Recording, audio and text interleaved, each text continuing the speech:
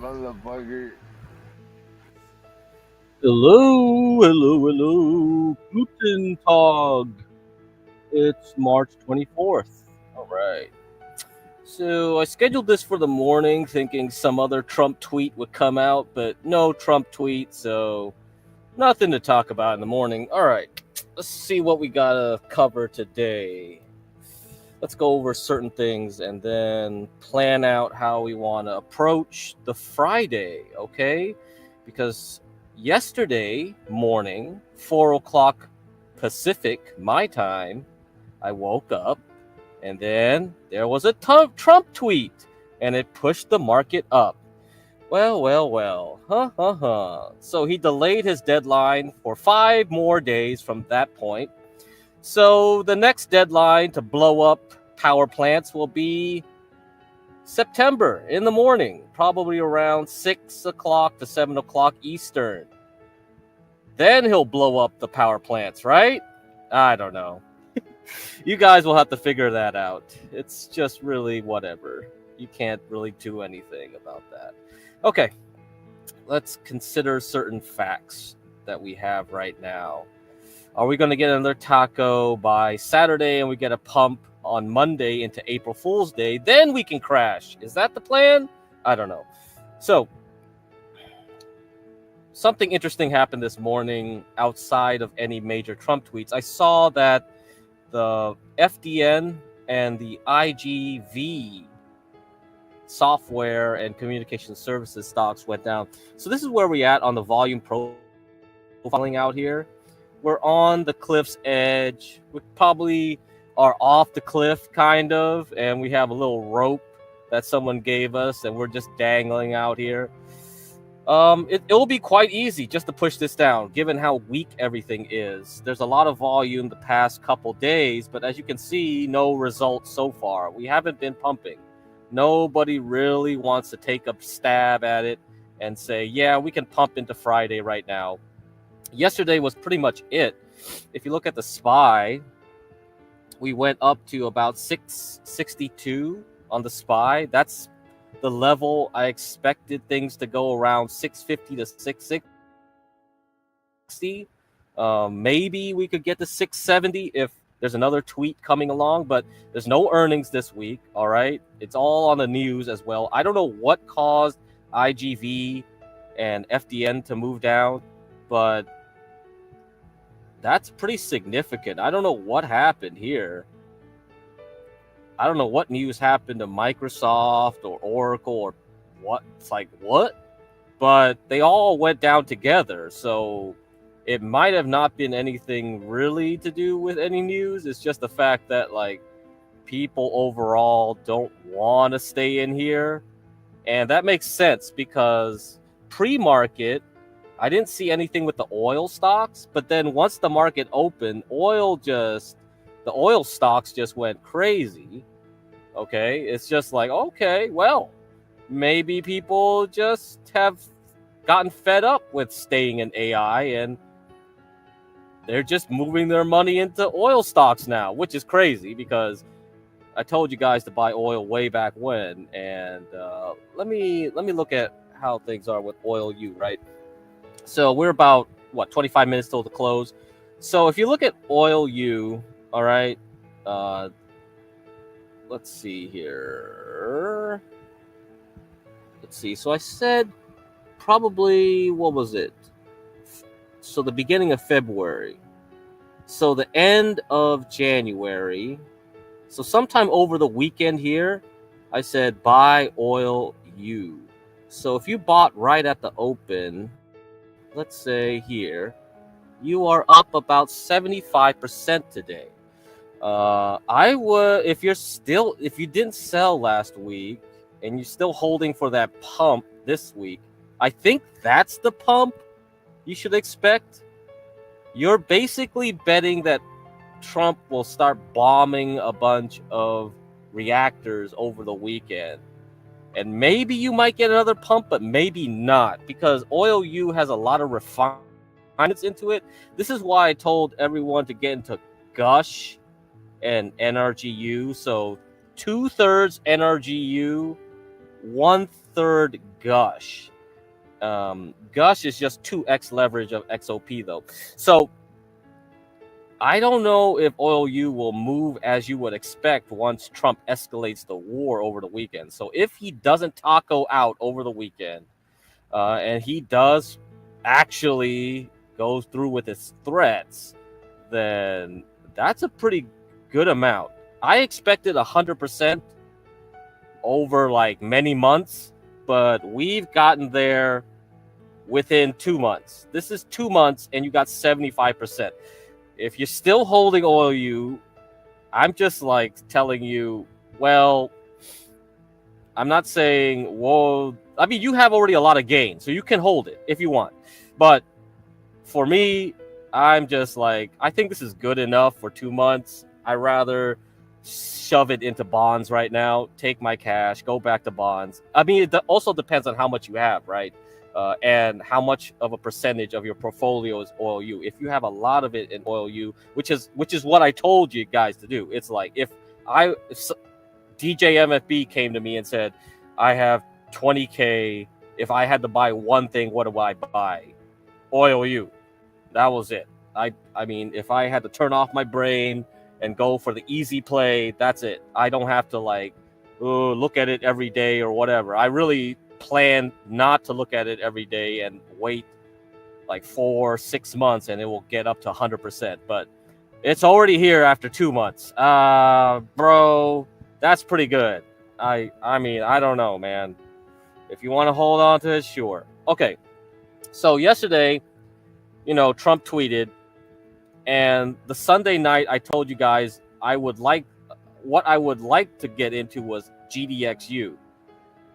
Trump ruined that because GDXU was down 20%. Okay? It was down huge. And even as gold and silver were recovering overnight on the futures market into European time, GDXU was still pretty much like negative 15, 16%. It was terrible. This would have been a great buy in the morning. If Trump did not tweet 2 hours before the market opened, I would have bet that silver and gold would have rolled back down. GDXU would have rolled back down. And, man, let's say, damn it. So this was Friday, right?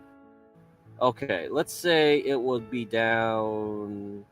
Let's say it could have went down 27% to $100. How about that?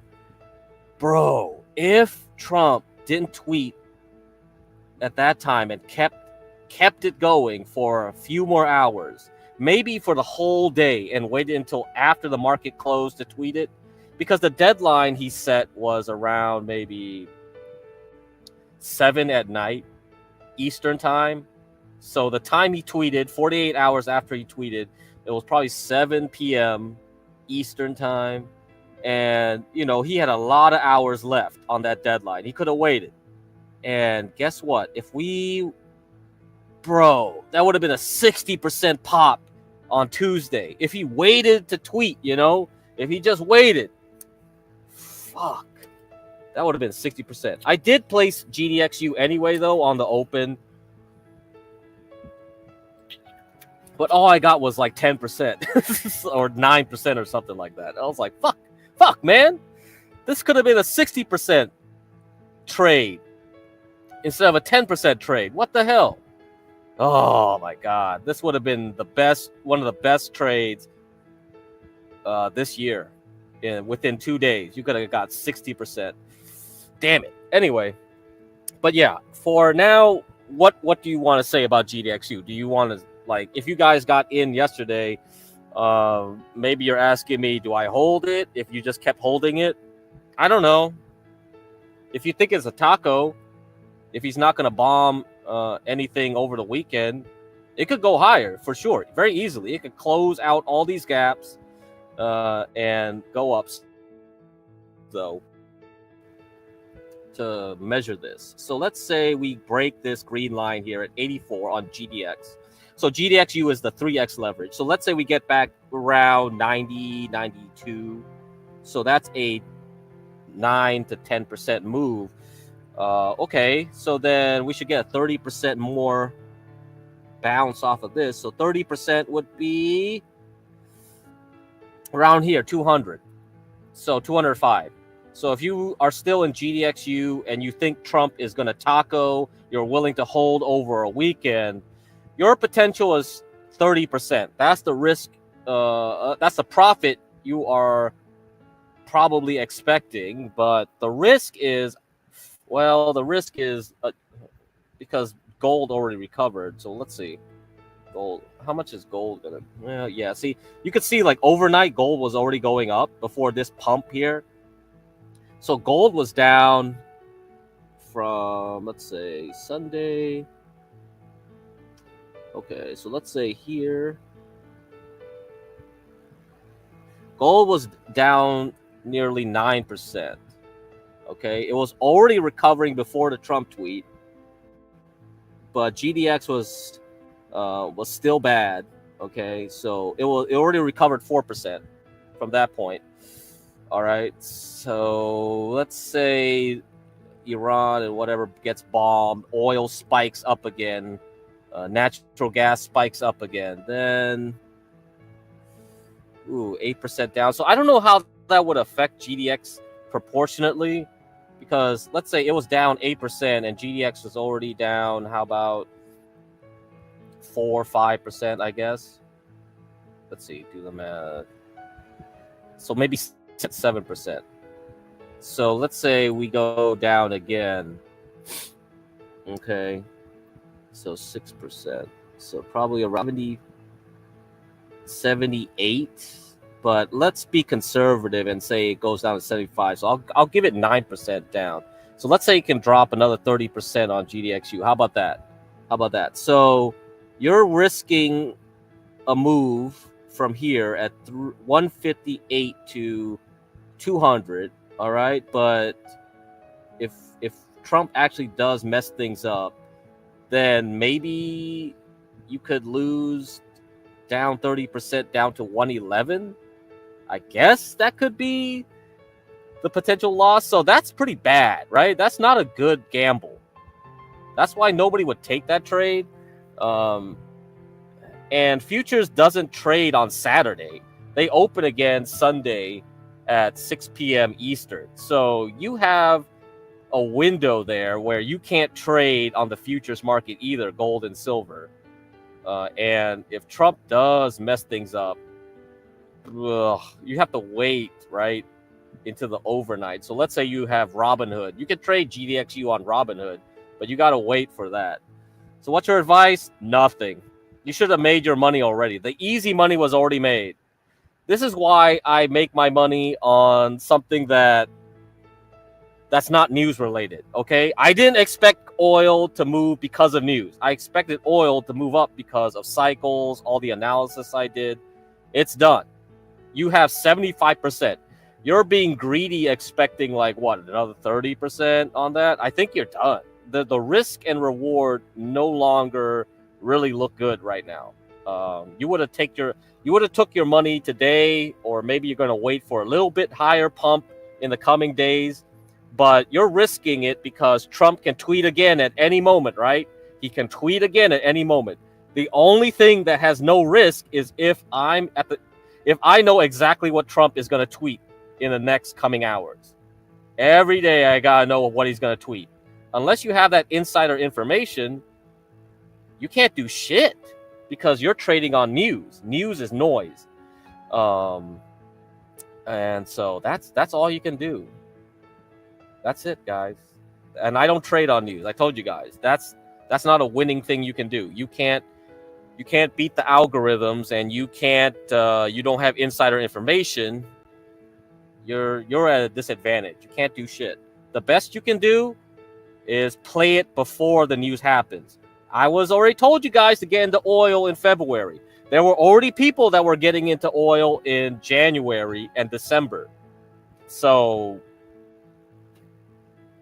all of us have already probably been selling up this move, and we're out. So you have to be in the place before the move actually happens. just like Wayne Gretzky said about like hockey, right? You're looking for where the puck is gonna go, not where it is. Right now, we're just like basically going like, okay, this makes no sense. We can't guess where the puck is already by the goalie, and now we're just like everybody's like fighting and battling the puck right now. It's like, fuck this shit. I ain't playing it. I could play it for a day trade really quickly. That's what I expected on Monday. I was like, or maybe a 2-day swing, but Trump tweeted too early and it fucked it up. If he waited a few hours, hell, man, that would have been a great trade. But so it's over now. I don't know what to do about GDXU. I can't tell you to do anything, honestly, because that's just a guess, and that's just playing with the casino. And I don't want to play with the casino. I only play with the casino when the bets, the odds are in my favor. If the odds are no longer in my favor, I don't want to be there.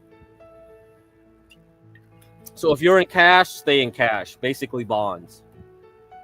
Get your 5% interest. It's really not worth doing anything else. Are you sick? No, I'm not sick. I'm just Keno Casino. No, not Keno's Casino. Anyhow. Anything else? No, nothing else here. The bond market here with the 3-month to 2-year curve is still down. Okay.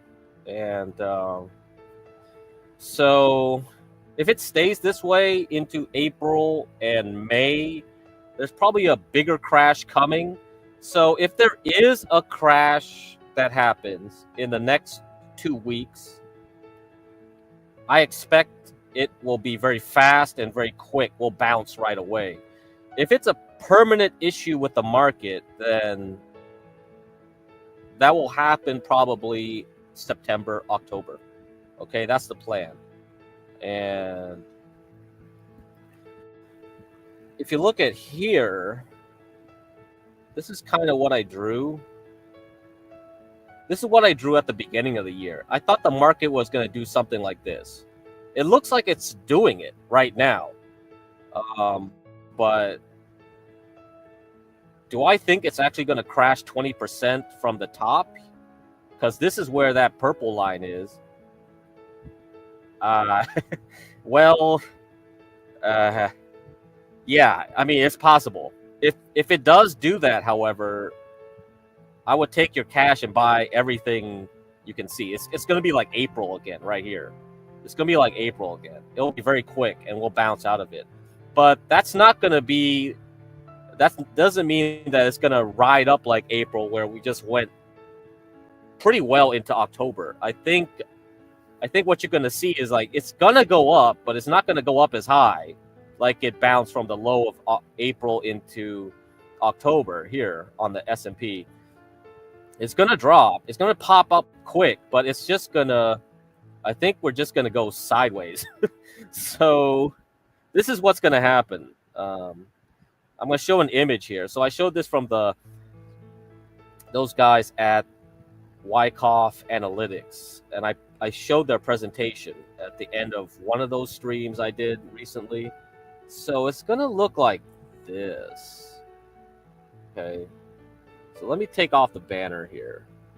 This is what they think it's going to look like, and I'm starting to say like I'm feeling like it's going to do this more likely. It's not going to be like April going into October last year. It's going to be like, okay, we drop, we bounce, but then we're just going to zigzag, zigzag, zigzag, zigzag, zigzag.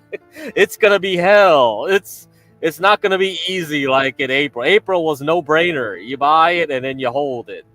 But here, I don't think that's going to happen this time around. We're going to drop, and then we're just going to zigzag. We're going to have a pump, but it's just going to go back to where we were before the crash. And then we're just going to crash again in October, September, October. So, yeah, maybe it's going to look like this. This is essentially what it looked like in 2015. So between 2014 to 2016, we have a 2015 type market. Okay, well, that sucked. 2015 really sucked for investing. That's definitely true. So it looks like that's what's going to happen. Unless you're in oil. Maybe if you're in oil, that'll be fine. Okay? Oil is fine. But everything else is shit. So, yeah. I don't know, man. We'll have to see. All right, 10 minutes till the close. I guess we're down 0.36% at 6,556.76 in the S&P 500. So 9 minutes till the close now. All right. Okay.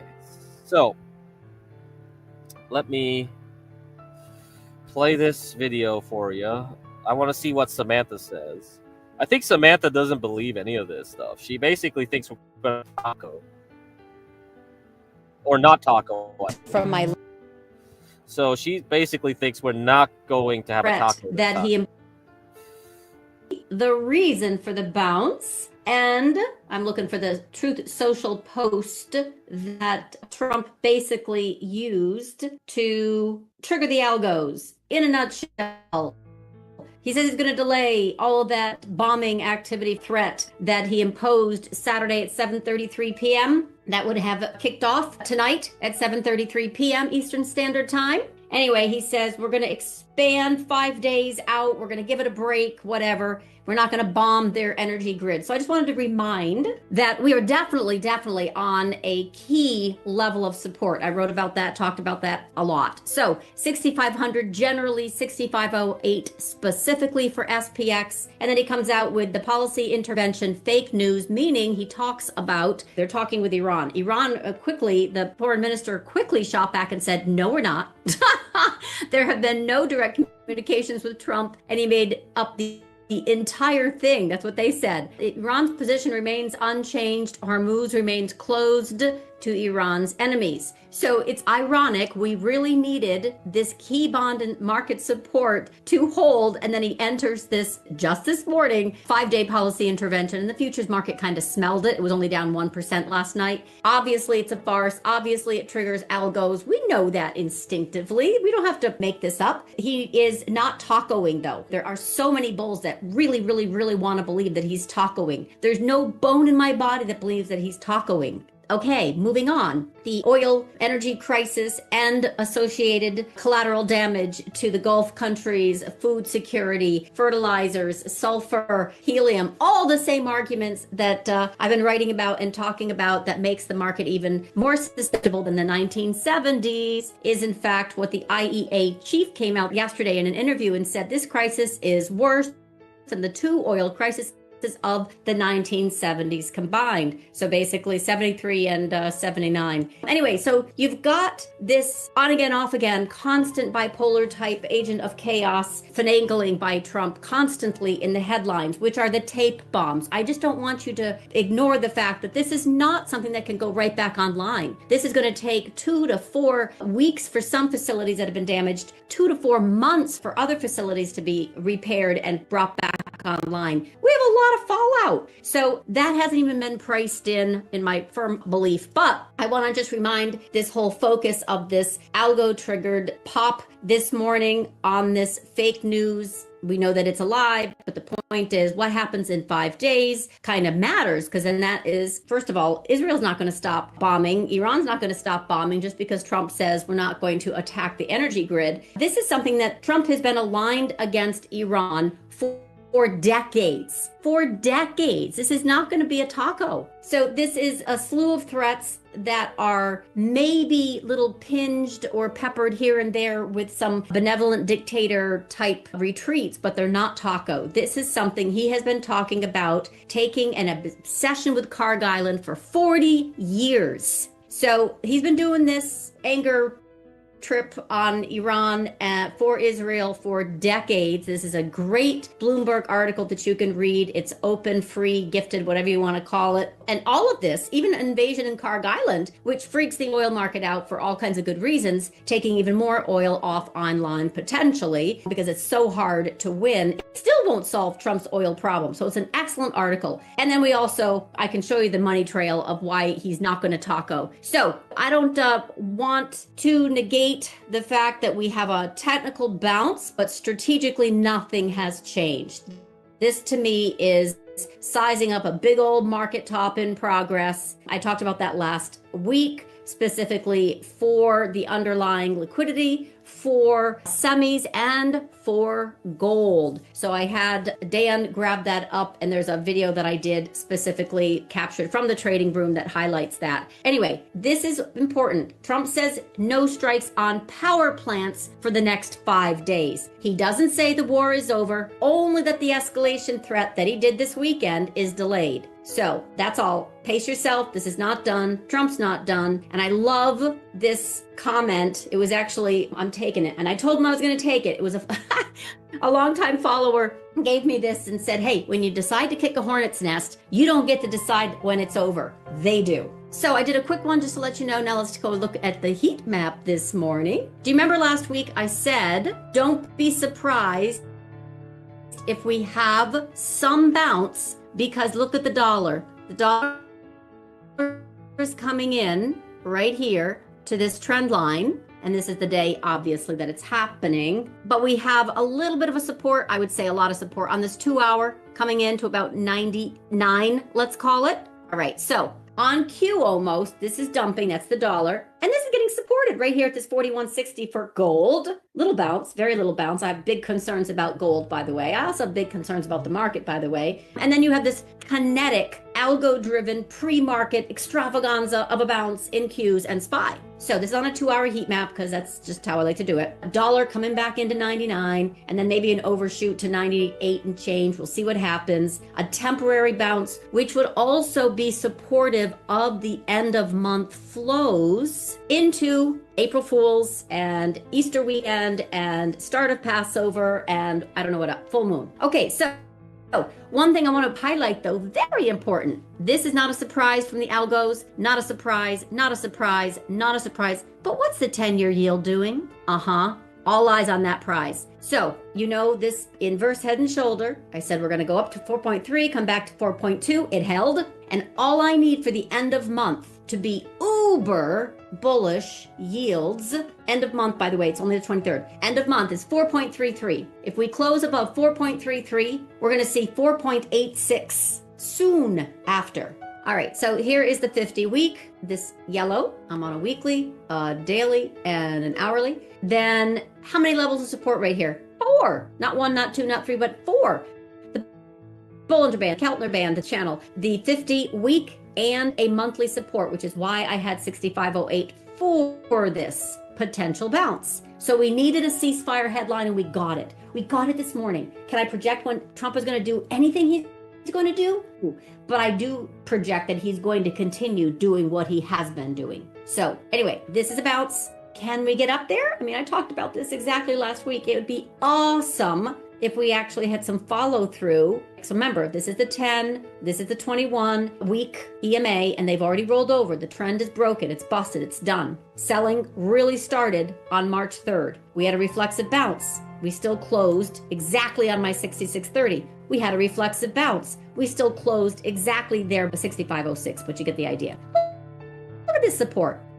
All right, so what's the 200-day doing? Flattening. It's been ascending, and now we could gyrate here before it rolls over. So I'm still big bear, big picture, but I'm not averse to right tail risk, which I also talked about. There it is. All right, so right tail, by the way, they've been saying buy the whole time, right tail, and it hasn't been working. So sell puts, all the way down to 6,500. Now at 6,500, we're bouncing. You've got Friday that marks the March options expiration, removing almost $4 trillion in notional open interest from the market. So that's the other kind of torque. That's the torque. It's moved off the boards. Gamma should give the index more room to move and create the potential for a new trend to emerge, although which direction it takes remains less clear. So that's their estimation. All right, so that's exactly where we're headed right now. 66.66, my original number, roll over, then overshoot. All right, so SPX 66.66 with an overshoot to 67.18. That is exactly where Gamma's headed. 66.66 is this purple line, and then 67.18 is basically right here-ish, top of the Bollinger Band on the hourly. This is the market overview for spot Gamma, much better, implied all that, the hedge wall. So yes, this is a much, much better resource, Spot Gamma, for the market data. This, again, this bounce is not done until the dollar has come back in. I don't know if you heard that this morning, but that is absolutely my contention. The dollar is coming back in. I got it on 2 hour. This is support area. Let's call. We'll see what it does here, but my thinking is it would kind of come up, back up. If it breaks here, it's going to go all the way back down to that 98 area, and the market would move higher. So I would wait until the dollar settles. Like I said this morning, the bounce is in play until this dollar stops falling. Also, yields coming back into 4.33, but I don't care about today. I care about that holding end of the month. So this is all Trump algo put covering. I'm talking about this week, 6,500 to 6,700. That is your channel where this can get into for sure. 67.18 is exactly where I would expect this to get tagged with those puts monetized. And then they roll into that. If we get above 67.18, it can get chased higher. We're not there yet. Nope, we're not there yet. You can have a. All right. So,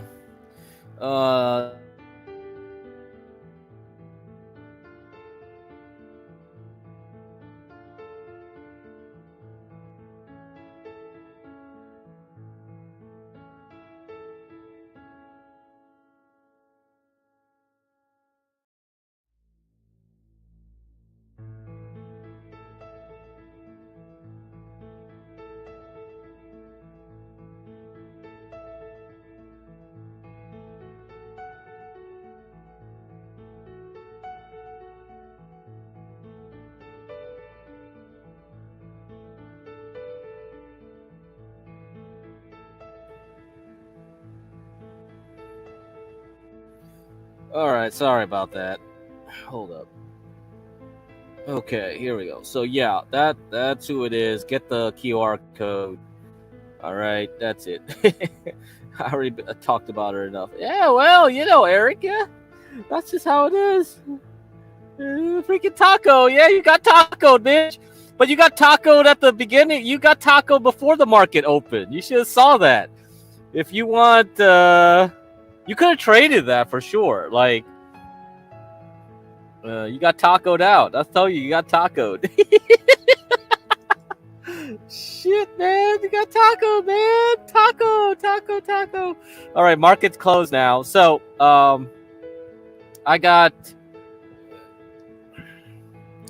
Let's see. Well, I started re-entering my SOXS, so I'm shorting semiconductors again up here. I'm not too confident in that. I just used the profit I made off of GDXU, so I only made like 10% off of this, right? And so very weak. I could have got like 60% if Trump didn't taco before the market opened. As far as UwU, yeah, you know what? You could have bought it at the open here. You could have held it. You could have sold it yesterday for 10%. You could have made the same profit that I made in GDXU, or you could have risked and held it, because for some reason today they pumped it again. There really wasn't anything to talk about today, and it seemed to coincide with the fall in FDN, so communication services stocks. So for some reason, this not FDN, not FedEx. Come on, FDN. Like, yeah. For some reason, this went down at the same time. What does taco mean? Bro, you don't know what taco means? If you're in trading, it means Trump always chickens out. So whatever Trump says he's going to do, he won't do it. And that's where you bet against him, because that's how you trade Trump. Every time Trump says tariff, you buy, and then he gets off the tariffs. I mean, that's the reason I went to SOXL, okay? SOXL was because China tariffs were the biggest tariffs out of all the tariffs in April. So at this point in time, Trump was doing what? 100 something to 200% tariffs, depending on what type of Chinese good it was. I think Chinese electric cars were 200%.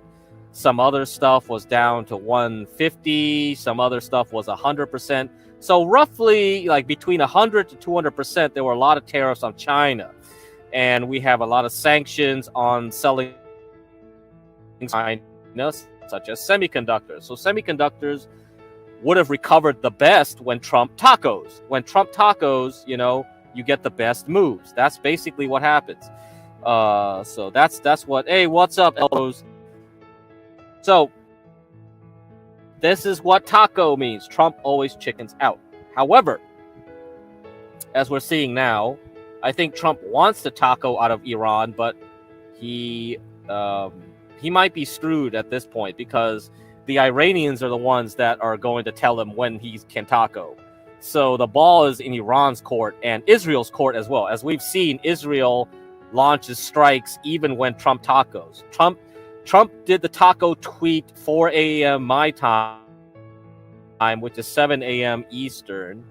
And Israel, right after the taco tweet, started bombing Iran again.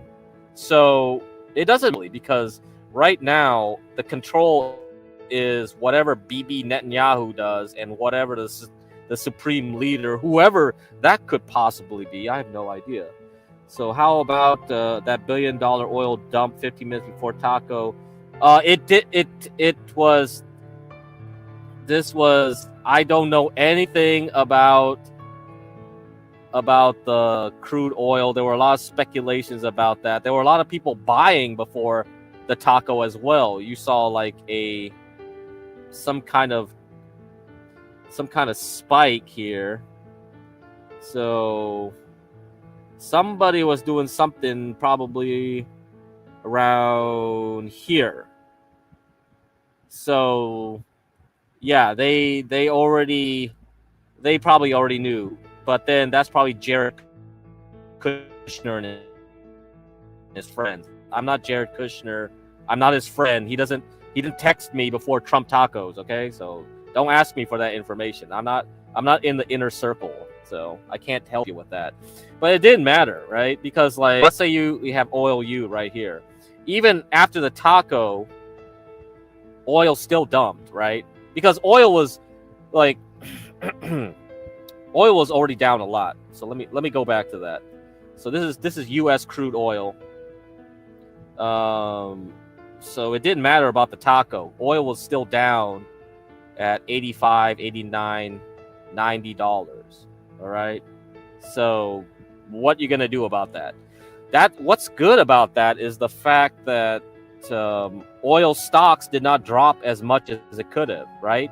You see here on XOP, we only dropped down to 171 right at the moving average. If you look at XLE, we dropped below the moving average, but quickly recovered. So that gives me a lot of confidence that this has a lot of staying power with oil. That's why I said UwU. If I only had to buy one thing, I would have bought UwU, right? And now I'm saying to tell you to buy NRGU with a little bit of gush. So 1/3 gush and 2/3 NRGU. If you look at this like as a whole, the outperformance of NRGU and gush right now is really good, really nice, really nice. This is for the longer term. But if you got in late, because I told you guys to get in February, okay? So February is down here, like right early February, right late January into early February. That weekend, I said, I think we got to get into like bro, right? That you got 75% on UwU. You got like over 100% on NRGU. You got, come on, like this is what I expected to happen without the whole Iran shit. So we already got here. We're done. Okay, we're done. How long you tend to? I was intending to hold until 2027, late 2027, October, November. But we already hit the first target. This is the first target, was 100% on UwU. We got 75% in 2 months. I would say right now it's really hard for me to tell you guys to buy this crap, right? Because this is not the place to be buying it. You should have bought it here, not here. This is just for traders. Anybody that traded yesterday into today, you win. You got 20%. Good job. I only got 10% from my Gold U because Trump tacoed too early. If I would have got 60% if he tacoed later on gold mining leverage. Fuck, man. But anyway, yeah, you can't do nothing about it. It's all tweets. Tweet here, tweet there. You can't do that. All I can do is tell you this is the right place to buy, the right time to buy, the right price to buy because of such and such, not because of news that's coming out right now. Whatever's happening right now is just like an added bonus. An added bonus. Okay? Because we got here earlier than expected, which means like you can take profit earlier than expected and wait for the next wave. It comes in waves.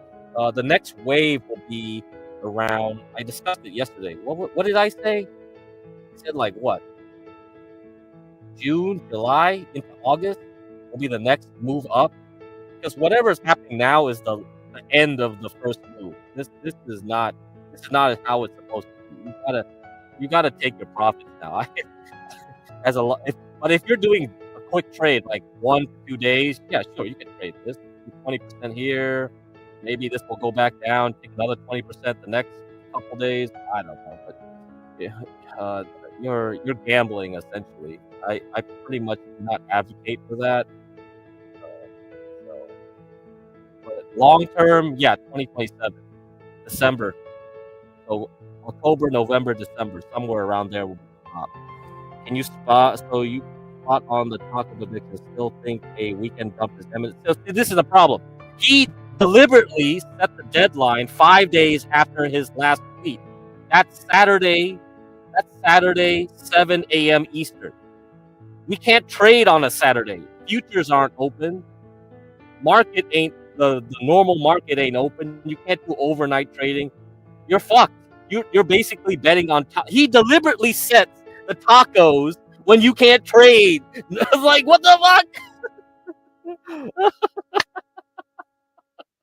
So that's it, man. Marines arrive Friday too. Yeah. So I don't know. You guys can bet on this as you wish. I don't care. I'm not betting on that. I gave you the trade on Friday to bet in oil. I did not. I don't know how to trade, like to tell you like when he's gonna tweet this and that. I don't know that stuff. So I made my money. I don't care. I'm out. I don't want to guess where oil is going anymore. This is insanity, right? I already have it. So I'm done. Baby. I'm done. Anyhow. Yeah. So he definitely deliberately timed it that way. And yeah, I guess the USS Tripoli will be there, and we'll see what happens over the weekend. So if you think he's gonna taco over the weekend, you know what? Buy more oil, GDXU, I guess, because I think GDXU is the best trade vehicle to make when you think he's gonna taco. So yeah. Anyhow, very good. So yeah, so I told you what to do over the weekend. It was correct. However, he ruined it for anybody that only trades during the normal market hours. If you did have overnight trading, you could have gotten oil U. Not oil U, GDXU, at the nice price of $120 or whatever it was. It was $120. Yeah.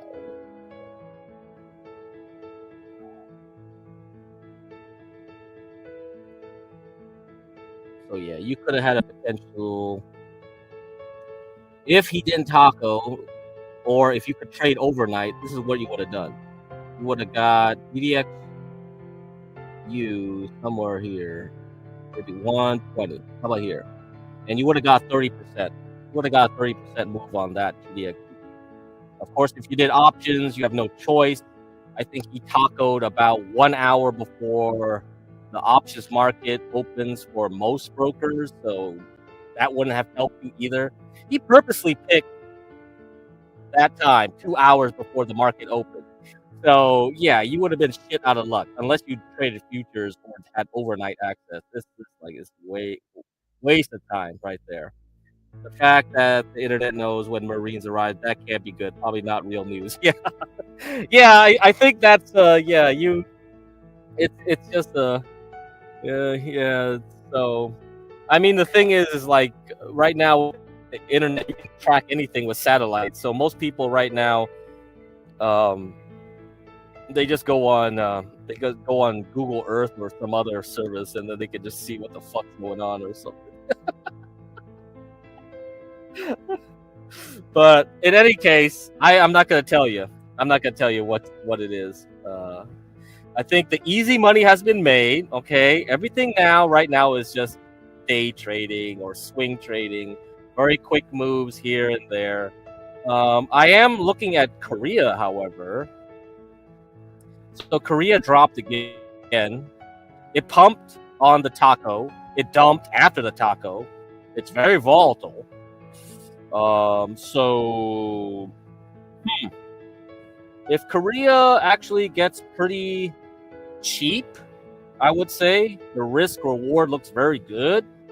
I might recommend getting into KORU sometime down the line. So maybe in a month's time, if Korea keeps bleeding off like it is now, if the stock market bleeds off in the US and the international stocks follow because of the strong dollar, that means Korea's stocks will be relatively a lot cheaper than US stocks after this bleed off. And you could trade it for a very quick bounce. Okay, so KORU might be even better than trading GDXU at some point. So if you're looking for another trade, Korea might be the place to trade it. All right. Okay. So yeah, let's look at Israel. Israel stocks are still doing good, I think.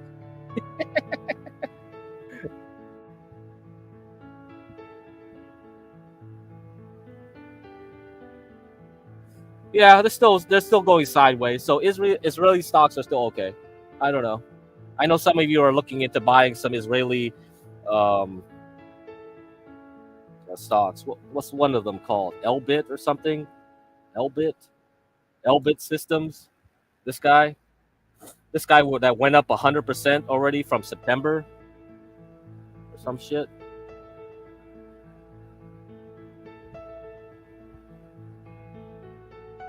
Yeah, I think so. Right? Yeah. This thing basically went up 100%. So even before the war started, like this Israeli military industrial complex stock has been doing quite well, selling a lot of drones and a lot of stuff like that. Not bad, huh? So we've got tracking numbers on marine shipment delivery. Shake my head. Yeah, I do vanilla. I missed the boat though. Yeah. So yeah, whenever I say something, you gotta buy it at that time. So when I do the boomer stocks this week, what I'm gonna do is like I'm planning for the drop in the coming 2 weeks, and I'm telling you guys if the stock market starts sliding uncontrollably, then I would be looking to buy this stock, this stock, this stock, this stock, this stock at certain prices. What I'm really interested is in lithium right now, lithium stock. So SGML, you see here, it has earnings next week. And if the market is sliding next week, if the earnings are bad, if this thing, well, the earnings reaction, it doesn't mean quote unquote the earnings are bad. It's that like people who bought here at the top at 15, they're wanting to get the fuck out. So if this thing does slide back somehow to $7, oh yeah, this is a good buy. Oh yeah. So this is my favorite lithium stock right here. LAC or LAR. Okay, LAR. LAR already reported earnings this week and Monday, and it popped. But that's not going to stop it from sliding down with the market. The whole market tanks. So if this thing just slides back down to $5-6, yeah, get LAR. So this is what I'm going to be looking for. Okay, that's what I'm going to be looking for. Drop the link to your channel. I'm streaming on my channel. I multi-stream. So this is give crack to me. Like, you don't know me already? I'm the guy that told you to buy Palantir at $20. I'm the guy that told you to buy TMC at like $2, $1, $2 before it shot up to like $10. I'm that guy. I told you to buy those things. Shit. You guys don't know me already? You have a huge list of things? Yeah, I have a huge list too. I know. It's going to be really annoying because I have to manage this myself, right? I don't have a team of fuckers working for me. I'm not Samantha LaDuke. I don't have people to help me. Help me! Whatever. I mean, one of these days it's just like, yeah, we're just going to do some work with AI and stuff. I mean, the thing is right now everything's changing and in flux because of all this Iran shit. So once I get that done, that's it. I just put it in Substack, and you can see, boom. This is what I'm looking at. This is where it's gonna be. I'm gonna buy, and then the whole Ripple. What the fuck? The crypto move should have happened last summer. What the fuck? It's over, bro. Crypto has a set cycle. If it didn't happen already, we're done. Like, you can trade crypto right now because, like, when you can get a big move in Bitcoin back to like 90, maybe 100 at best. But I don't know how that's going to affect Ripple. All right. Ripple, if you're just buying Ripple because like you want some kind of anonymity in your whole crypto transactions, fine. But if you're using it for an investment, I don't know. You got to pick a better time. We're in bear market season for crypto right now. Crypto has very defined bull market seasons, bear market seasons. They designed it that way. You have a halving season on fucking crypto. They designed it that way. It's very easy. You can trade this. There's a 200-day cycle on Bitcoin.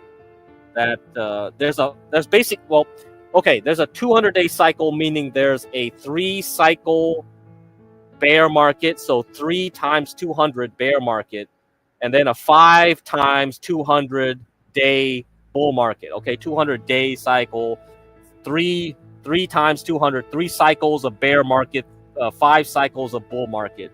The bull market's already done. If you had a bull market on crypto, it should have happened from here to here. So 2023 into 2025. That's over with. And Bitcoin only got up to 120, 130. It's over. And then it's been falling off ever since. It can bounce, right? This has been setting up for a bounce into 80, 90, maybe even 100K. But after that, it's going to drop again into late 2026. So, yeah, all you can do is trade right now. Anything long-term, like if you're holding for 2 years, 3 years, you should have bought when Sam Bankman-Fried got put into prison. Sam Bankman-Fried right here, right? Sam Bankman-Fried got called out for his shenanigans. We had the drop here. You could have made some money here. Yeah, you would have got like crypto miners, like Hut. That's the one I got in. So if you got in early, you would have got in what, $4? It went up to 50 eventually last year. If you got in later, let's say you got in around $10, maybe around here in 2025, April, right? The April drop, you would have got up to 50. So you would have made a 5x or a 10x. That's it, right there. That would have been easy to do right there. Yeah, I know Zephyr. I know all the little mining stocks and whatever. They moved on. They moved on to AI though. A lot of these stocks have moved on to AI. So CLSK, yeah, whatever. They moved onto AI. But like you can see, like some of these haven't even recovered. Hut's still holding. Hut was the one I was really confident in holding because they're moving on to AI and stuff, and Trump's son is in it. So this is kind of like where you go like, oh, Trump's son is in it? Oh, okay, well, I'll just pick this one then. This thing might be able to pump some more sometime down the road. All right. So yeah, I'm still watching Hut. Anyhow. So let's look at the semiconductors again. Let me refresh your memory. Here, this is where we are at in semiconductors. So I said I shorted up here, but I'm not very confident. I just took whatever profit I made on gold mining stocks on Monday and just put it there. Not confident at all. I could definitely see it move up to 350 on SOXX, so that would hurt me if I'm in SOXS. All right. I could probably tolerate a little loss here if it goes down to 35, but not much. I'm really not really interested in it, but in case we do drop eventually next week, I do want to have some exposure on shorting semiconductors because why? Because Micron was the last semiconductor to report. Micron is the number 1 factor in semiconductors right now. It's the largest exposure in the SOXX ETF. After Micron, you have NVIDIA, AMD, Broadcom, you have AMAT, Applied Materials, LRCX, you have CLAC, okay, you have ASML. So these here on this list here, on the right, you see, I'm highlighting, those are the ones that are affecting it. Now, if we look at the other boys, so outside of Micron, we have SanDisk, we have Western Digital, we have Seagate. The memory disk makers are kind of like controlling how semiconductors is really moving. Now we have semiconductors adjacent. These are not in semiconductors, but like I said, well, except for Teradyne and air testing. I'm ignoring that right now, but we have the optoelectronics, so lasers and circuits that have to deal with connectivity that goes into data centers. So cables, interconnects, glass. So I picked the top 4. Lumentum, LITE, CN. Ciena is basically the MVP right now. Ciena has been recovering since the earnings. It crapped out on earnings. The Iran war kind of like accelerated that move, but it recovered. Bump. So it recovered quite nicely. So Ciena, which was recently added back in the S&P 500, I don't remember when it got added back to the S&P 500. I'm assuming it was added somewhere back here. Okay, and maybe it was this huge volume spike. It's probably this huge volume spike. So if you see this huge volume, I draw the bar chart. It's a fat candle. So this was Ciena. This probably is where it got added back to the S&P 500. But okay, so we got Ciena, and then yeah, you got Teradyne, and Teradyne also an MVP. Very good earnings. So Teradyne. But outside of this, it's like if you look at the rest of the semiconductors, there's not much going on, right? So Applied Materials goes down, goes back up. Not really much going on though. If it rolls over, it's going to be bad.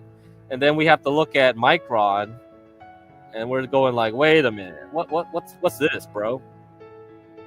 So you got earnings last week. You have very high volume, and now you're below that volume control area.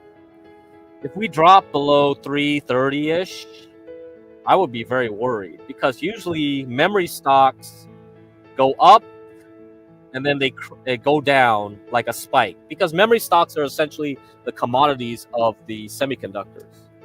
Memory is a commodity, all right? DRAM has its own market price. So if this thing just jumps up and down, that's not good for the rest of the semiconductors because it tells you ahead of time that the rest of the semiconductors is going to have a bad year. Let me now talk about cyclical versus secular trend, because I mentioned that last stream. We're up in the hour. We're up in 1 hour right now. Okay, so let me see if I can talk about this.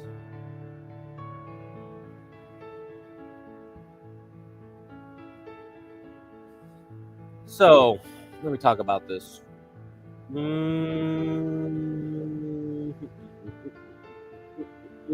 Okay, so I did the Google thing. So here we go. AI. This is what the AI result gave me. Secular trends are long-term structural shifts lasting decades, 10 to 40 plus years, driven by fundamental changes such as technology or demographics. So, before we had a secular trend in semiconductors relied on cyclical patterns to make money. Intel and Microsoft made an agreement. They're like, Microsoft, every time you release a new set of Windows operating systems, I release a set of chips to work operating systems. So Intel can make money by selling a new Pentium chip to you every time at the same moment that they have a new Windows update, right? So every time Windows went from Windows XP to Windows whatever, Windows Vista, and you have different flavors of Windows NT or whatever, Microsoft and Intel would collude. They would collude. They are basically a gangster. They would make you buy that chip just to perform well with the latest operating system. That's how they worked. And this would create a cyclical pattern. It would have a sine wave based on that. But then what happened was Apple came around and Apple said, I'm going to create a smartphone. So after Apple came around, semiconductors kind of revolved around when Apple would make a new iPhone. Every time there was an iPhone 1, iPhone 3, iPhone 5, you would have a cyclical pattern in the semiconductor stocks based on the iPhone. iPhone was very dominant at that time. They dominated the whole supply chain. So that was Tim Cook.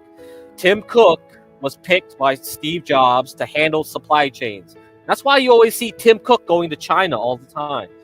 Tim Cook has a better relationship with the Chinese government than anyone in the US government because of that. He made a lot of networks in the Chinese just to build the factories and support the iPhone. So for a time, we went with iPhones. So iPhones were the cyclical moment. But then something changed once we had social media. Social media started kicking off, and then software was driving the hardware at that point a lot more strongly.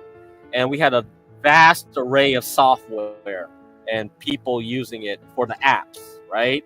So, and then you have to build the infrastructure for those apps. So then you had cloud software people. So all this stuff started changing the shape of how this moved. Semiconductors stopped being cyclical. They started being more secular. So that's the difference between a secular and cyclical trend, okay? So conversely, cyclical trends are short-term, recurring economic fluctuations months to years. And these economic fluctuations were due to Intel, Microsoft, and then later iPhones. All right? But right now, the broader definition is it's tied to business cycles, okay? So secular moves define the overall direction, while cyclical moves occur within that larger trend. So you can look at this plot right here. I think this is a very baby plot, a very infantile plot, but it gives you the idea. There is a secular trend, which is larger, has a longer frequency. Basically, if you draw this secular trend out, it probably is another sine wave, but it's at a lower frequency. The cyclical pattern is much faster. It influences things at a quicker rate, all right? I think one example of a secular trend is the 40-year bond bull market. I've been mentioning that too. Secular trend spans generations, the 40-year bond bull market, 1982 to 2020, while secular trends are shorter and faster moving. So This is why you have to be careful right now. We are an inflection on the bull market because the bull market was driven by low interest rates. We are at a point where we do not have globalization. We're going to have probably very high inflation for longer. High meaning like anything above 2% that the Fed target is 2%. Probably going to have 3 to 6% inflation for the next coming years, maybe decades. We are shifting away from globalization. Globalization allowed us to have this nice bull market, and then now you're just coming up to AI, and you're hoping that AI will offset the inflationary effect of higher food prices, higher energy prices, higher commodity prices overall, because lithium is dominated by Chinese. Australia right now is begging China to give it some oil because not essentially oil, but petrol. Because Australia, for some reason, gave up the refining processes, so they can't refine crude oil. They go to China for that. So China controls the crude plus the products that comes out of crude. So your KY jelly. So if you're in freaking Australia, good luck. You need some motor oil, huh? You need some of that motor oil here for your freaking oil, yeah, right there. Lubricant, no, that comes from China too. So you gave up your, I guess because of green energy. I don't know why you did that. Okay, fine, whatever you guys did, but now you're begging China to give you that shit. You guys thought you could control them with the coal, but I guess that was a bad gambit, huh? You denied them some coal, but then they'll deny you your petroleum products because you guys somehow shut down your refineries. Okay, so that's really what's going to happen, and right now. Okay, so I'm going to show the chart, and then we're going to go to these articles here. We're going to talk about the permanent inflationary effect that's happening, that's going on. So first, let's review what we talked about. Cyclical and inflationary stuff here. All right, change the movie.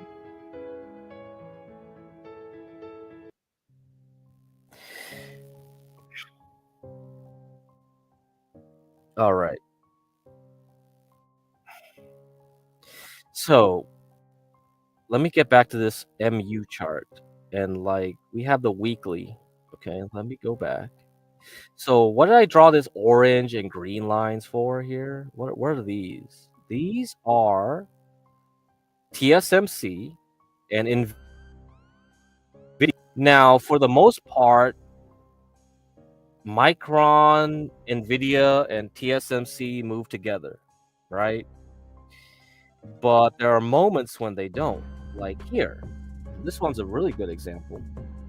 2012 through 2016, the Micron overperformed the rest of semiconductors and then underperformed after. I remember this time because I was in MU between 2011 and 2015 before it started dropping even more. So 2011 to 2015. So you can see I captured most of this move up here on Micron at that time.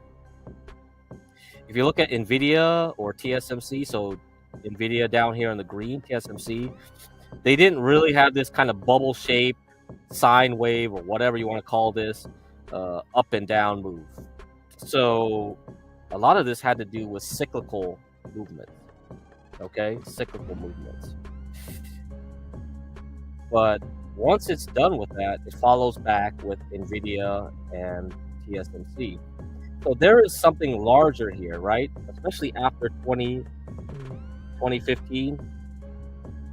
You see, this is when the social media stuff started taking over. A lot of data center, a lot of cloud. So the demand for that outweighed whatever cyclical move it had here. Micron can have sharp peaks and drops. Like in a .com. Now, right now, we have a very sharp peak. Very sharp peak. If you catch the move up and down correctly, you can make a lot of money because it exaggerates the move that you're seeing. It really does exaggerate that move.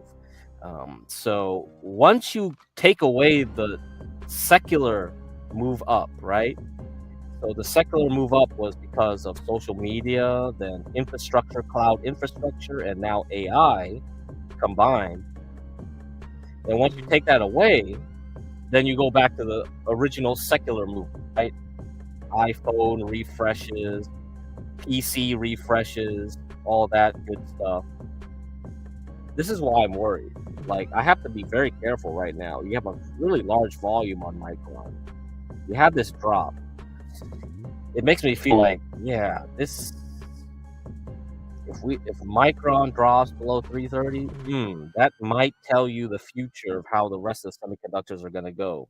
I think like this kind of tells you the end of a big move, okay, in the secular market for semiconductors.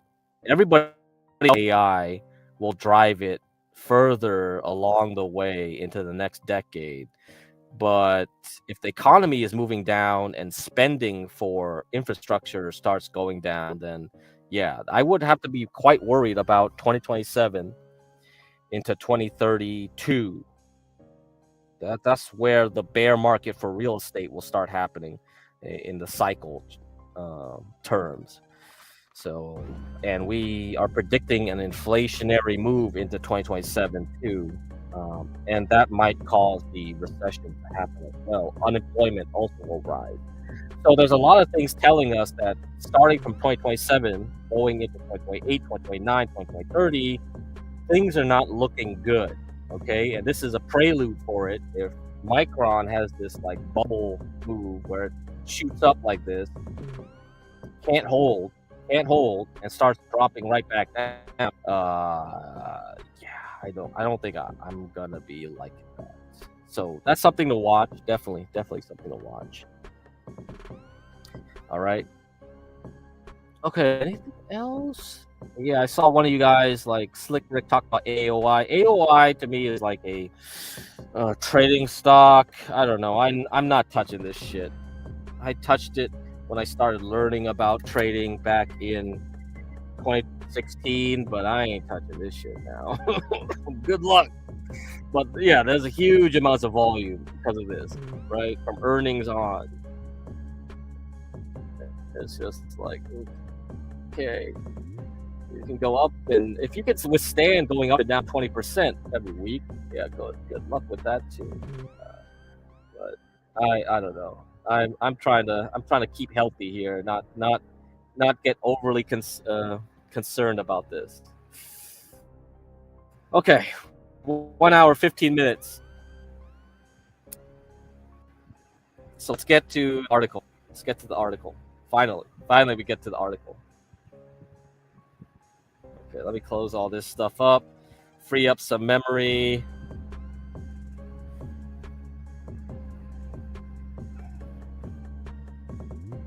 Okay.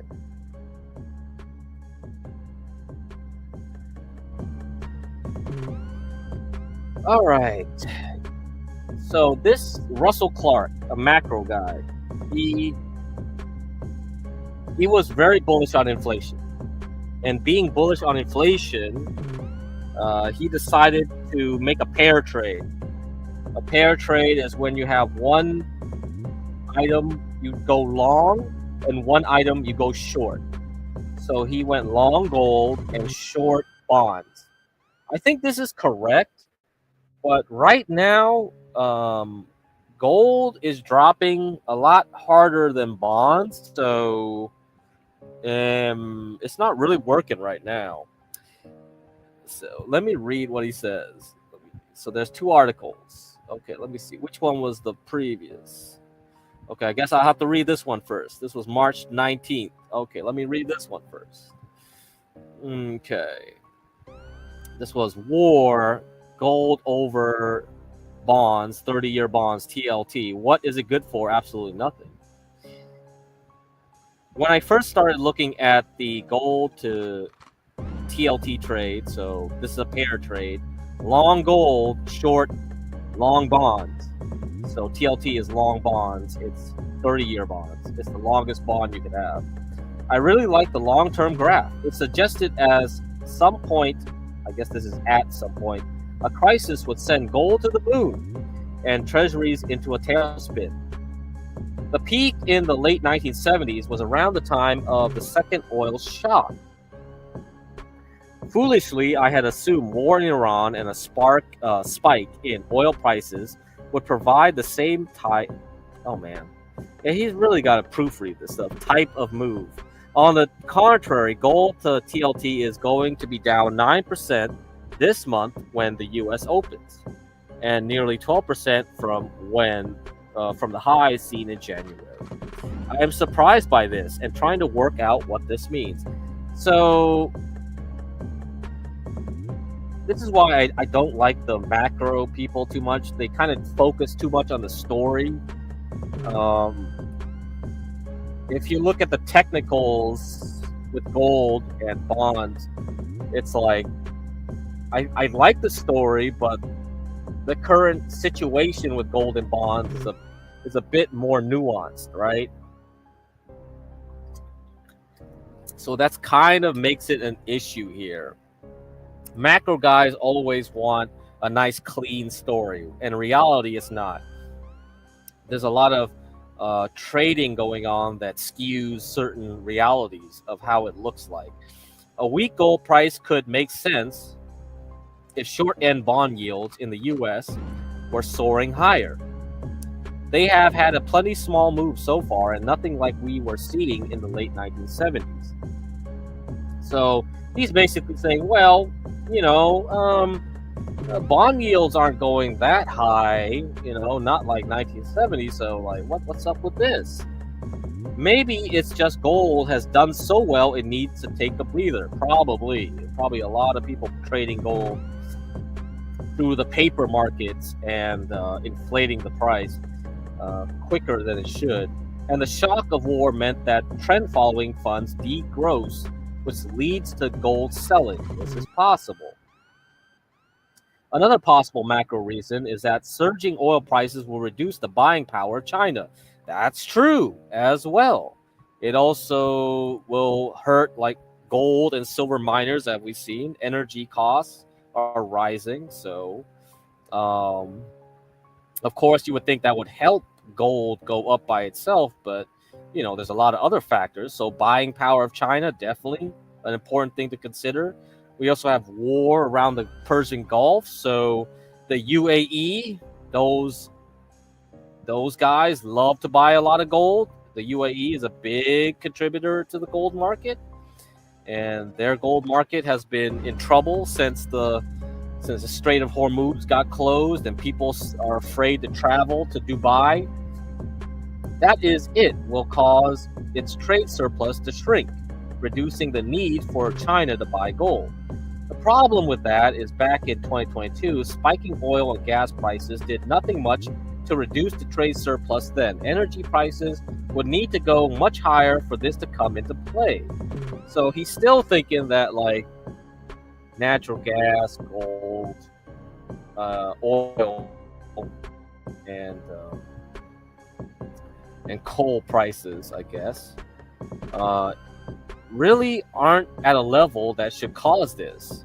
The best reason I can come up with for the failure of gold to TLT trade to perform during the Iran war is that soaring energy prices have much obviously affected Europe and Japan more than the US, which has led to dollar strength. In 2025 and nearly 2026, short US dollars seem like a slam dunk trade, with President Trump demanding it and also attacking the Federal Reserve. This was a very popular trade. In mid-2025, according to CtC data, so that's the Commodities Trade Commission, okay, the market had never been longer yen than at that time.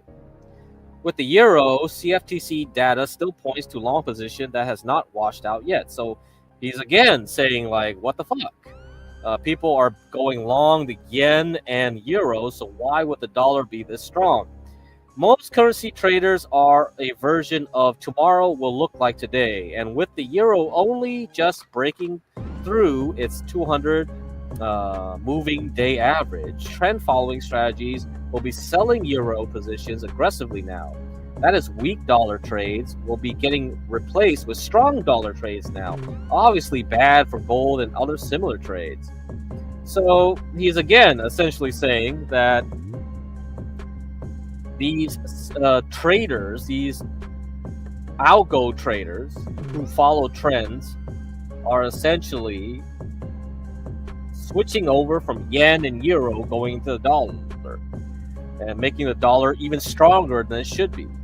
The big question is, will 2026 look like 2022 when Russia turned off the taps? Tricky, as most of the Middle East wants to sell its oil and gas, but they are being stopped by Iran. Back in 2022, both Russia and Europe knew the relationship was over. Is this going to be the same? Can Iran indefinitely stop the oil and gas trade?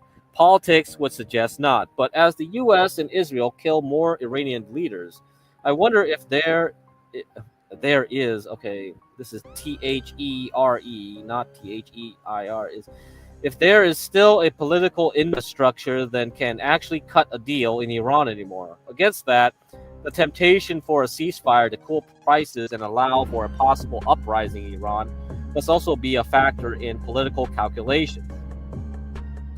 It is easy to see gold and TLT as a weak dollar trade, although at its heart it is not the way I understand it. I see gold to TLT as the breakdown of the US-led economic system. So I think long term, I agree. Yeah, I agree that I think the US is at its peak. We are on the downward move. Gold over TLT will work out, but it might just not work out in a straight line. So that's why when you look at Samantha LeDuc, right, she told you, I believe the dollar is going to go down in later 2026. But in the meantime, dollar is going to go up. She said this before all the Iran stuff happened. So to me, if I was a rich person, I didn't have time to look at all this stuff, and I wanted someone to help manage my portfolio, I would probably go to Samantha and let her take care of my money for me. Honestly, I think overall of all the people, she has a very holistic way of looking at the markets. The people like this, Russell Clark here, they're very narrow-minded. They only look at a certain time frame. Long term, this might work out, but this is probably a 40-year trade. A lot of people, you know, there's ups and downs in that 40 years. I recommend you want someone who has a kind of multi-time frame view of the world. Looking at it like this is more like Warren Buffett style. Okay, we are in a world where things change very quickly. It's very dynamic. You have Trump tweets. You have people going all over the place, blah, blah, blahing. Rumors are being spread at a wild pace with social media. These things are now algorithm trading, which has very large effects, which he mentions here. So the algorithms are set to trade based on trend. So before they were long yen, long euro, and now they're switching over to long dollars, short yen, short euro. So if you're living in a different world, I think you need the tools for the job for that world. And that's why I recommend you guys, you know, don't be blinded. Don't be having your blind on. You need to be very dynamic, very nimble. People like this is a dying breed. They are from the old time, the dinosaur time. You have to understand cycles now. Okay, this is what's important. Not following some thesis. This is fine if you can make a PhD, but it's not okay if you want to make a trade on the short term. This will work out probably in 40 years time, but it might not 100% work out within 10 or 20 years. There'll be ups and downs where this works and when it doesn't work. Okay, anyhow, do I want to read the rest of this? No, I don't think I need to. All right, let's do the next one. Okay, so here we go. So is this a cope post? Gold and TLT is actually doing what it was supposed to do. Timing is a bit annoying, but the strategy is valid. So I guess this is some cope right here. Since I first came up with gold versus TLT, it's having its first meaningful drawdown. To be fair, it has been on a blistering run. So, okay, let's see how he's coping about this. The idea behind gold over TLT was that we are in a rising cost of capital world. Of capital. Okay, rising cost of capital world. So this is inflation, right? Not because things are bad, but conversely because things are good. Governments are focused on demand management, full unemployment, and rising wages. This means systemic inflation will be much higher going forward, unless central banks stop being the natural-born losers they have become in recent years and raise interest rates to keep asset prices in check. In 2022, central banks grew a pair, and declining asset prices checked rising inflation. But since then, they have been returning to tight and have been desperate to cut interest rates. Intellectually, central banks are trapped in a world that no longer exists, but politically, they are on the hook for the inflation that current policy settings are producing. Okay, so now he's just blaming the central banks for being pussies. Okay, all right, so this is the cope. All right. The market has been clearly telling them that the world has changed. 30-year JGB, so Japanese government bonds, have continually sold off. But central bankers, like many fund managers, are very keen on back testing. That is, they only want to do what worked in the past, so are reluctant to raise interest rates. The gold part of gold to TLT was meant to capture this reluctance, which it has done. It seemed to me that if the market started to think central bankers were not totally useless, we would begin to see gold outperform equities. And starting in 2025, that has been the case. Plainly, the much tighter energy market is causing the market to price in much tighter monetary policy. Yeah, that's true. If there is a problem with gold to TLT, it is that the TLT side, US 30 years, have been in a range for 3 years now. This should be surging higher in my view. So, okay. So you're saying like the U.S. central bank should be tightening right now? Yeah, sure. I could probably agree with that, but they won't. Jerome Powell didn't do it. So you can make an argument that surging oil prices will lead to central banks tightening, and we then get a recession. This is what happened back in 2007, for example. In that case, you want to sell gold and equities and be long bonds, but taking a look, come on, man. Taking a look at UK 10-year gilts and JGBs, so the UK 10-year bond treasury, essentially government bonds, okay? So this is the sovereign bonds, right? And the Japanese sovereign bonds. The market is pretty clearly saying that politics will likely lead to government spending what they can. Clearly, that is what's happened during COVID and the energy shock of 2022, and what the voting public expect. It is also my expectation. For me, gold over TLT trade still looks good. It just looks more likely the negative side of this trade needs to give more. That is weak equities and bonds. I suspect that is coming. Just a bit of sequencing issue. So, okay, even with the gold going down, he's saying like the bond should have taken care of that. So that's what the pair trade means. Pair trade meaning like he's long gold, short bond. So if gold is weak right now, the short bond side should take care of that and reduce the loss he's having, because that's what pair trade's supposed to do.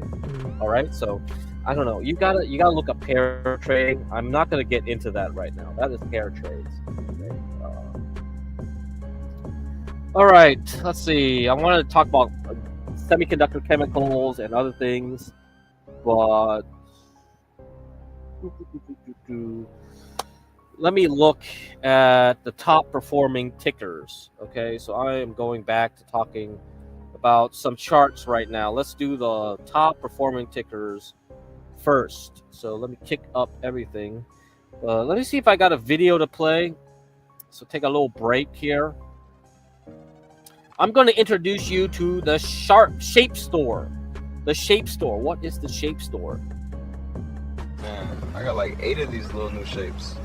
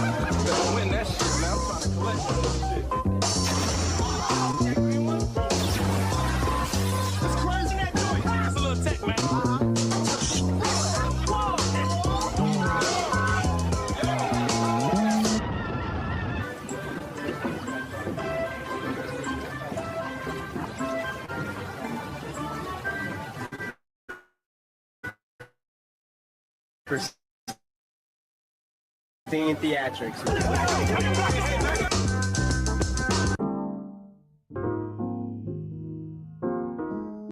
The Shape Store is a liminal space, a purgatory for black people. This tweet, which attached this video, has approximately a 10-paragraph essay on what this video means to him. And it's effectively the ideal world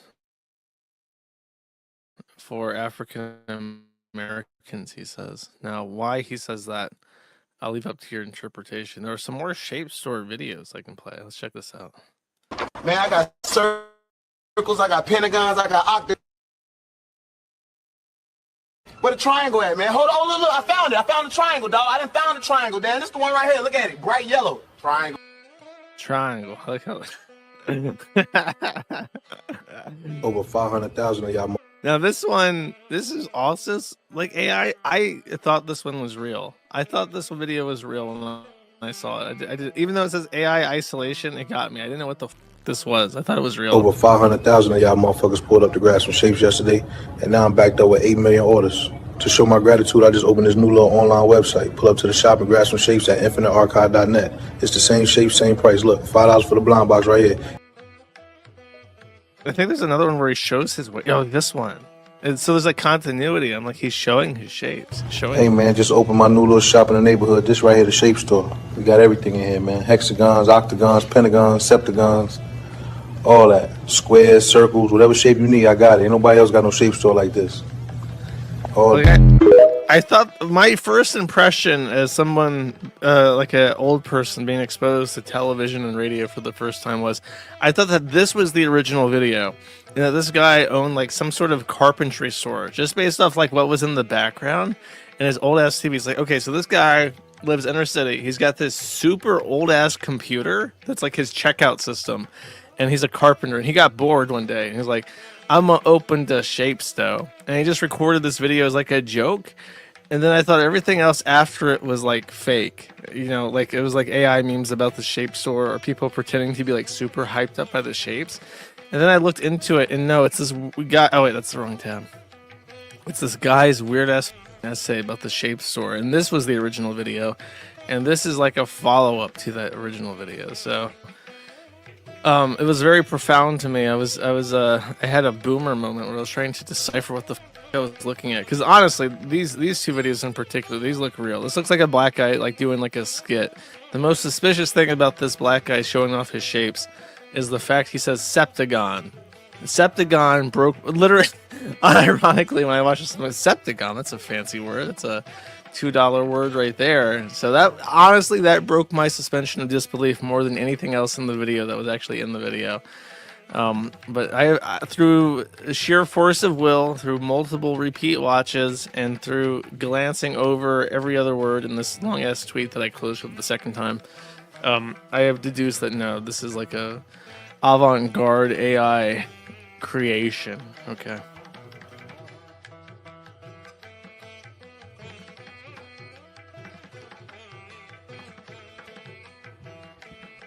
All right, guys.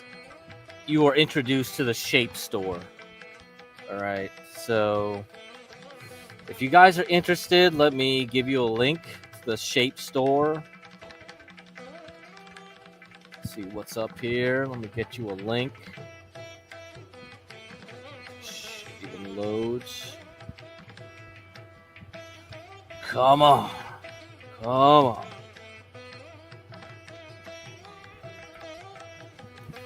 All right.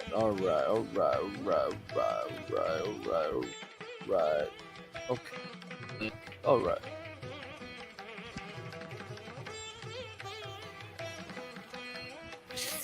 So,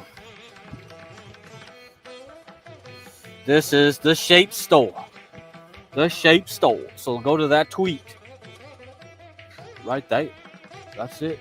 That is where all the AI generated Shape Store videos are created. I have no clue who this guy is, why he decided to make this AI generated Shape Store. Is this a parody? What the fuck is going on? But what's even more fascinating is this other guy. This other guy wrote a huge ass essay about the Shape Store. And I'm just like, what the fuck?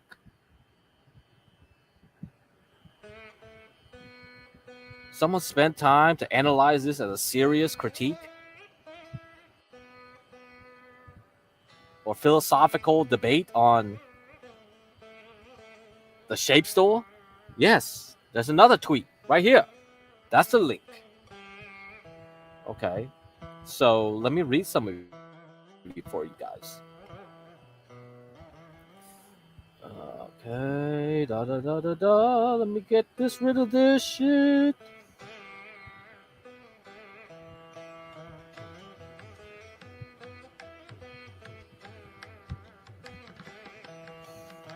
Okay. So this is from Scorched Earth Policy. Handle on Twitter X SCEARPO. And then the Shape Store is Falconry Finance. UAE Exotic Falconry and Finance. Our firm provides Falcon-based securities for large institutional clients and sovereign funds. And somehow this thing makes a video about the Shape Store. So, yeah, okay. Alrighty. Whatever, guy. So I can look them up. And you can find the Shape Store, okay? You can find the Shape Store. So let me read this essay for you, or at least a few paragraphs. The Shape Store is the afterlife for Black people. It represents the bacchanalian tempest of chaos that stirs in their hearts. It is neither heaven nor hell, but a tense purgatory of motion, wonder, violence, and colors. The Shape Store is what they grasp for while alive. The Shape Store represents the platonic perfection of consumer indulgence that fulfills the Black impulse for status hierarchy. The absurdity of the premise highlights the purposeless trinketry. All right, purposeless trinketry. Guess that's not a word. In the shoes, chains, and clothes they steal, harm, and kill for. At a macro scale, there is functionally no difference between a limited edition pair of Jordans and a green rhombus made of plastic. The Shape Store is perpetually in a nighttime urban liminal space beyond the corporate McDonald's play pit funhouse aesthetics. Everything is lit with the hostile comfort of street lamps and concrete. The sky is a kindred darkness, beckoning ancient memories of African dirt, finally cooling to a reasonable temperature in the dead of night. The Shape Store embraces incoherent traffic from clown vehicles. You can go to Jeff Vanderloo in St. Louis right now and find at least 3 Black men stuffing themselves into toddler car frames with lawnmower engines zooting around at 30 miles per hour.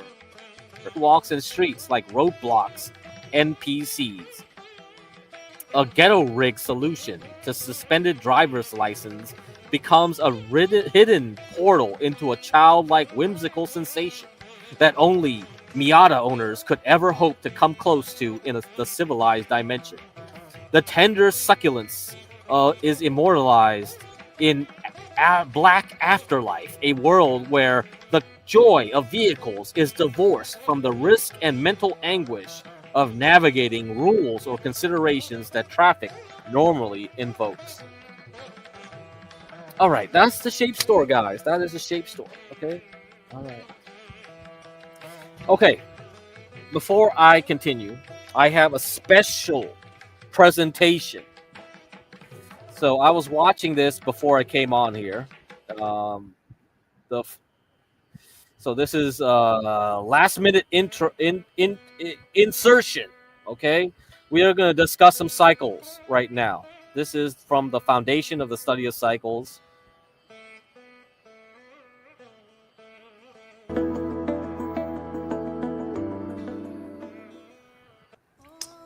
Hello again, everybody. Dr. Richard Smith here with the Foundation for the Study of Cycles and Cycles TV. So welcome back, everybody. Good to have you with us again this week. Lots going on in the world. The fourth turning is here, as Neil Howe would say. May you live in interesting times. So much going on. I started to talk last time we were together about the unbelievable research capabilities that are being unlocked by these new tools. And I'm going to continue with that this week. It's really incredible, exciting, mind-blowing stuff. So lots to talk about. I'm also going to just briefly take a look at markets and what's going on in markets, especially. So this is going to be very academic. It probably will bore you to tears, I guess. But for those of you who are nerds and you really want to understand the mechanics of how you analyze cycles, this will be interesting.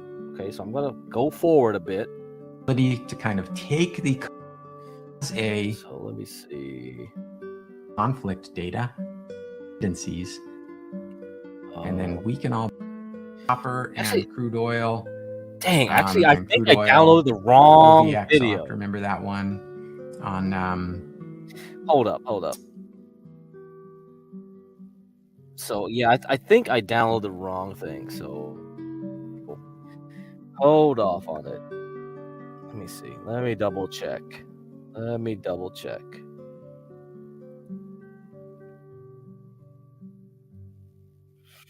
Mm-hmm.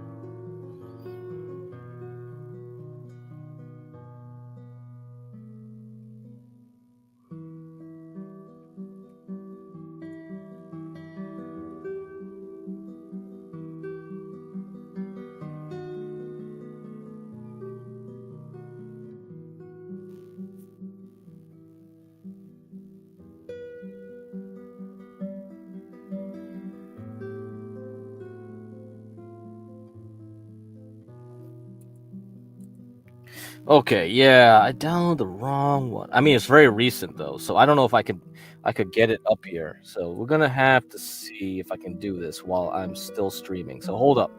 Okay, so in the meantime, let's go back to, because I think it's very important what we're gonna discuss right now later on with the cycles. But let me look at some charts for you, because these are the stocks I'm really liking. So LNG is Cheniere Energy. Now they have some ports in Louisiana for liquefied natural gas. They're also trying to open up some more ports. Corpus Christi in Texas. Okay, they already got the permits for it from Trump. And very recently, since the Hormuz crisis has begun, it's been moving nicely up, and we are at a long-term point here where we're breaking out. This is really nice. So this is probably one of the stocks. So we'll look at the monthly here. Yeah, we're at a pretty much a new high. I don't think we've gotten this high. So we broke out of the 1979 high back in 2021. So the Ukraine war, thanks Ukraine war. And now we're making looks like an attempt at creating a new trend up. So if you bought this in COVID, right, $32, it went up to $168. We've been pretty much going sideways since the Ukraine, okay? And then now, since December, it looks like we want to get higher. This thing can move quite a bit, okay? So if you remember from time we had George Bush and all this stuff, you could see during the early days, back at 50 cents to $30, you can see it can move quite rapidly up and down.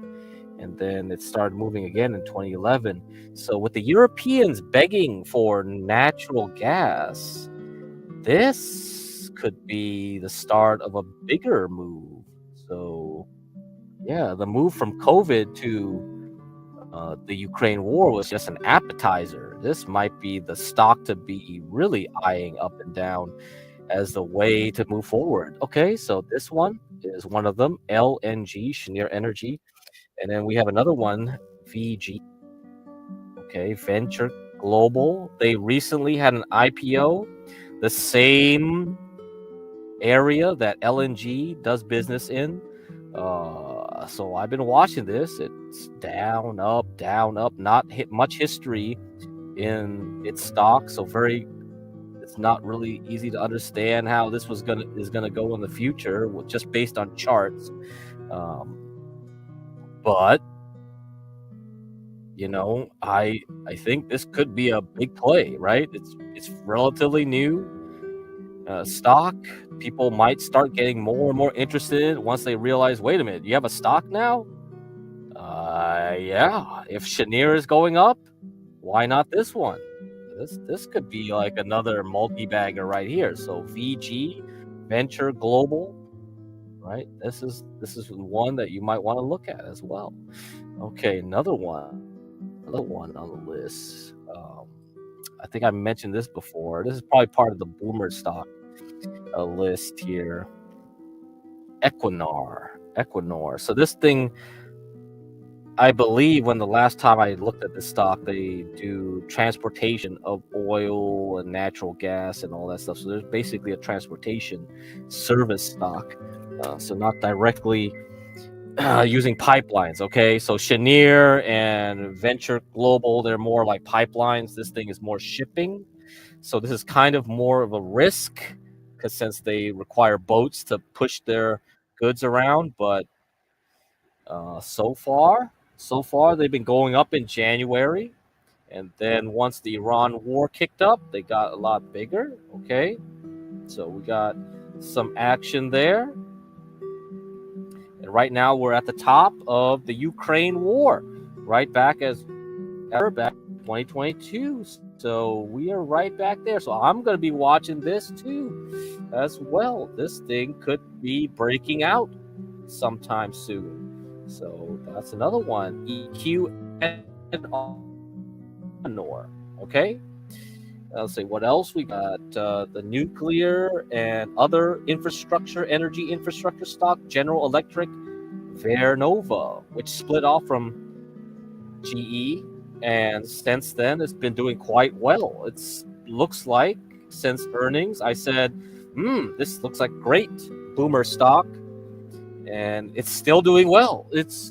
So even after this little hiccup at the start of the war, it's recovered and now starting to break out as well. And a lot of these Europeans, they're going to look back at nuclear energy. So there you go, another one. How about this? So GEV. Okay, let's see.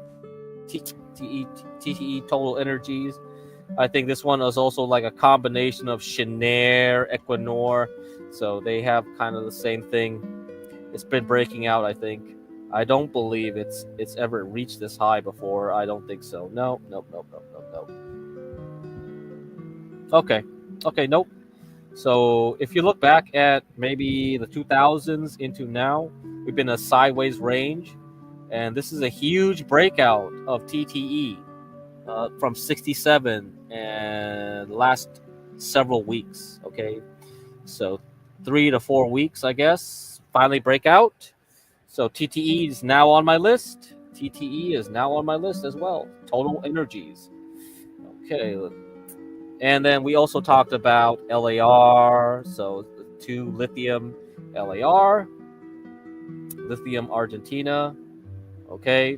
Looks like very good since earnings on Monday. And SGML looks like pulling back. Okay, right here. This looks like a good area. If it goes down to 7, definitely a buy. If it zigzags to $9 or $8, still a buy. But even if you wait until it breaks back above 10 completely, that's still a buy. So anything between $7 and $15 is a buy for SGML for me. Most broadly, the materials sector around June, July, August. I think there will be a bottom sometime in that area. So if this Iran war kicks up and materials keep sinking, then that's where I will be buying at. Okay, that's it. All right, let me see if I can download this right now. See if it's possible, if I can get it.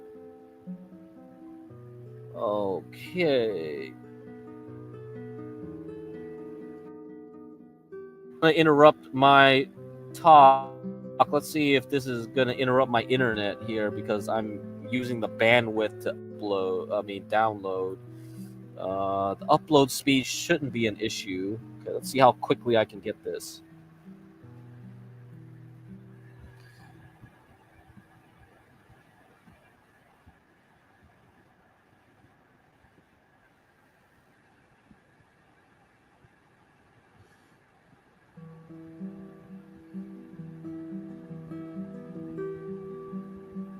Okay, maybe about 15 minutes I can get it. All right. So that's good. Okay. So there's no lag so far. The last one too, I talked about till. Till I said, yeah, grains. Okay, so wheat, corn, soybeans, and cane sugar is till. The till ETF, TIL. So we're going to have to look more carefully and see if this is going to be the one to get. There was a lot of volume last week. Somebody looks like they wanted to do something here, even though till didn't move anywhere. Yeah, we're going to have food inflation, guys. So till, TILL, this I might add to the boomer stock.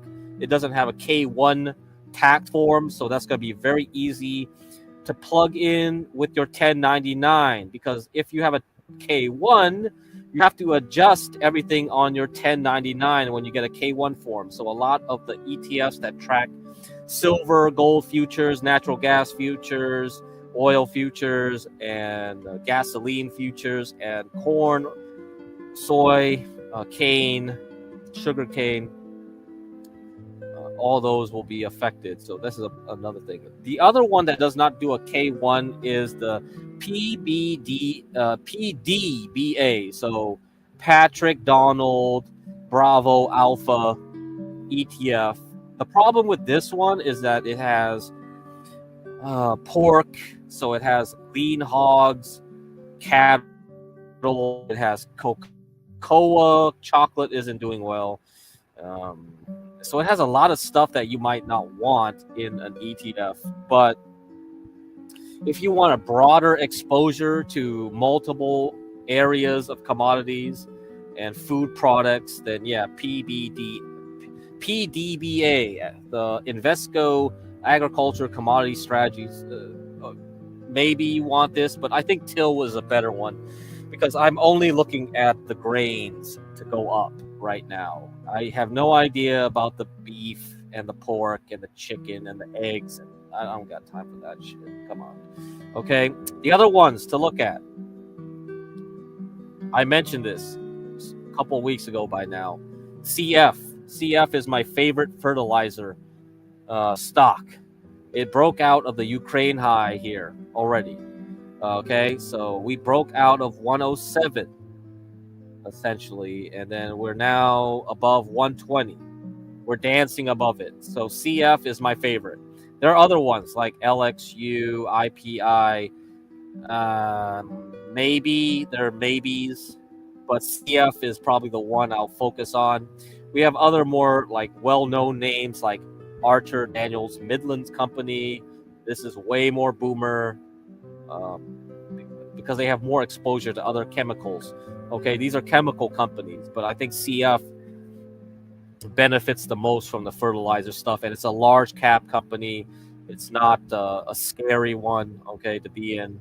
Once it breaks out of this level, it's a good sign. It's a good sign we're going to keep going up. So anyhow, okay, looking at the after hours, I see oil down, SOXX going up. So it looks like maybe somebody tweeted something. So let's get that going while I download this. So did anybody tweet anything while we're gone? It looks like the NASDAQ is trying to peak, or at least was trying to peak out of here. We'll see how it goes tomorrow. But yeah, so you've got to assume that potentially the NASDAQ or the S&P can go up to 6,700. But that's not my prediction, honestly. Okay, we're done downloading. All right, let's go. Let's go, guys. Time to play this video.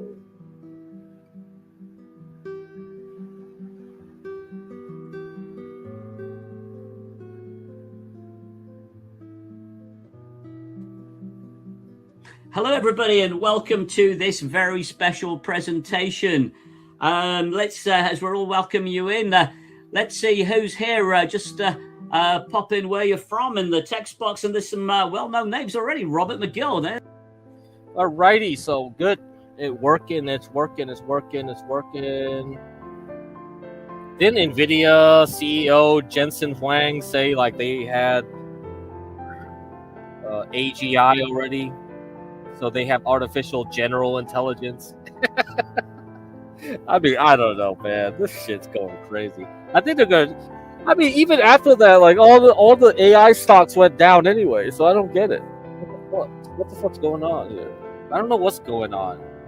I'm not even gonna try to keep up with the quote unquote news because I think it's all noise, and the truth will reveal itself in the coming 2 weeks.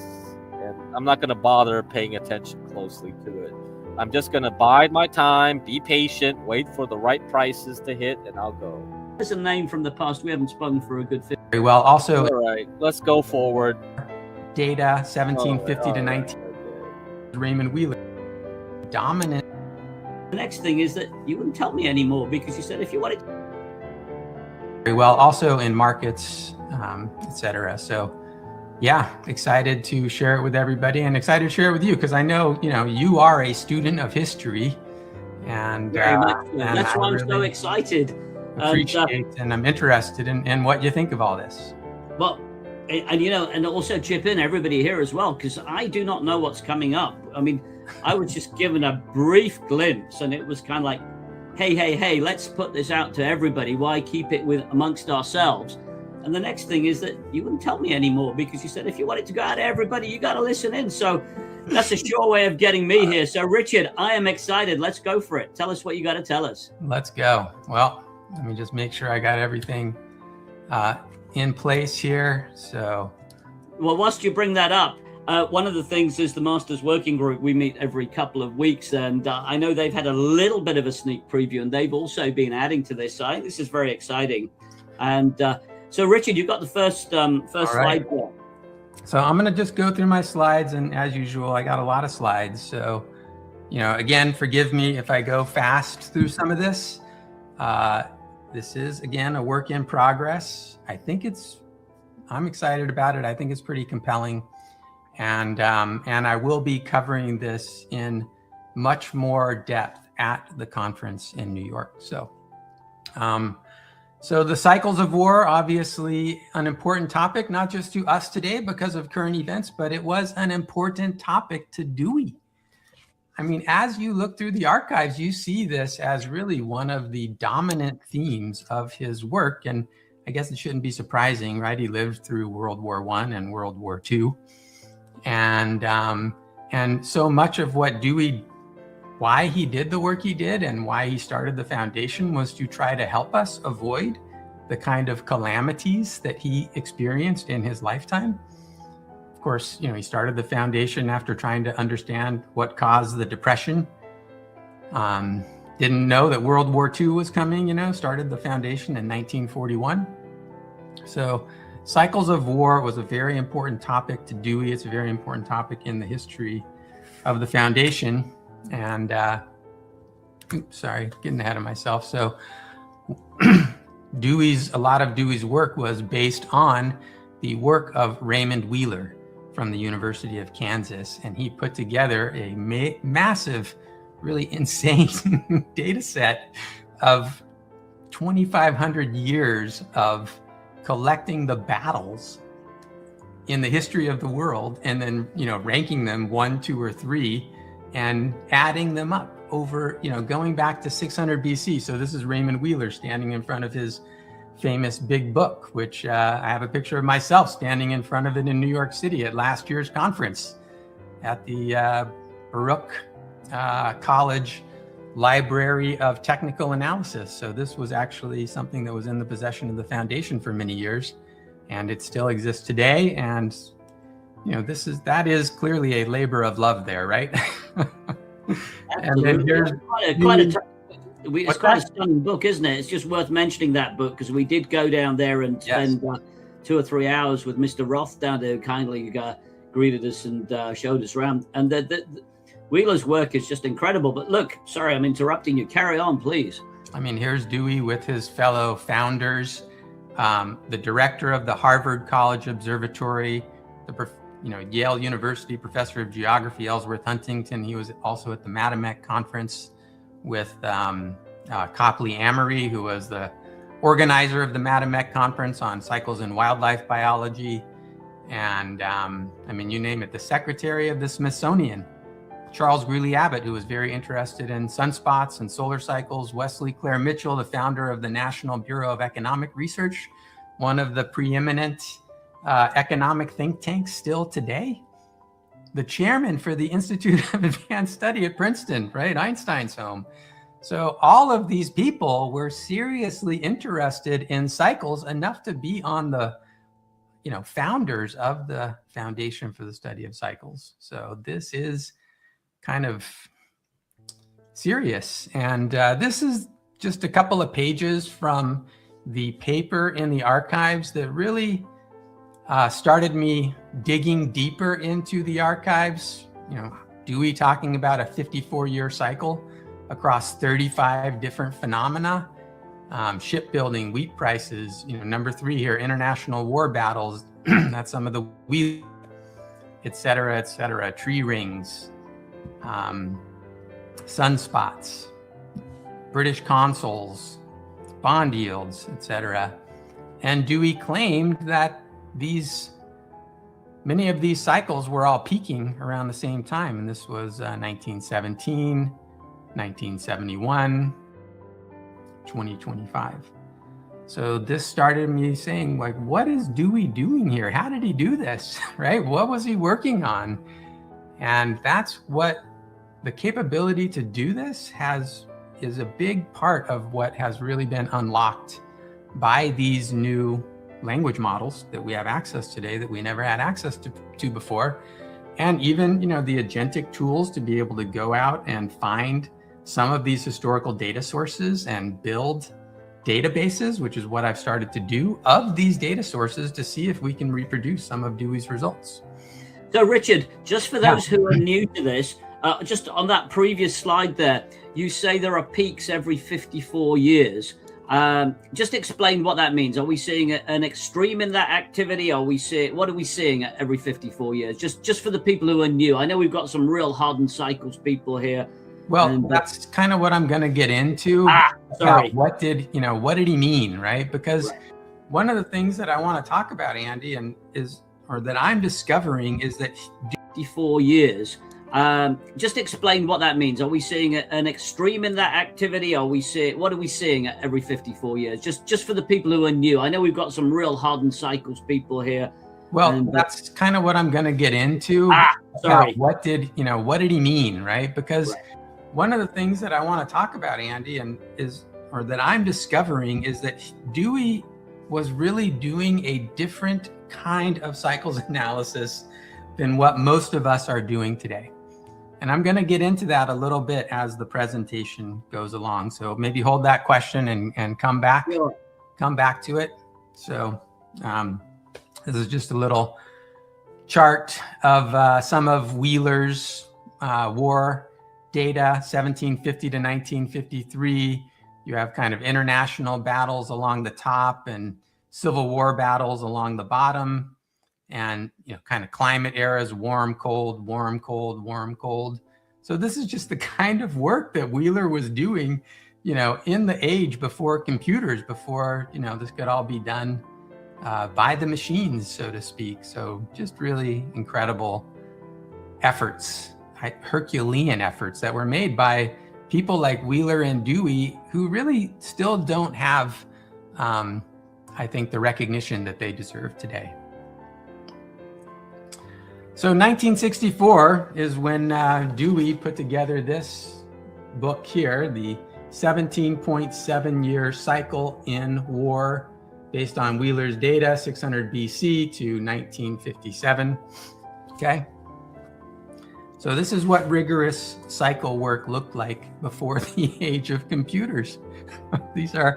And this is really, Andy, what, I still attribute to why I'm running the foundation today, is because I looked in the file cabinets like 15 years ago that were sitting in Palm Springs, and I said, this work looks incredible. Like, what is this doing here, right? Like this level of care and love, the thousands of pages of handwritten calculations like this is actually Dewey's work calculating the data that went into that very report that I just showed you. So I just thought this was amazing. He's doing the 11-year moving average here from a 23-year moving average, all on Wheeler's counts, 1920 right here, 21, 22, 23, 19, 25. These are the counts. These are the derivations, all the stuff that we do at the click of a button right now, right? But he's got to it all by hand and check it off with the pencils. So in particular, his 17.7-year cycle, right, in war cycles, these were the peaks and that he predicted back in 1964. Okay, all based on Wheeler's data stopped in 1957, and that's when Dewey did his work about he published it in 1964. And if you add 17 years to the crests, 17.7 years, these are the dates that you get. And it's roughly 18 years. And when you add 18 years to 2007, Andy, we get 2025, right? Right. Mm-hmm. Yeah.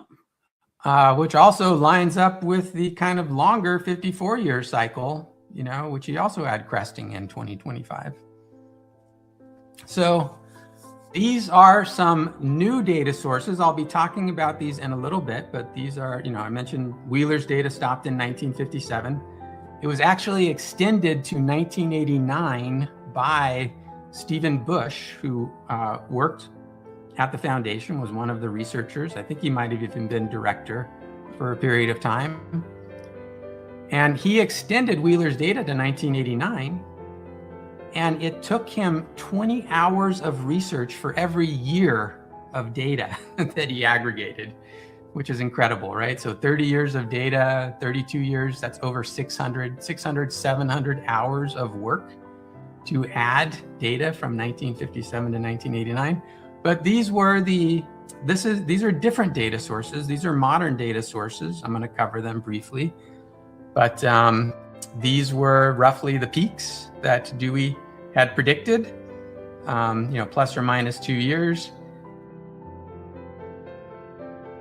And these are the best data sources that I could find today that gave me something analogous to what Wheeler was doing. So it's not the exact same methodology that Wheeler did, but these are some modern data sources on battle deaths by year. And, I think it's not bad, right? You can see 1971, certainly there was a peak there. I'm sure you could tell me what was happening in 1971. What was that? Vietnam, Korea? Vietnam, there were issues in the Gulf and also Indo-Pakistan War and so on. Yeah. And 1989, clearly, we didn't hit the peak exactly, but definitely declining after then, right? 2007 seems kind of like a low, but maybe our wars migrated into the financial world in 2007. And he also studied an 8.5 year, half that cycle length as well, right? And you can see that kind of middle point too in the data here, and now here at 2025. Again, these were forecasted in 1964. These aren't the exact phases. We know when we do cycles analysis today, phasing does shift over time. Cycles are dynamic, but still, I thought this was pretty interesting going back to a forecast made in 1964. So does history have rhythm? Is there a clock inside human conflict? Let's dig a little deeper. So again, the foundation of this work is Wheeler's 2,500 year data set, 25, almost 2,600 years, dating back to 600 BC, up through 1989, brought current to that level by Stephen Bush, and I think with help from Richard Mogi. And he weighted each battle by severity, 1, 2, or 3, and then he just added up the numbers for each year. An incredible data set. And as far as I can tell, Andy, this was published by the foundation. Mm-hmm. The foundation published this data for Wheeler in not Cycles magazine. There was actually a journal of Cycles research that is different than Cycles magazine, that was more tailored at academics. So that was very interesting to find in the archives. Going to be digging into that some more. And here's just kind of a picture of the counts by year going back to 1989, right? Of course, you can see some trending going up, and I would, say this is more likely, higher population, but also more visibility into history, right? and World War II over here just kind of dwarfing everybody else. I had to actually put this on a log scale because if I didn't, World War II would make everything look irrelevant. And right. This was Dewey living through World War II here as well. So then to follow up on Dewey's and Wheeler's work, I've been digging around and I've found these other contemporary, not all of them are still current, but they're significant data sets on war and conflict. This one's called Correlates of War, and it dates back to 1823 to 2003. That's the coverage of it. So this is a data set that I've been working with.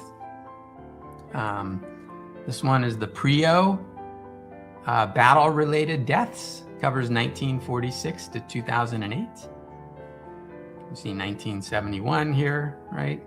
1953 about here. This was part of the slide that I showed earlier, where I kind of linked a couple of data sets together, this one and then this one, the UCDB Uppsala Conflict Data Project, Uppsala Conflict Data Project. I think it's in Europe somewhere. Sweden, yeah. Still current through 2024. So this is real data, right? Analyzed with modern methods of Fourier transforms, statistical significance through the Bartel's test, etc. So we have the Wheeler combined data back to 600 BC.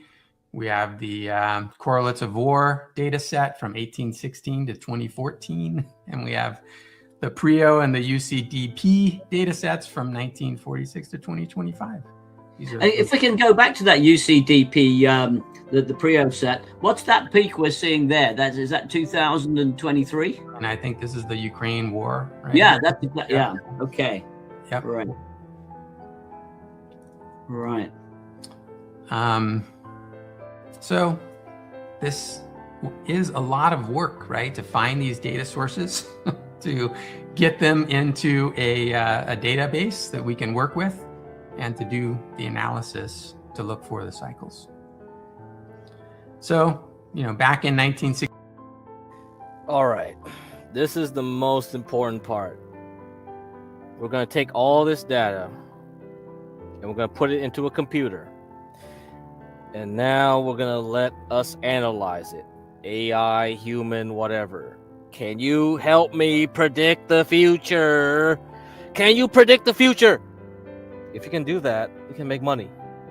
64, Dewey was doing it by hand, basically kind of just folding over every 17.7 years, lining up the data points and, penciling in the cycles, right? I think the fast Fourier transform hadn't even been developed in 1964. James Vaux, also one of the most important people in the history of the Foundation, developed a Fortran program not too long afterwards in 1965 to start to apply computers to cycle analysis. I mentioned Stephen Bush extending the work to 1989, and then today we have our cycle analyzer, which they would, our predecessors would be besides themselves if they saw what we could do today, right? So let's get into the meat of what I've found so far, right? So, and this gets at your question that you brought up earlier, Andy. What's Dewey doing when he's saying, they're every 54 years, there are these cycles lining up, right? So most of the time today, cycles analysis is kind of a part of technical analysis, right? Because markets are very dominant in our lives today. And there's a lot of market analysis.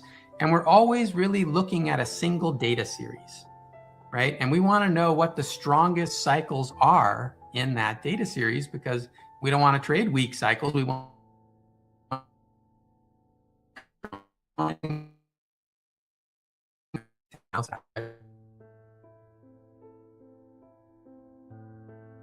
or in there what Dewey was doing, and that's what I've really found by going deeper into Dewey's work. Through this, I was able to scan this using computer vision techniques and extract all of Wheeler's data and recreate all of Dewey's analysis using these new tools, right? And so I actually have been able to recreate his work and understand better what it was he was doing. And he was really looking for, does the same rhythm appear independently across unrelated phenomena? So he wasn't looking for the strongest cycle in every single data set. He was looking across data sets to see what cycles the data sets had in common across different phenomena. That was what his signal was of, this is an important cycle. So this was one of the things that I had to adjust in my cycle analysis, is to allow for cycles that aren't, that are weaker, that might not pass the filters of the strongest cycles, but still have a statistically significant presence in the data. And then when you look at that same cycle appearing in many different data sets, right? Some highly significant, some less significant, that is what Dewey really regarded as a signal.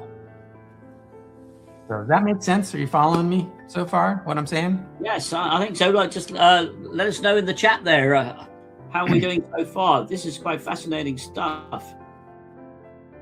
So, yeah, carry on. Tell us a bit more, Richard. So we're going to get into, mostly focused on the conflict data here, but I have also added to my database wheat prices, sunspot activity, commodity prices, gold prices. So I have wheat back to 1259, commodities, some other foodstuffs back to 1259. I have gold and silver back into the 1600s, sunspots back to the 1700s. So this is a serious long-term database to try to get at what do we see there in, for example, this 54-year cycle, right? So these are the most important cycles that I have validated so far. The 18-year cycle, which is what Dewey saw back in 1964 without computers. I still don't know. I don't quite understand why he identified that, because he didn't have the ability to push a button on a computer and see every cycle in the data. He had to test every cycle one by one. So why he settled on the 17.7, 18-year cycle, why that cycle has turned out to be so significant even across 20 different data sets is astonishing. So this is the Wheeler-War data, and these are Bartel's tests, okay? The 18-year cycle, the 29 to 35-year cycle as another one, and the 100-year cycle. And these all, which I know you've talked about before, Andy. Yes, absolutely. Yeah. These are the significance levels, right? 91 to 99% in the Wheeler-War data across 2,600 years. Sunspots, 80%. Wheat prices, 97%.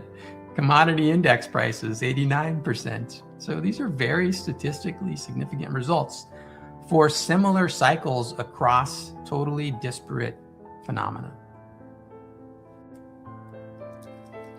Incredible. So focusing just on the conflict data in particular, the 18-year cycle that Dewey identified, 91 to 97%, okay, showed up in the Wheeler combined data at 91%, 90% in the Wheeler International War data, and 97% in the correlates of war data set, right? Independent of Dewey and Wheeler, this is a totally different data set, 97% Bartel significance for that roughly 18-year cycle in that data set. So this is real confirmation, right? This is showing. Yeah, I was going to say that's a very good validation indeed. Now this is fantastic, and it shows that this is still working, right? That's the key. It's still working in a data set that Dewey never looked at, Wheeler never looked at, right? So very exciting. So these were the tests, and for this, we used our cycle analyzer from the Foundation for the Study of Cycles, which I was able to call from inside of Claude to, run the data and get the stats for me. The 18-year cycle, I showed these numbers already, but 28 to 30-year cycle, not so strong in the Wheeler combined, but very strong in the Wheeler International at 97%. This was a cycle that Richard Mogi focused on after studying the continuation of the data that Stephen Bush put together. Richard Mogi did amazing work on behalf of the foundation. This 39 to 40-year cycle showed up in the data. I haven't really explored this one yet, but 98% Bartel significance in the Wheeler combined data. And then this kind of Kondratiev linked cycle, 56 to 60 years, really showed up 94% in the correlates of war data for the 181-year data series. So these are significant, right? Real data series, real statistical significance. And these are the kind of cycle families, right, that we saw consistently across many different data sets. I have like 23, I think, long-term data series now. And these are the cycles that are showing up, weaker in some, stronger in other series, but these are the cycles that are consistently showing up, which is what Dewey regarded as signal, not noise, right? So I've talked about this a little bit already. How am I doing on time here? Pretty good. Yeah, we're doing good. We're doing good. Yeah. Year cycle was, across all war types. The 28 to 30-year cycle was strongest in interstate 39 to 40 year cycle visible in the long records.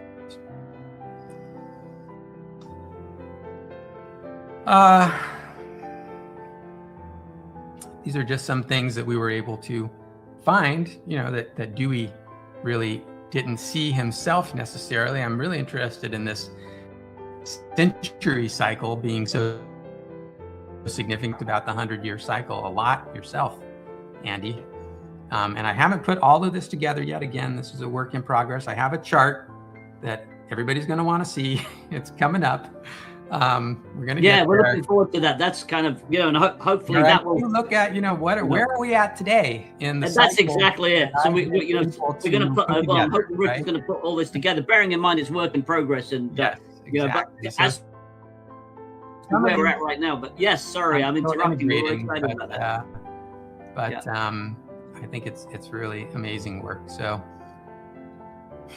I think this is really just kind of a repeat, but these are the main cycle families, I would say, that I have found so far in the work. And I'm going to pull together a few of these here in just a minute, but these are the main cycles. So the kind of 16 to 20 year, the 18-year cycle, there's 28 to 30 year cycle, a 39 to 40 year cycle, 56 to 60 year cycle, and 85 to 100 years. And I think we've seen these a lot, Andy. You've talked about most of these at one time or another, but what I can tell you is that these are showing up consistently across a very diverse set of time series data, right? Not just stock market data, right? We know that all stocks have the stock market in common. So, what do sunspots have in common with war data and wheat prices, et cetera, right? We're still teasing that out, but these are the major that's great. family groups. So just any comments on this from your perspective? Yeah, I was going to ask you actually, just so you must have read my mind. The 100-year cycle with the analysis you're doing. Yeah. Have you looked? Did you say you've looked at 2,500 years worth of data on that? So we've looked at 25 cycles. So we've got a good degree of validation there, then, right? Absolutely. Yep. Right. And so I mean, the real proof sunspot data and other data sets as well. The wheat data. Right, but are we specific? So we're applying this across a whole series of phenomena, not just wars here. We're looking at other bits and pieces, right? Yeah. Okay, that's great. So now I understand this is work in progress, and you're up to this point now. And in fairness, we did say, come on, put this out there. And it's kind of like, if we're gonna put this out there, I'm not gonna tell you all right now. You can come and turn up. So I know this is going to be focused to a conclusion, or not a conclusion, but a significant point at the conference in May. But before we talk about that, what are you seeing so far putting all this together? Do you have any sort of predictions you're capable of, or you're coming, any conclusions you're coming to, or am I jumping ahead? Is that the chart at the end? That is the chart coming up here. But I think before we get to that chart, I think we just wanted to tell everybody about the conference and encourage all of our wonderful members and attendees here today to join us at the conference, because this is very important work, right? This is the kind of work that... All right, guys. So I'm going to interrupt this thing. So we know that now, I hope you believe that cycles work. Okay? I use cycles all the time. I try to figure out the trends of things. That's what I want to do. I don't have time for this noise, because apparently Trump says there's going to be a ceasefire now and this and that. I have no idea what's going on. GDXU is up 7%. So if you're still in GDXU, you got another 7%. If this holds into tomorrow, you got another gain. So I told you guys about GDXU, right? If you're in oil still, well, I guess you're going to be screwed tomorrow. Because because right now crude oil is dropping into the close of futures. So futures is going to reopen after it's open right now. Let's see. This futures, how is the futures doing on crude oil? So if all the crude oil is dropping, once again, that's it. You got Taco Tuesday. Trump always chickens out, blah, blah, blah, blah, blah, blah. So that's why, forget it. I ain't got time for this shit. Okay, I ain't got time for this shit. Okay, so that's why we got to worry about cycles. We got to worry about like things that can last. Okay, I think for the long term, oil and natural gas, energy, nuclear, basically, they are going to move up. And we're going to have people that want to have batteries, so lithium, all that will move up as well. But for the short term, it's just noise. It's just all noise. And I try not to trade noise. I expect noise. I can try to guess where noise might take me, and I try to trade it. And if you did, you would have got GDXU. That's the only high conviction trade right now. I did try to do a short on semiconductor at the high yesterday. It's a small position. I'll have to see if that survives tomorrow morning. But otherwise, like if you're in GDXU, yep, you got another move up, 7%. So you should be doing pretty well. So let's see what the spring breakers say about this. You guys go to CtC, FAU, Sacred Heart University. Ohio State. Spring break 2026. What is the game plan? Drinking, blackout with my rack out. If my mom is watching, I'm sorry, Mom, but I've been getting pretty drunk almost every day. Hook up with some girls, get with as many girls as we can, and not come back with an STD. Wake out with one person each night, that's it. So how many guys have you made out with this week? I've been here for about 10 days, so 10. What were their names? I don't remember. Name one. Name me one. Name me one. What is the craziest thing you've seen at spring break? Not that crazy. I've seen people do like cocaine off of boobs. I saw a girl like black out on the street. That was pretty exciting. Sunday mimosa drag races. You see that guy take his pants off in the middle of the club? There's a lot of famous people down here. Have you seen Johnny Belisario? What? Never mind. Okay. What is the wildest thing you've done down here? Got with somebody the first night that I came down here. Pole dancing. 2 days ago. Stripping naked, getting in the water. You gotta say, What'd you do? You went something crazy. On the strip? Honestly. All right, on the strip? No, we had this. Okay, that wasn't public, but yeah, okay, that's...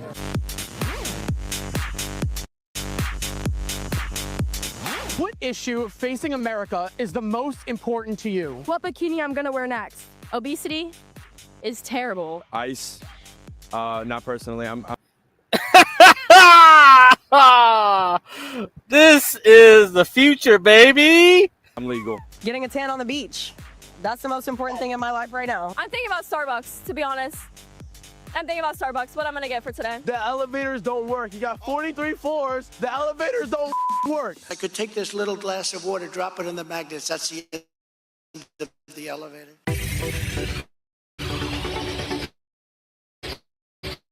You heard that Donald Trump has been doing recently? Gulf of America. That's the last thing I kept up with. We're going to war with Iraq. That's been crazy. What do you do in Colombia? You got Maduro. Yeah, war with Iraq. Yeah, Iraq, right? That done. He's like trying to sue those people for making jokes about him. 600 times! You must be happy. I'm very happy. The Ayatollah's dead. I'm so, what? Who? What? What is that? Who the is Ayatollah? I've never heard that word in my life. Lewis, what's Ayatollah? I haven't heard. I found out about Chuck Norris yesterday. That was more devastating to me. He was the supreme leader of Iran. He's dead? We killed him. You did? You killed him? Johnny. Whoa! If you were in charge, how would you take on Iran? Yeah, all my girls and we would all start putting belts on them. We get a bunch of girls in bikinis, we make them run across the battlefield. All the guys are distracted, we all run in. Look at him in his eyes, I guess. Flirt with him. I'd blow him up. I don't know enough about it, but I would probably wipe it out. Drop a bomb, baby. Bomb the out of him.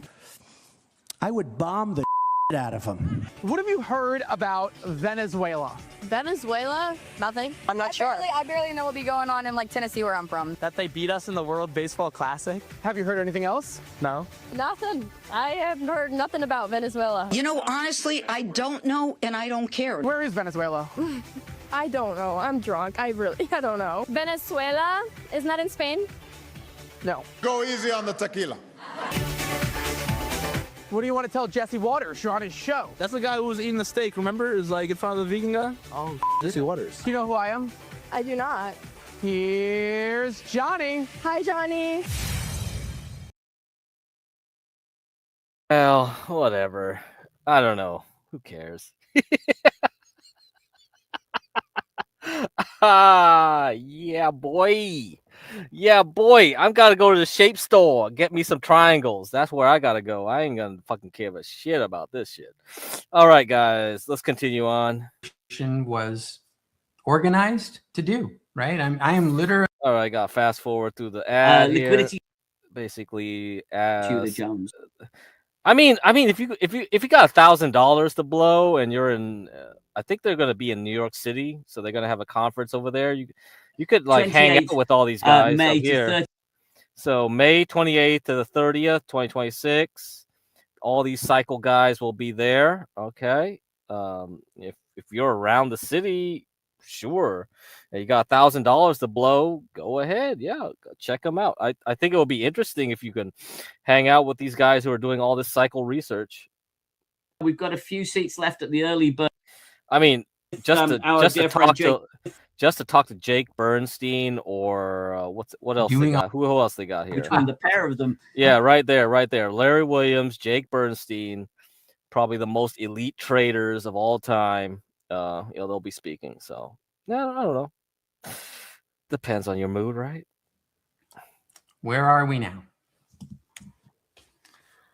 So this is the best chart I have been able to put together so far, using the most significant 3 cycle families and looking at their current phases based on using our cycle analyzer and looking at these long-term data series and getting their current phasings, okay?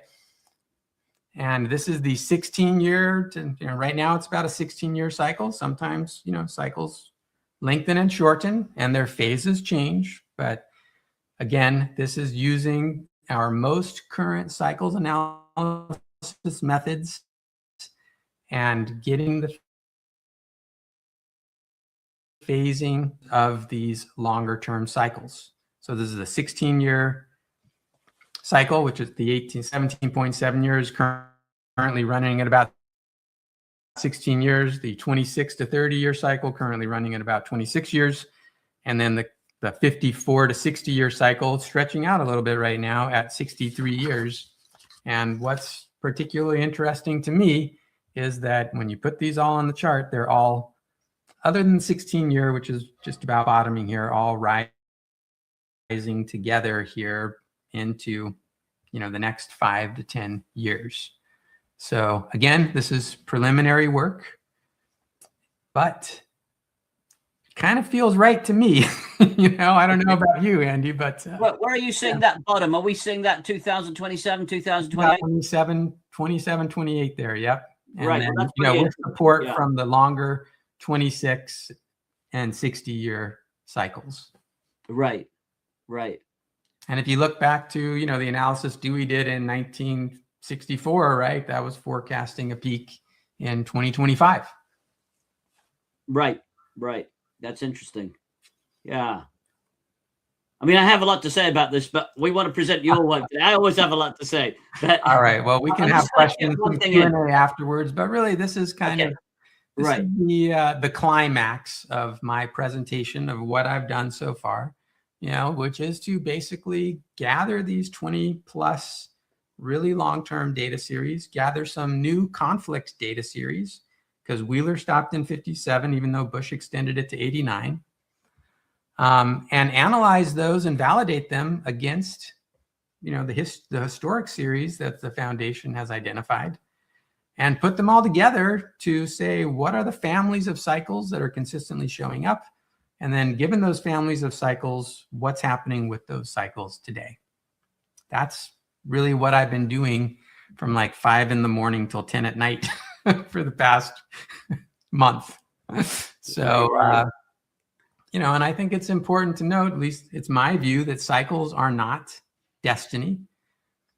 I think Dewey saw this, and I believe it too, that an awareness of cycles helps us to navigate current events with a knowledge of history, right? To me, they describe conditions, not necessarily absolute outcomes. I believe that we have agency within the history of cycles, and knowing where we are in a cycle, right, what forces are elevated, and leaders, investors, communities who understand this can act differently than those who don't. And I think that's the real value of this work. And I'm so appreciative of our predecessors who, went to the lengths that they did to understand this. And I think we have such an incredible opportunity to bring their work back to life and back to the public again today. So, we didn't confirm a cycle, we discovered a structure. The cycles don't care whether we're ready, they run regardless. The question is whether we're paying attention. So. Okay, so I think I'll stop there. Go to the Foundation of the Study of Cycles website or the YouTube channel here, FSC TV on YouTube. Okay, so this is where you're going to find all the videos here that I'm showing. I think what's most important is that, like, look at this quote here. Cycles are not destiny. They describe conditions, not outcomes. This is how I look at it. I saw that based on cycles, based on the conditions, I'm going to go long on oil. I have no idea what Trump is going to do. I got no insider information. I got no idea what Bibi Netanyahu is going to do. I got no insider information. I got nothing. All I can say is that, like, it's a good time to be long oil. Okay? That was it. And they're just proving me right. There's conditions for war right now. As we move along into 2027 to 2030, most likely based on the data that was given in the presentation, he gave all the presentations like war happens at this year and that year, how many people died in the war and this and that. And this was basically like people are essentially willing to fight, right? Most people have these cycles. So human nature operates on this level. It doesn't guarantee that you will fight, but it says like this is the condition where more people are going to fight than less. Okay? And that means like if I'm going to bet on war, it's going to happen during these years. And if there's an opportunity for me to go long on war, that's what's going to happen. And one of those things is energy. Energy is going to go up during war times, right? Aluminum is going to go up in war times. This is why cycles matters. If I'm going to bet on something, I have a lot to right here. This is it. What does this say? So he went through all that old data and he says like, well, there's something going to happen. There's a convergence going to appear around 2027 through 2032. So from 2027 to 2032, there's going to be a lot of conflict just because of human nature, just because of the sunspots, just because there's not enough food to feed people. I don't know. There's a whole lot of things that goes into a complex system as the earth, humans, animals, and plants. All these things go into effect all together. And that's why if you're going to be long war, you're going to be long war from 2027 to 2032. I'm not saying there's going to be World War III, but there could be World War III because now is the ripe condition to have war. If hot people want to fight, they're going to fight now more likely. It's just like when you say like, oh man, Chicago is going to have a lot of killings in the summer. Why? Because it's hot. People are going to be outside. They're going to fight. Cycles work the same way here. We have like long cycles from all throughout history. And now we're going to hit it. That's it. They should publish their... The problem is they never get funding, man. And you know why they don't get funding? This whole thing... The problem is this. If you tell people that I can predict the future, guess what? You're not going to get funded. Because the billionaires keep that information for themselves. That's the real insider trading. If you inside trade on Trump tweets, maybe you get like 1 million here and there. But if you can inside trade over decades using cycle information, you get billions, trillions. That's what it is. And what did JP Morgan say? JP Morgan had a nice quote. JP Morgan, He talked about astrology.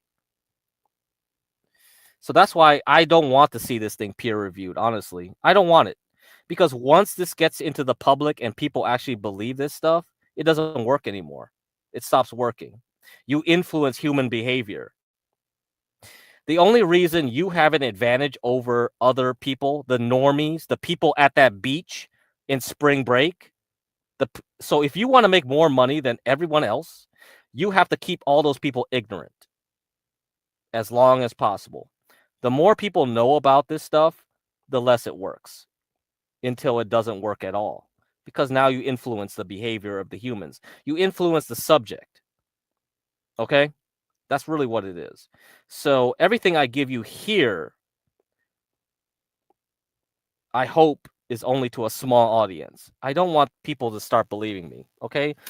Just like when I said like oil is going to go up, if people don't believe me, great. That means I know it's going to work. The more people believe me, the less likely it's going to work. Just like Palantir or whatever I said. So gold and silver, yeah, back in 2023 into 2024. Yeah, so no, I don't want people to start knowing this shit, honestly. But good luck. If you want to peer review it, good luck. I think people in the scientific community will not like this at all. They always want to know about the why, too. Why did this happen? Why did this happen? All we will care about is like we see it's happening. There's something we see that's happening. I don't really... If we want to rigorously prove it, then you have to introduce the factor of like, why is it happening? Is it because of the birth rates? Is it because of immigration? Is it because of the sex ratios? Is it because of the moon's gravitational pull? Is it because of sunspots? Dude, bro, forget it. I really don't care why it's happening. I just know it is happening. I'm going to trade what is happening. I'm going to make money on what is happening. And that's it. That's the end of it. And the more people are looking into this, I think the less and less it's going to work, because then people are going to be like, oh, wait a minute. Oh, yeah, I know that this is happening. Then I could trade differently. And it affects everything. It affects everything. Most people don't invest in markets directly, even though I don't know, man.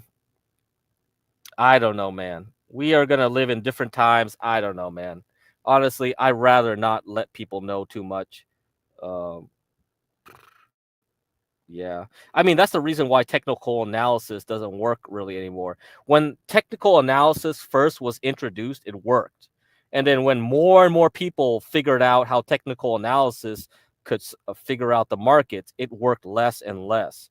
So in the 1970s to 1980s, you had big departments full of people looking at technical analysis. And then from then on, it doesn't work anymore, because more and more people read the books. They know the thing. That's why people go like, oh, it doesn't work. Yeah, of course it doesn't work. Too many people know about it. Shit. Damn. It doesn't work no more. So fuck it. So that's why I'm always looking for more and more obscure, harder to find information. And that's how you make money. The mark indicators are something that's like kept secret for a reason. Yeah. That's the way it is. So the mark indicators was something DeMark told people in the 70s and 80s, but he kept his like secrets hidden, right? He kept it long. Once you publish that stuff in a book, it's over. It's over. It doesn't work anymore. So, yeah.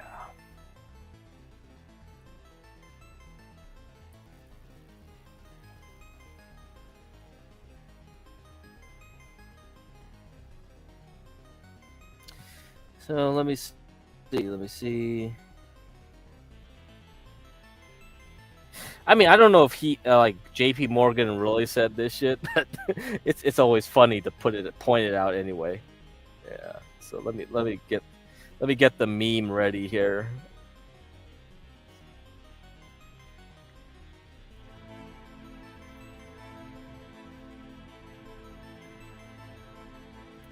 Yeah, but you really don't want people to know things. They'll front run everything, and then it's over. All the alchemists hid their secrets. Yeah. Of course. If everybody knew how to make gold from lead, it's over, right? I would see gold prices crashing down into the dirt here. I mean, I think a lot of things work anyway because like most people don't believe it. So anyhow, even if you tried to tell them, they wouldn't believe it. The more you just talk about this stuff, there are people that believe it. They hide in the shade. They're quiet. And if you let too many smartasses know about it, then, slowly but surely it stops working very well, if at all. So even because I think normies will never believe it anyway. If you told them this stuff, they wouldn't believe it. So that's why they're normies. They are the mean, right? We have the bell curve. There's a reason why there's a bell curve. That's why we have Dunning-Kruger, whatever, right? That's just how it is. There are people that wouldn't, but then there are these like select people at the edges of the bell curve, and they hear this stuff and they will believe it. And then if more of those guys believe it, then it might affect things where like you can't make it work. So yeah. So for me, I just let it up to the fates to decide, right? Let God decide if you're meant to receive this information or not. They're just people that are not meant to receive it anyway. So I'm not gonna be going around being like an evangelical and try to promote the gospel of fucking cycles here. That's not my job. All right. That's why we have the foundation. The foundation can figure that out if they care to. But I am going to use it to predict and make money off of because I want to keep it easy. I don't want to be wasting my time day trading Donald Trump tweets. Okay? I don't have time for that shit. I'd rather have some nice cycles to look at and go off of that and buy and hold for 3 months or so on a big trade, and that's how it goes. But yeah, if you're in GDXU right now, you're doing good. I sold my GDXU at 10%. That was good enough for me. I got out. But if you're still holding it, you're up another 9% on GDXU. So you should be able to get a 20% by tomorrow based on Trump doing a ceasefire on Iran. I guess if that's even true, I don't know. But hell, you probably get a 20% right there. So yeah. I just wish Trump let the market drop more into the open. I could have got GDXU at a better price. That could have been like a 90 or a 80 to 90% trade pretty easily. No problem.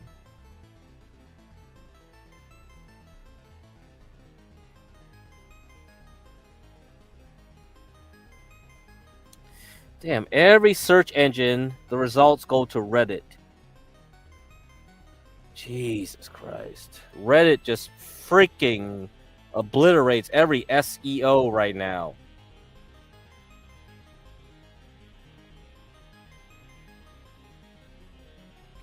Really annoying. Fucking annoying. I don't even know. How is Reddit stock even doing? Is Reddit stock even doing good? But here we go. This quote is attributed to JP Morgan. Don't know if it's true. It could be fake. Millionaires don't use astrologies. Billionaires do. I like it. I like it though. Because cycles is astrology, after all. And I believe it. I believe that the billionaires, they know this stuff, but this is why they don't support it in the public. The Foundation of the Study of Cycles is a public institution. It's just there for the people, you know. You pay them a little membership or some donations because it got restarted. The Foundation of Study Cycles went dormant for like 20 years. People stopped caring about cycles until they brought it up. And actually, it was because of Mark Newton. Mark Newton was the one that put me up to this. Mark Newton now works for Fundstrat with Ed Lee or whatever. What's his name?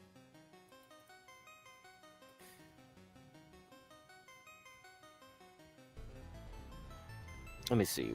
Who is in charge of Fundstrat? It's the bullish guy. It's the guy that's always bullish. Tom Lee. Yeah, okay, Tom Lee. Yeah, trading on Trump tweets is a recipe. Yeah, it is. It is. It basically is. Because unless you have insider info, you're just guessing every other hour.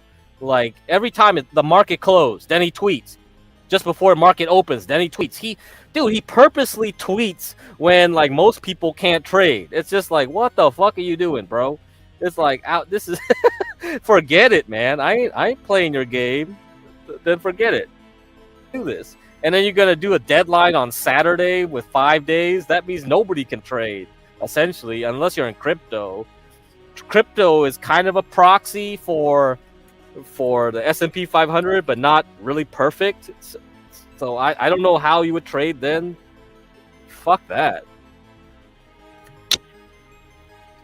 So anyhow, yeah. So again, based on cycles, that's it. Long term. Think long term. Don't do the short term stuff. When there's a bear market, yeah, okay. If there's something I see, I'll say, like, yeah, this is short term. Do the short term. Just like GDXU. GDXU on Monday would have been great. It could have been really great if Trump didn't tweet before the market opened, before options opened, like 2 hours before everything in the early morning. It's just like, what the fuck? Dude. If you held off, could have made a lot more on GDXU. Okay? So that's what I'm saying. That all this stuff, it's a big problem. It's a big problem. All right. And we can't do anything about it. He can do whatever he wants. He's the president. So he's allowed to tweet. They gave him the free speech loophole, so he can tweet whatever he wants. Elon Musk can't do that, though. Elon Musk got slapped by the SEC. So Elon Musk doesn't have full capacity to talk about Tesla anymore, right? That he used to do. But yeah, Trump can do whatever he wants to do because he's a public figure, so in a government position, so he's allowed to tweet. So that was the ruling they gave him. So that's why he can do what he does. And I'm sure Jared Kushner is making a lot of money and his friends off of this. And you just gotta sit back and just let them take all that money for free. Too bad. Okay. All right. So what about some chemicals here? Some semiconductor gases. I think that's what I'll end it at. We got 3 hours into the stream, so let's end it at that.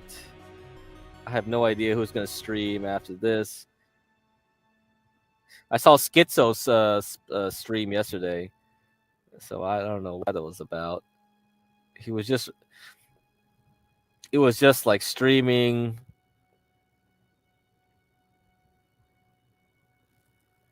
What the hell was he streaming? He was just streaming fucking Dead Man streaming something else, right? Yeah, I don't know. Wait.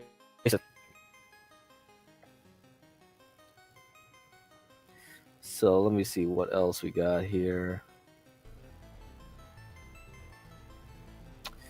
Anything else here? Blah, blah, blah, blah, blah. Any other videos I want to play? Nope.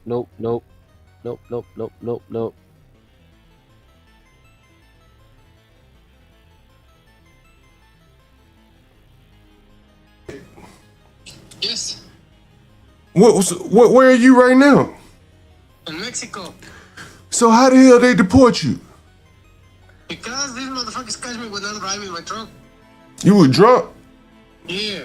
Oh shit, David. God damn. That's exactly what I'm saying. Huh? That's exactly what I'm saying. And so when they caught you driving drunk, what they said, we're gonna deport you and shit? Yeah, them motherfuckers tell me. I mean, the black dude is very good person, man. That motherfucker so smooth. But that's the one motherfuckers with the Spanish dudes, it's a piece of shit. You know? Who? The police? Yeah, the immigration, I see it's like 7 people. Yeah. One is the black dude, working for ICE, and that one dudes is a Spanish dudes, like four or five guys. Yeah. But these motherfuckers is from hunting. What is it called for that shit? I don't know. The money hunting. Bounty hunters? Yes. Oh, he a bounty hunter. Yes. And so they would look. All right, so you can go to John Galt's channel, The Urban Landlord, if you're not over there. So I multi-stream between my channels and John Galt's. Okay, so check. Looking for you or just looking for anybody? So that you can check that out. All right, so yeah, let me get the banner up here. All right, Urban Landlord. All right, multi-stream to give crack to me. GIVECRACK to me. All right, so sub to my channel just in case everything goes down. Go sub to Urban Landlord if you want to see something. I think he's gonna try to get some more IRL stuff. Let's see what's going on once we get the summer going, and that'll be good. And yeah, I don't know. We're gonna be doing some more immigration stuff, I guess. Street interviews, maybe some other things. But yeah, we'll see. But also subscribe to Be Better Network. We're gonna do some more Boit analysis content as we are in the downturn of the Thorposphere Boit. Not much going on over there. Okay, but yeah, you can go over to that area. Let me see. Let's see. Let me play this while we're waiting.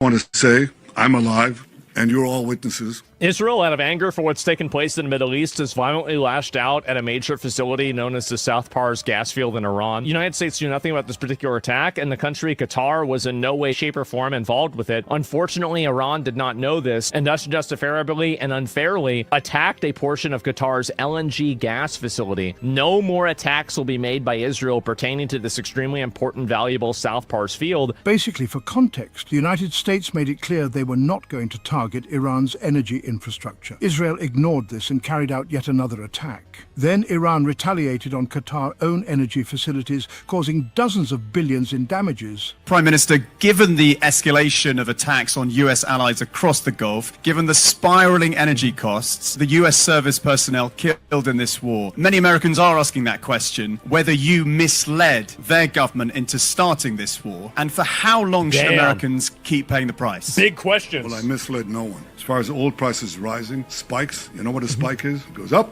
and goes down. The Americans are working very hard to open the Oh, you think it's just a spike, huh? You think it's just a spike? Oh, bro.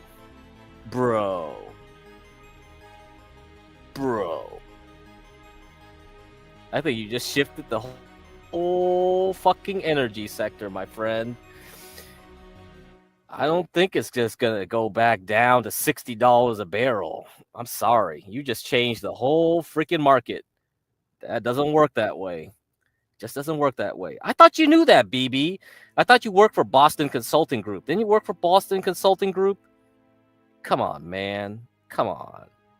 You should know better than that.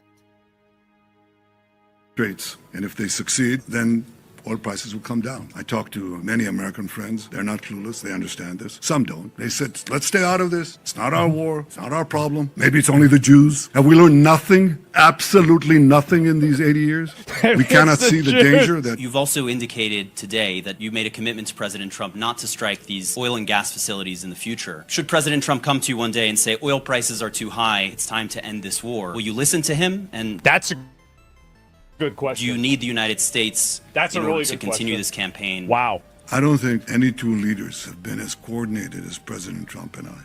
He's the leader. I'm his ally, the model ally. No. That's how they call it, the model ally. And against all the vilifications that are leveled at Israel, Israel is sponging off America and all that. No, it's not. Israel is a brave country, a resolute country. And almost like they're rage baiting. Is this I think this is why so many people push against the war. It's almost like they're rage baiting. Is this yes? Well, history proves that, unfortunately and unhappily, Jesus Christ has no advantage over Genghis Khan, because if you are strong enough, ruthless enough, powerful enough, evil will overcome good. So you have no choice. The unwavering fealty to Israel. Can't you see that people are getting alienated by this? They called Israel the model ally.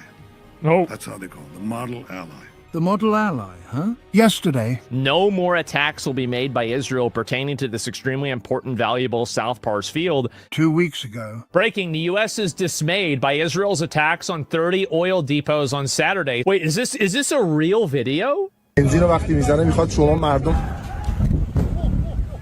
8 months ago. Israel, as soon as we made the deal, they came out and they dropped a load of bombs, the likes of which I'd never seen before. We basically have two countries that have been fighting so long and so hard that they don't know what the fuck they're doing.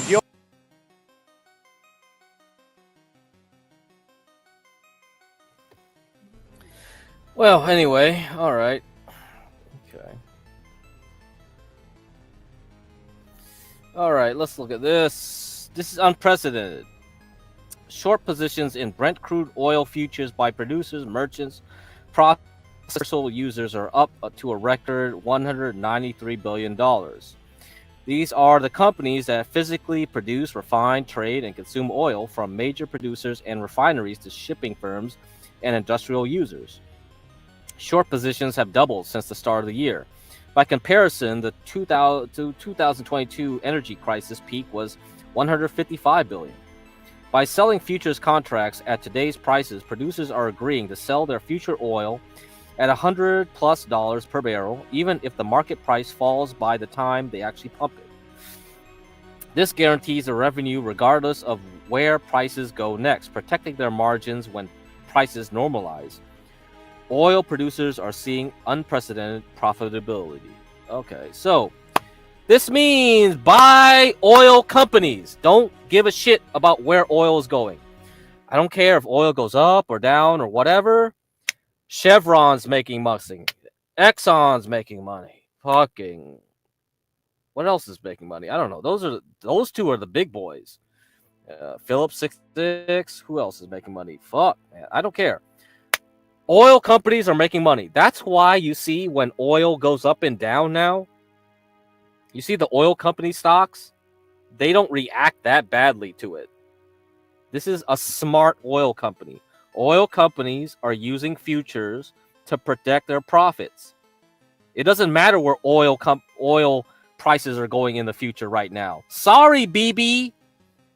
It's the consumer paying the gas prices at the pump are going to see those prices forever. The oil companies already locked in their profits. They use futures. They made their money. They got their money. As long as this range occurs, as long as oil stays around $70 to $90 a barrel, it's done. Oil companies are making profit. So you'll see a lot of oil companies expand. If Trump allows oil companies to drill more everywhere around the world, they'll make more money. If China stops going into deflation, they'll make money. That's it. This is what it is. The people who produce oil just bet that $193 billion, that prices are going to stay high, bigger than the entire 2022 crisis. I guess this is what someone replied. I don't know where he got that from, but it really doesn't matter. All you gotta do is fuck, dude. Oil companies are now set for the next how many years, depending on how they work in the futures market. Okay. Yeah. Okay, yeah, that's it. What else we got? Let's see another tweet. I'm gonna see this tweet. How about this tweet for you guys? This is an interesting one.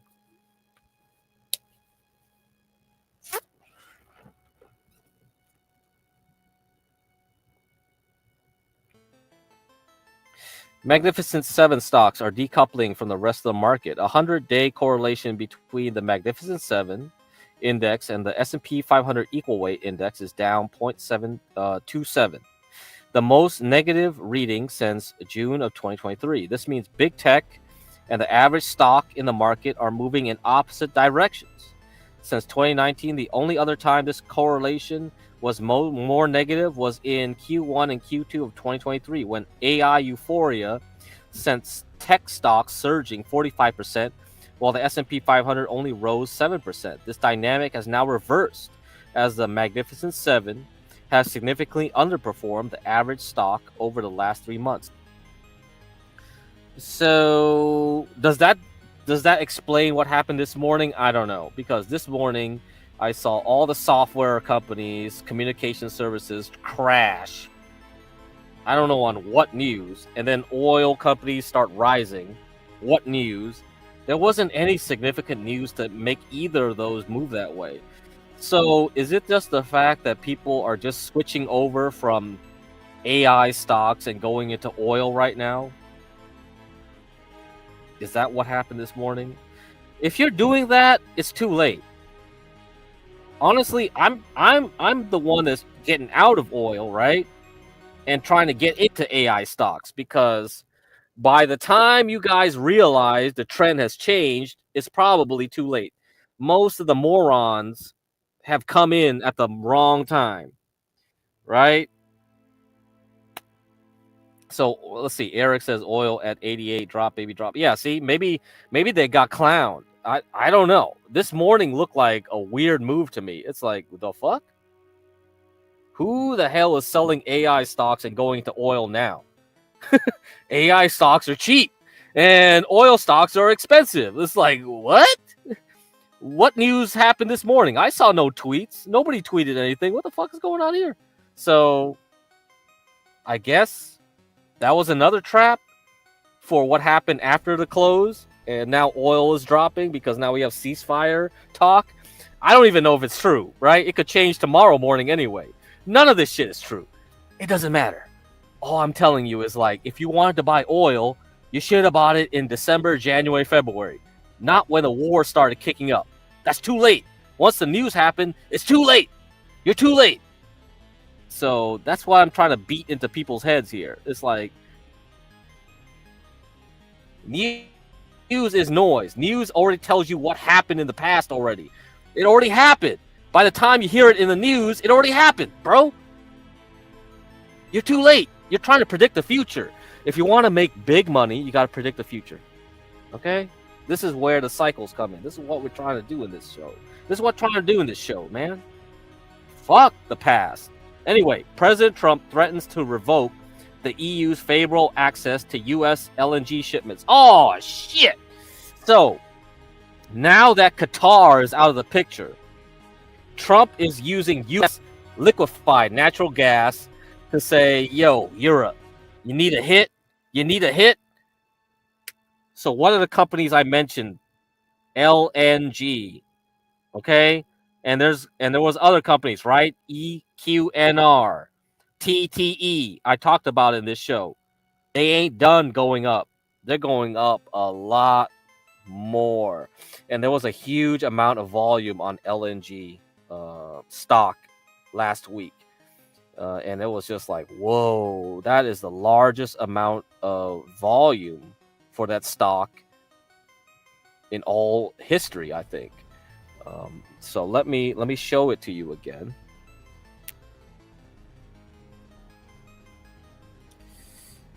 All right, let me show it to you again. This is what's going to happen. This is what's going to happen. The U.S. is going to be a huge exporter of liquefied natural gas. I mean, if we can bypass Qatar, that'll be great.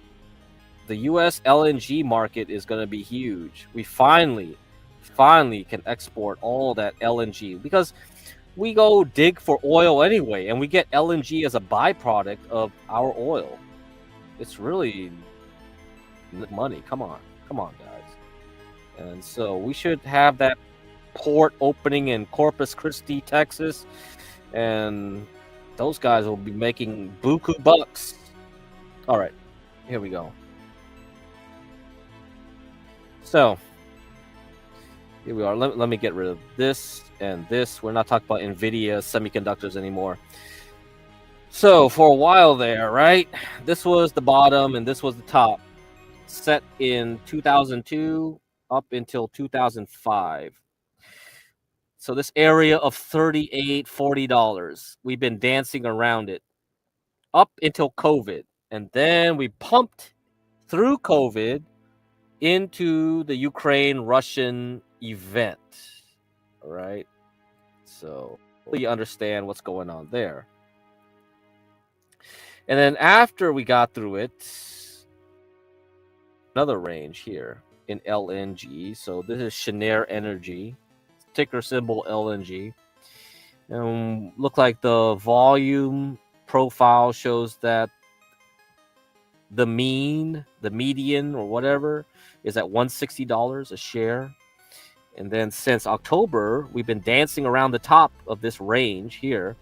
This is where the bell curve comes in. This is essentially where most of the price action happens between 209 and 123. And we've been dancing around this 210 level, right? 209, 210 level. And for the last several weeks, we've been going quite above it.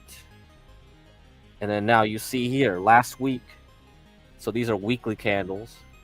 We see the largest volume on this stock since probably the great financial crisis. Either these guys are selling to get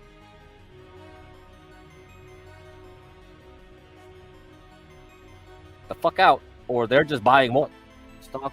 So, I mean, I've been telling people, hey, yo, this is all Trump tweet stuff.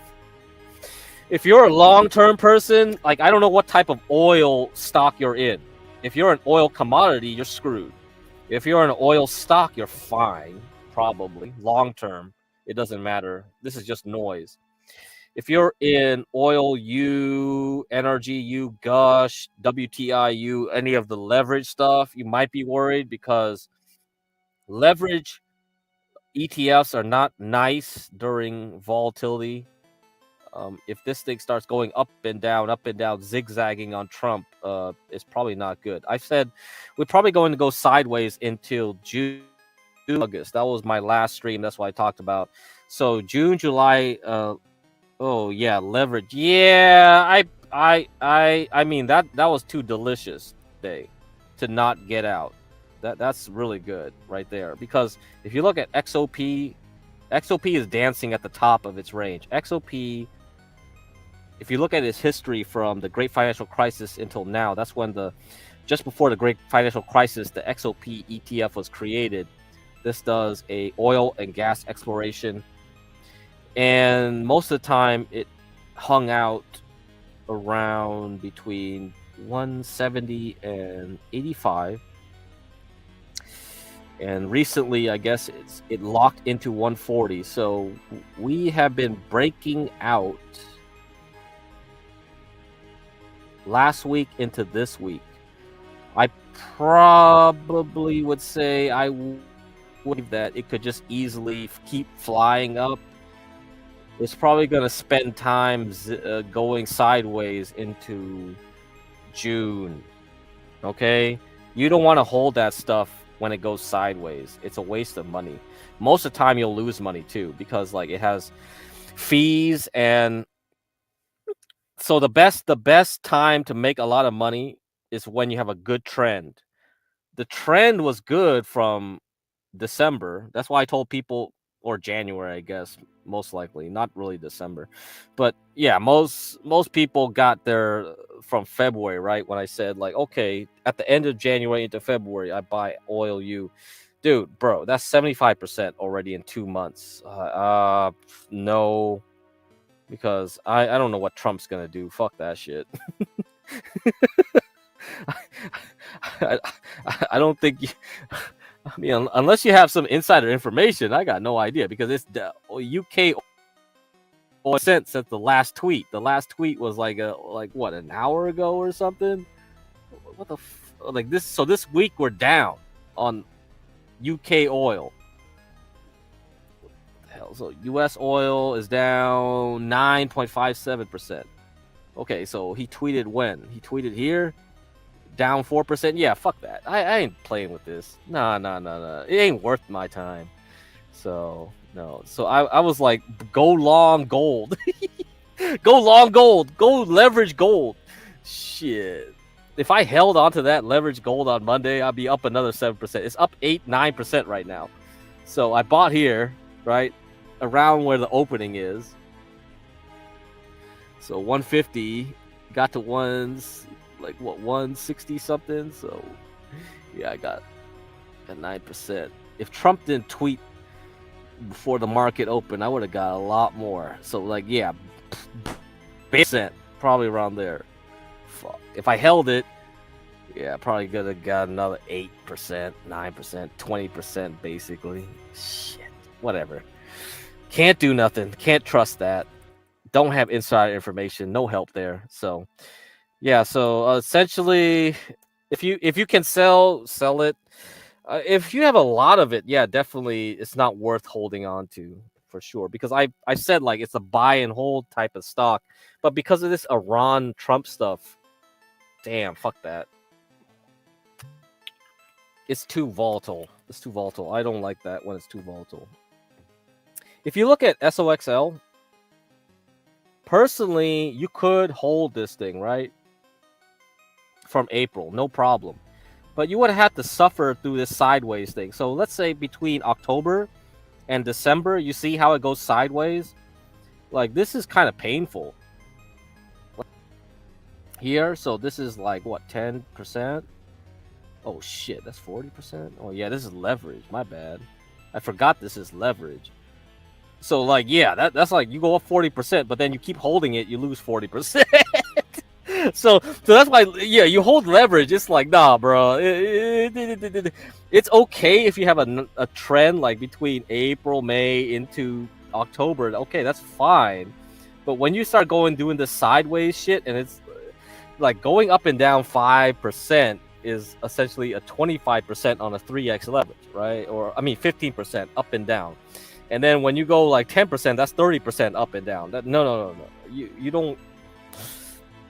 You don't know if you are in a bad spot, because it could just be like this is the top. Any time here could have been the top on semiconductors. Here, but luckily it's kept going up, so you were fine. But now we're just like here, and now people are wondering, oh shit, is this gonna fall through? You don't want to hold that stuff there.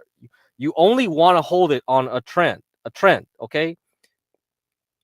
GDXU I use to replace my, so when I play gold, I was only buying the stocks. When you have GDXU and it's gold and silver and copper are going sideways, look at it. It's disgusting. Like, this thing is just like makes no sense to hold over many months. Okay, it's just zigzag. You're probably not making money or just losing money. This is not the way to do it. But when you came into July of 2025, August 2025, I start seeing a trend building, and then I'm like, okay, I'm gonna start replacing all of my silver and gold mining stocks with just GDXU. Okay, so here between August and October, it's like more and more I exposed more and more to GDXU. So even when GDXU popped, because we had like a quick pause on gold and silver into November right here, this is just before silver really took over from gold. Silver took over from gold here between October through January. But you know, gold mining stocks are also silver mining stocks, because gold mining stocks, when they mine for gold, they also get some silver and some copper. A lot of the mines have multiple metals in them.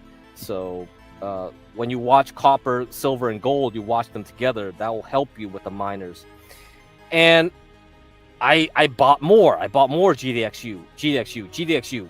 By the time it got up to here in January, I said like, oh, okay. This shit looks crazy. I better think about getting out of here. So by the time it got to this last part between late mid-January into February, right? We got to early February. It's just like I'm getting out. I'm getting out. People are talking way too much about silver. I don't like it. So yeah. So it's tough. It's really tough. When you do leverage, you only want to try to get as most of a range as possible. It won't be perfect. And for oil companies, I think, the trend is very nice, but I think from here on out, we are going to go sideways on oil companies. I mean, natural gas and oil. Oil companies also do some natural gas because when people go extract oil from shale, they get a lot of natural gas too. So a lot of these oil companies also are natural gas companies. Silver, gold dynamic, and copper dynamic of gold miners. So same thing. So long story short, I would just be selling because right now UwU is just down 2.4%, very little. So if you didn't sell last week, this week, definitely a good time.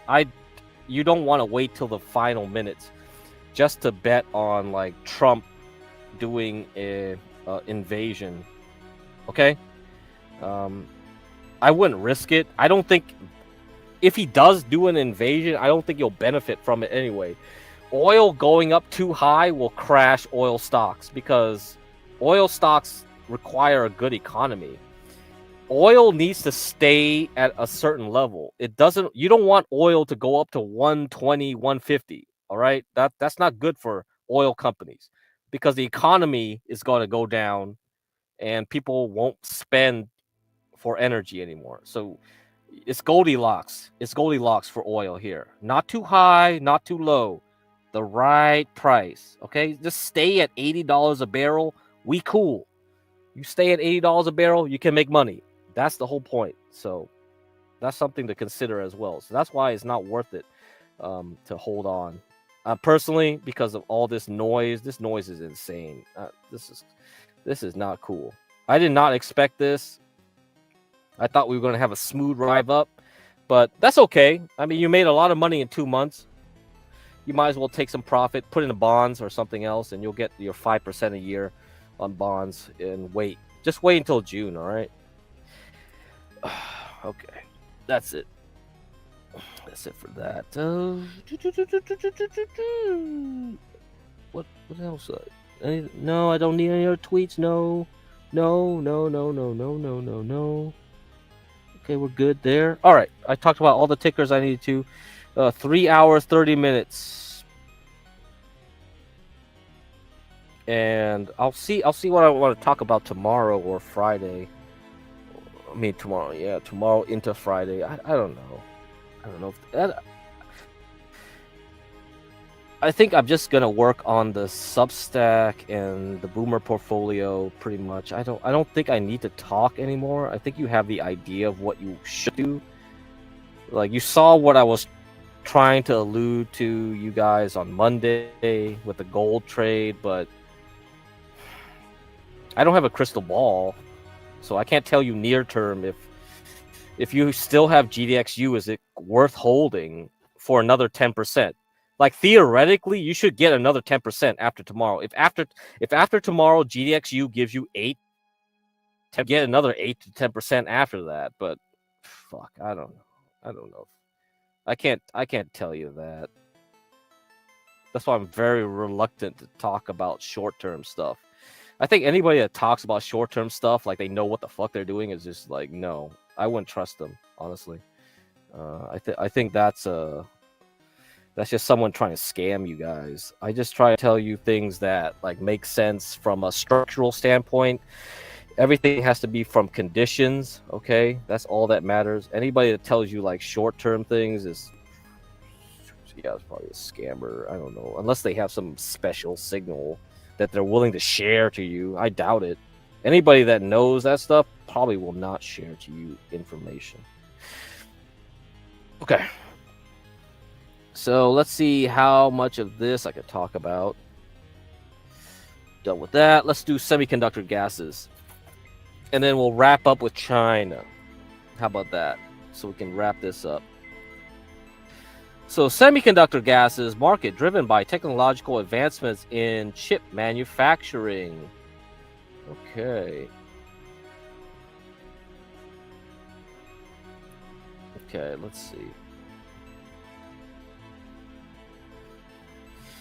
Try to. I think honestly, Iran isn't over, but I think the move in oil stocks are probably over. You get what I mean? So the thing is like, you have to think of it this way.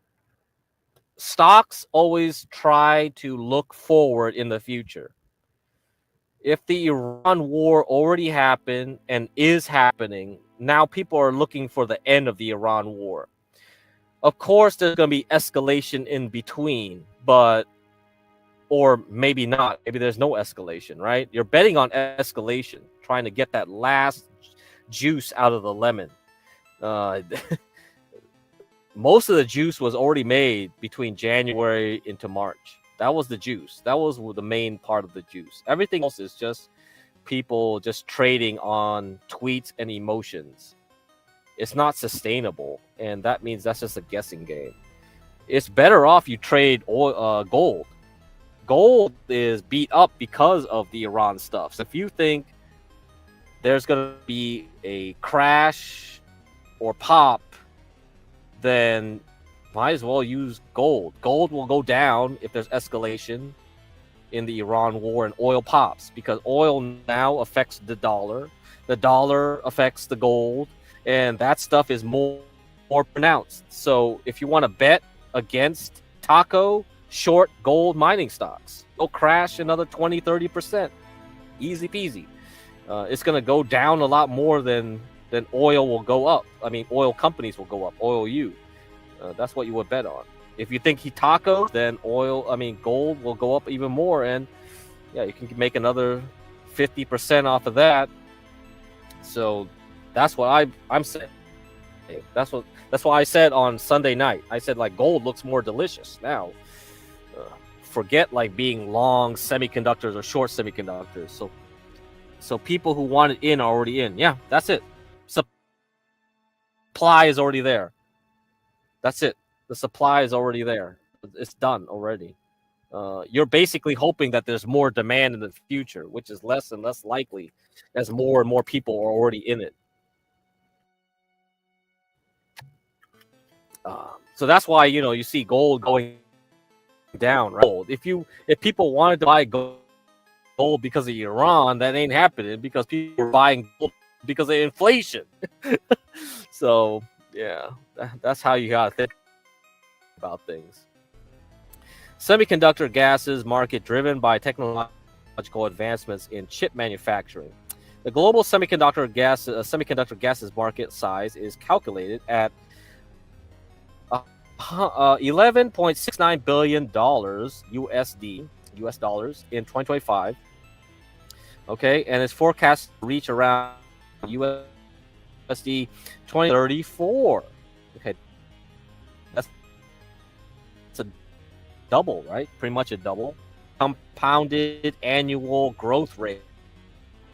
CAGR is compounded annual growth rate. Look it up. If you don't know business or finances, you can look it up yourself. CAGR. 7.3 is around 10%. That means it's like on average over many years.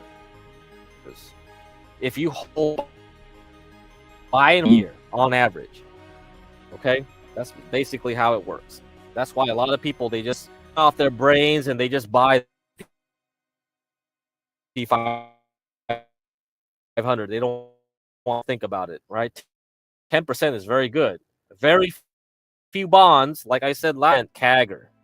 All right, CAGR of 10% is way too hard to beat.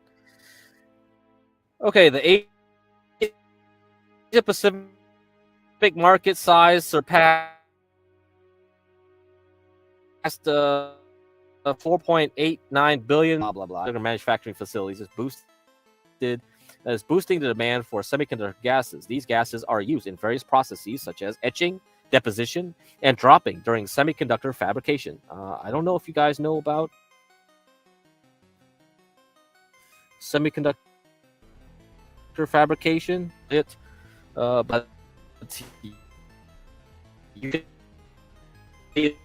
its growth rate is going up. Blah blah blah blah. Blah. Okay, let me slowly scroll it. The Pacific dominated the semiconductor gases market with the largest share of 45%. Blah blah blah. Specialty gases segment held the biggest market of 35%. So yeah, a lot of chemical and gas companies are going to make a lot of money. Also, these gases are used in hospitals, right? Hospitals also will use them. So I think a lot of health care.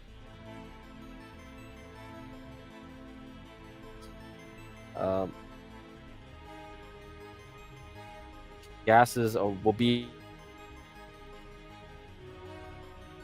a big demand because they're competing with semiconductors.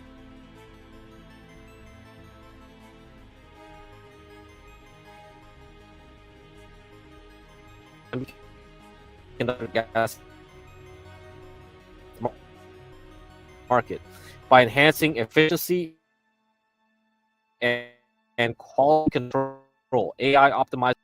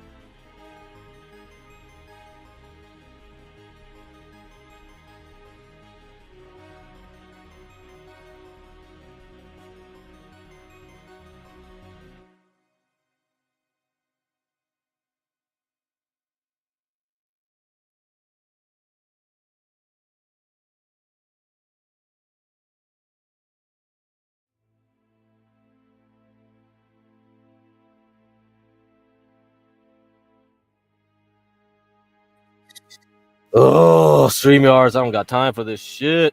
Oh my god. All right, whatever. All right, hold on. Let's continue.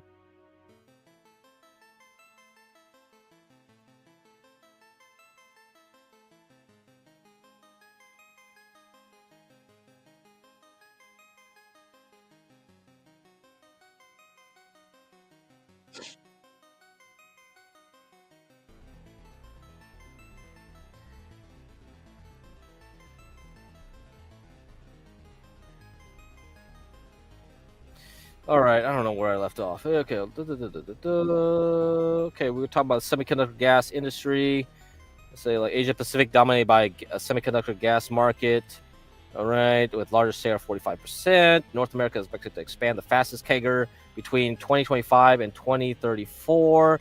By type of gas, specialty gas segment held the biggest market of 35% in 2024. By type of gas, the etching gases segment is expected to grow at a remarkable CAGR between 2025 and 2034. All right. By end-use application, the solar cells manufacturing segment is expected to grow at a notable CAGR between 2025 and 2024. Delivery mode, cylinder, and liquid segment contribute the biggest market share. So that's your medical shit. All right. Gas phase gases generated a major market share of 55% in 2024. All right, high purity segment accounted for a significant market share of 60%. Okay, AI is helping the revolutionize the semiconductor gases market by enhancing efficiency and quality control. Blah blah blah. Okay, so we have a $4.89 billion in 2024 is projected to worth $10.23 billion by 2034 in Asia Pacific, a CAGR of 7.66% from 2025 into 2034. So we got China, North Korea, North Korea, South Korea, Japan, India, and Taiwan. China is emerging as a key player in the semiconductors gas market. Okay, alliances between regional chip fabrication, facilities and gas suppliers. There is a rising demand for next gen chip nodes, boosting the demand for specialty gases. Environmental concerns are pushing companies to explore low global warming potential alternatives and recycling methods. Okay, Vietnam and Malaysia are emerging here. So you can see like 45% is Asia Pacific right there in that map. Okay, North America is the fastest growing one. Okay, blah, blah, blah. Yeah, we got the CHIPS Act. Okay, market overview. Semiconductor gases market refers to the market for specialty gases used in the production of semiconductors, which are critical components in electronic devices. These gases are essential in various stages of semiconductor manufacturing, including deposition, etching, ion implantation, and cleaning processes. So, there is a lot of stuff that goes into semiconductor fabrication. We need a chemical engineer here to talk about this. So you need like Monty. Okay, Monty can come here and talk about this stuff. I learned a little bit about this when I went to grad school. But most people that take electrical engineering don't know how chips are made. They just learn how to use the chips, but they don't know how to make the chips. So you need some materials scientists and chemical engineers that can come here and talk about this stuff, because you need a lot of them. Actually, the CEO that got kicked out of Intel was a chemical engineer who was in the fabrication division. I think when they pushed him out, they used the excuse of like he was fraternizing with a woman in his department or something like that. Anyhow. Yeah. What's up, Peaksy? What's up? So, semiconductor gases like pure gases, mixtures, chemicals, which are used in processes like chemical vapor deposition, CVD. I think they spin the silicon wafer around and then they start spraying gases into there. So that's how they get that nice layer of material on there. This is how they put their metals onto the piece of silicon. Okay, you have tungsten, you have copper. What else you got on there? Probably, yeah, pretty much tungsten, copper. I don't know. If they probably use some exotic materials nowadays. Plasma etching, oxidization, and quality precision of these gases play a crucial role in improving the yield, efficiency, and reliability of semiconductor devices. The market is experiencing robust growth driven by the surging demand for electronics, electric vehicles, and 5G infrastructure. Gases like saline, nitrogen, trifluoride, and hydrogen are essential in the production of memory chips and processors.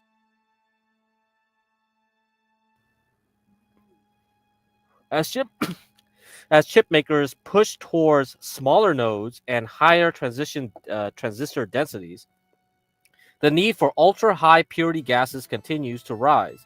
Governments and private firms are investing heavily in semiconductor fabs, fueling further demand. The market is expanding rapidly in several regions where semiconductor foundries are concentrated. Regulatory standards around gas purity and emissions control are also shaping the competitive landscape.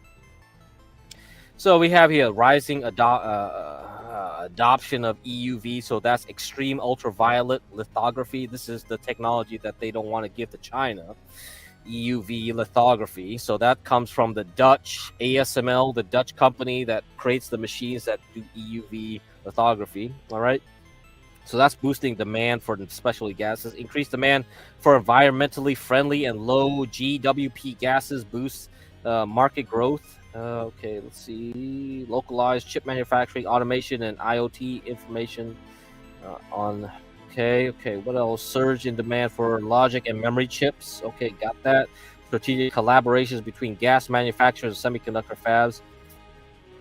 So this is the summary here. Take a screenshot of this. Blah blah blah. Okay, market dynamics. We don't need that. Straight opportunities. I think what's important, okay, is which companies are going to benefit the most from this. I think that's the end of this report here. And you can get the link from the description if you need to look at this. So here are the companies: Air Products and Chemicals Inc. I think that's what the fuck? I think that's which ticker symbol is that? Is that APD?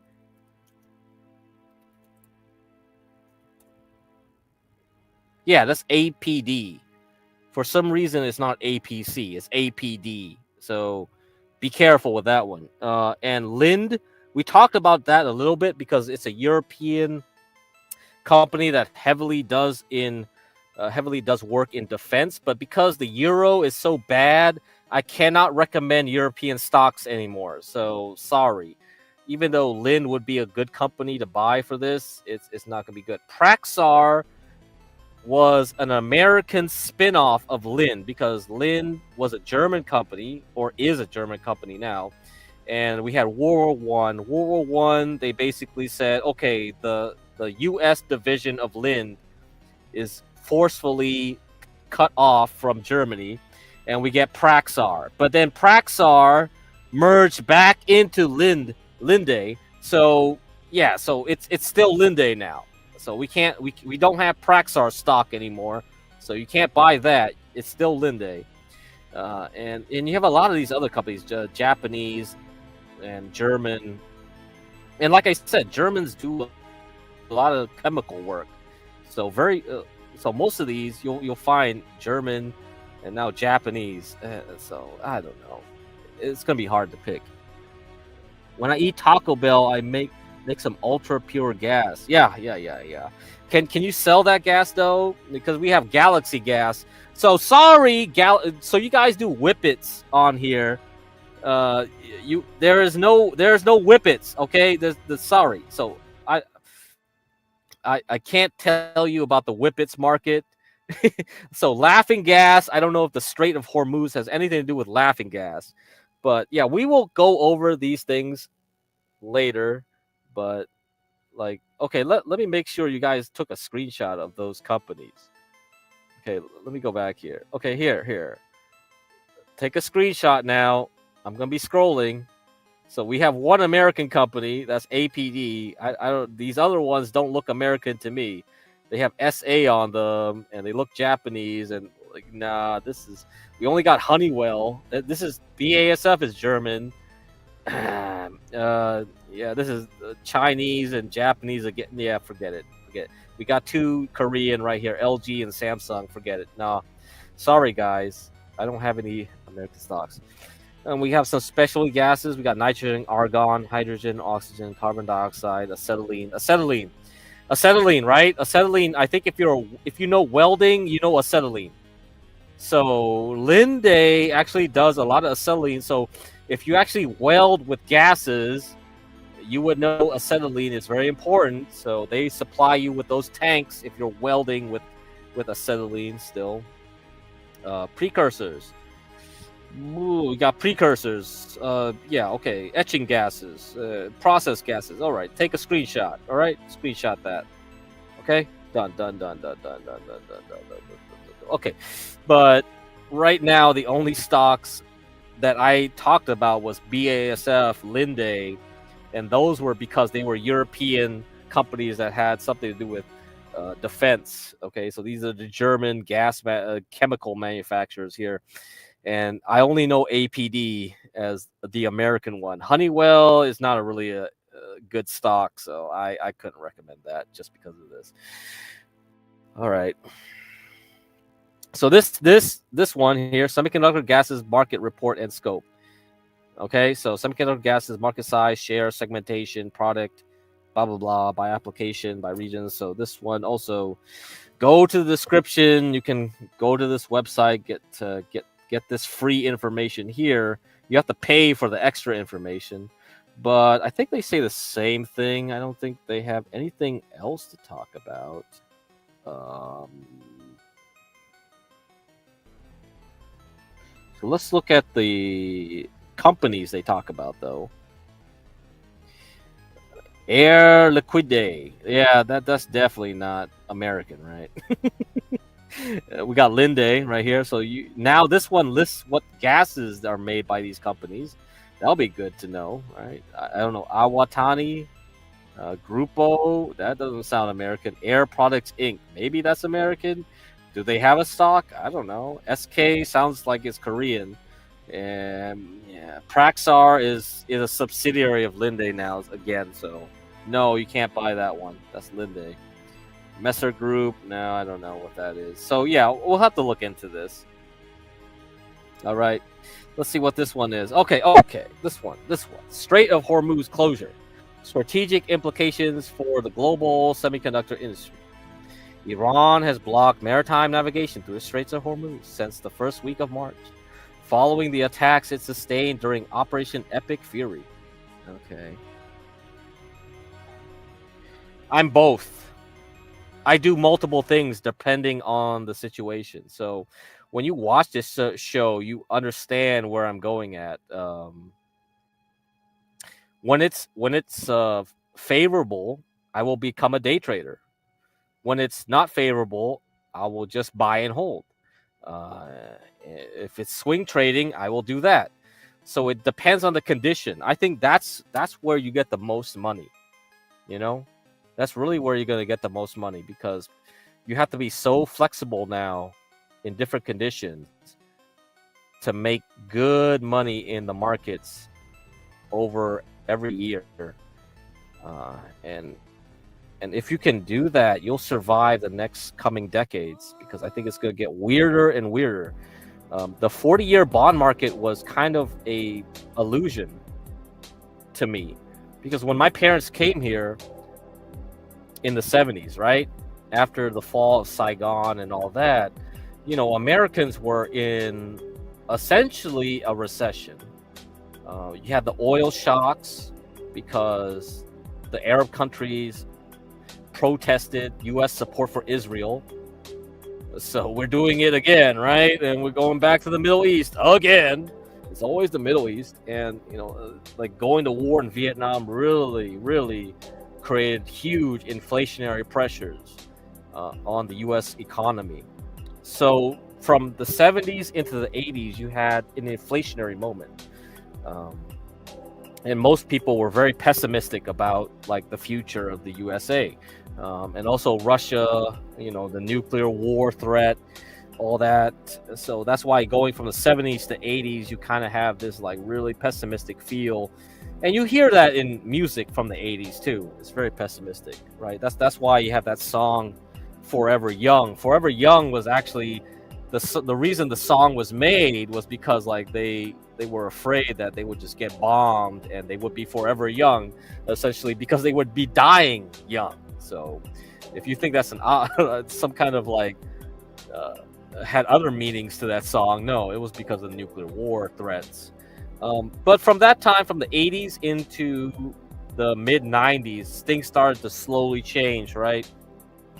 We had one more crash because of the credit debacle. There was a credit debacle. A lot of people were getting loans.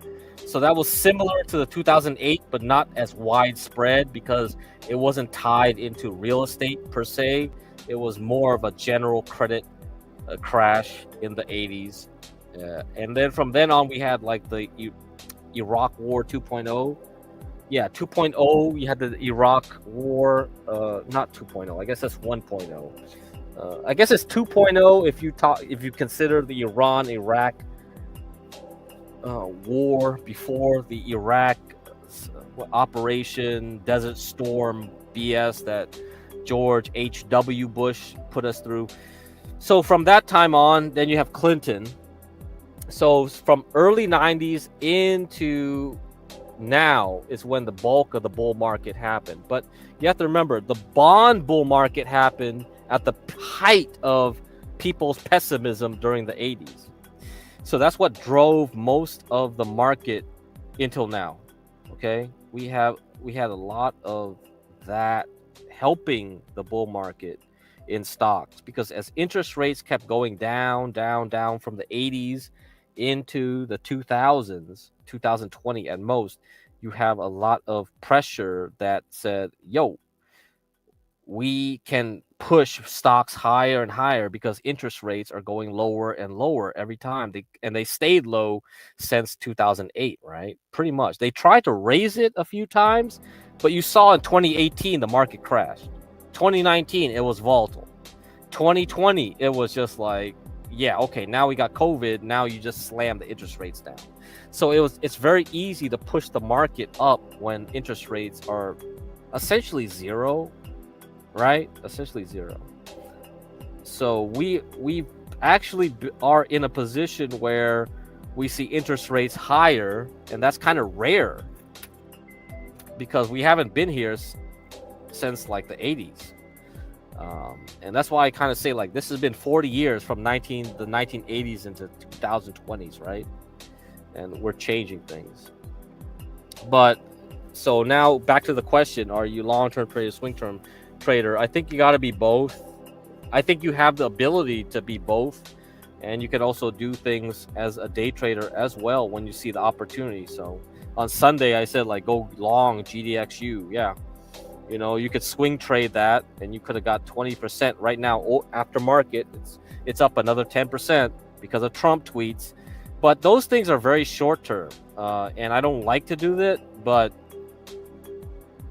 when I see the opportunity, I'll take it. Let's just put it that way. But I won't put a lot of money in it. If I do a lot of money in a trade or investment, it's because I'm very confident it'll last many months to a couple years or more. So yeah, so I'll try to do as much as I can to make money that way. It's because I don't have a job, so then I kind of need to make some kind of income every month. So a little day trading here and there will supplement it. You get what I mean?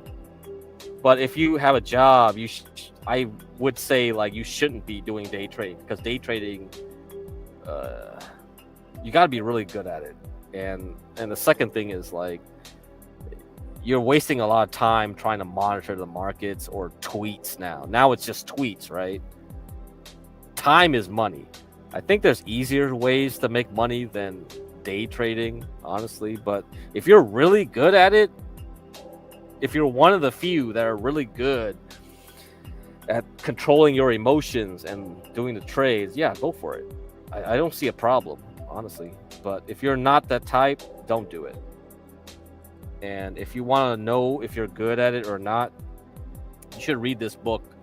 This is the first book I told people to read, because this is probably the only book I would really recommend, because it's so easy, and it's all it does is tell you about psychology. So okay, go on Amazon, go get it, or you could download it for free. It's called Trading in the Zone. Okay, I got this book for free because someone threw it out in the street.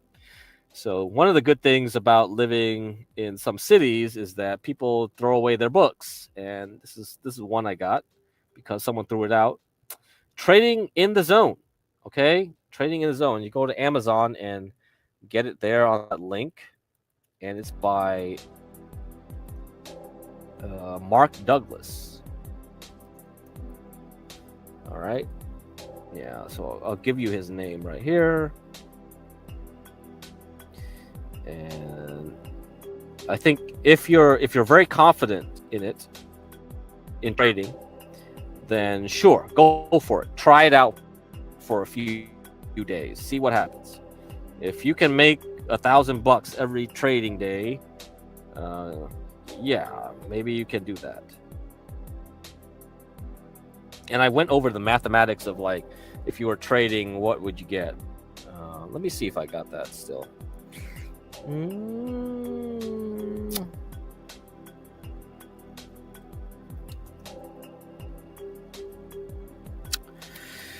see.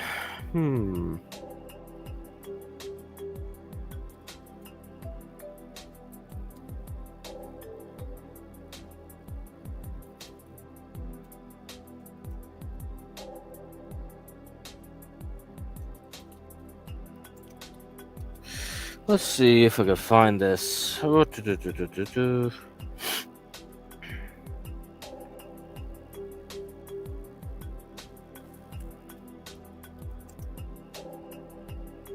It's from the one of the old streams. Oh, let's see. Let's see. Paste. Okay, I got it. All right. So let me go over this for a bit. How about that? Since you brought it up, I might as well talk about it. So, how much to trade in a quarter? Okay. We have 250 trading days a year. So about 62 trading days a quarter. Let's say I only want to do 20 trades a quarter. Okay, let's do some math. Let's say those 20 trades, I can guarantee about 10% gain on each trade. And so whatever profit I make, I put back and try to get another 10%. So I'm compounding that trade. Okay? So that means I get 1.10 to the power of 20. Because I'm limiting myself to 20 trades a quarter, all right? And I say I can make 10% gains. Even though I have 62 trading days, I'm going to trade only 20 of them. So let's say I could do that. Can I do that? Theoretically, you can, because you see me every day, right? I show you, like, oh, there's a 10% trade here, there's a 20% trade there, and it happens within 1 to 2 days. You complete. So if you do GDXU on Monday, it was 9%. If you GDXU over 3 days, because if tomorrow gets another 9%, that's like almost 20%. Okay, so you can, on average, can you do this? Let's see. So let's say I have $1,000. I have $1,000 times 1.10 to the power of 20. Okay, and that means I can make about $6,727.50 every quarter. Okay, here's the trick though. Can I make 10% every trade? And can I compound it? Because there could be a time when you only make 5% that trade. Maybe you lost 1% or 2% that trade. I don't even consider that. I'm just doing the ideal case where I'm like, I can get 10%. I can get 10%. All right. And I put it back. Everything I put back. Okay. I put that 1,000 and I put my profit right back on the desk and I go like, bet. Right? That's it. You put it on the table, you bet again. So you keep betting. Now, what I also do is after 3 months, I reset it back to 1,000. So that means every four quarters, which is 1 year, I do this. So that's how much I make every year is $22,910. But that's, again, I have to guarantee that I make 10% each time I'm doing this, which is like something I don't talk about in here, right? So we can do this as a mathematical formula. All right, we can turn this into a mathematical formula. We got the G, you got the K, you got the X. So X is where you start with $1,000 every quarter. You got the G is like the 10%, which is very aggressive in my opinion to do, because most people can't even do 10% consistently. You got the K, I do 20 trades only. That's my profit. So in percentage, I made 2,291. Okay, so this is the percentage profit. That's how I make. Now, if you remember when I did this stream, I talked about the Kelly, what was it called? The Kelly something, Kelly bet, Kelly criterion. Okay, and there is something where they apply this Kelly criterion to stocks, and they call this a Kelly-Thorpe criteria. Theory or whatever, betting strategy, and it has nothing to do with Ben or Grace Thorpe. Okay, it's some other Thorpes. So the Kelly criterion, how to size bets. Let's play a game. I have a coin that lands heads 60% of the time and tails 40% of the time. So if if I say I can make 10%, is it 100% of the time that I do my trade I get 10%? Probably not. So if I use some lame technical analysis, usually it's about 60-40. Yeah. I think people have tried to analyze if technical analysis works, and they go like, well, mostly it's like more like 50-50. Okay, it could be that bad. So if I have $25 and I can bet on either side of the coin, every time you're right, you double your bet. And every time you're wrong, you lose it. So let's do this. How much should I bet, guys? How much should I bet? Okay, how much should I bet? Let's put it at $4. How about that? And since I know that heads is 60% of the time, I'm just gonna keep betting heads. Even if I lose, I'm gonna keep betting heads. Okay. I'm losing money now. Oh shit, I'm making money now. Oh yeah, baby, come on, I want to retire.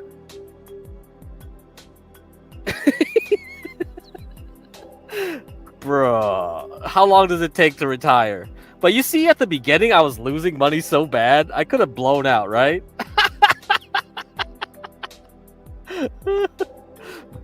Oh shit, this is a bad year for me. Oh my god, look at me, I'm losing money. Oh wait, I'm making money again. Oh damn, yeah.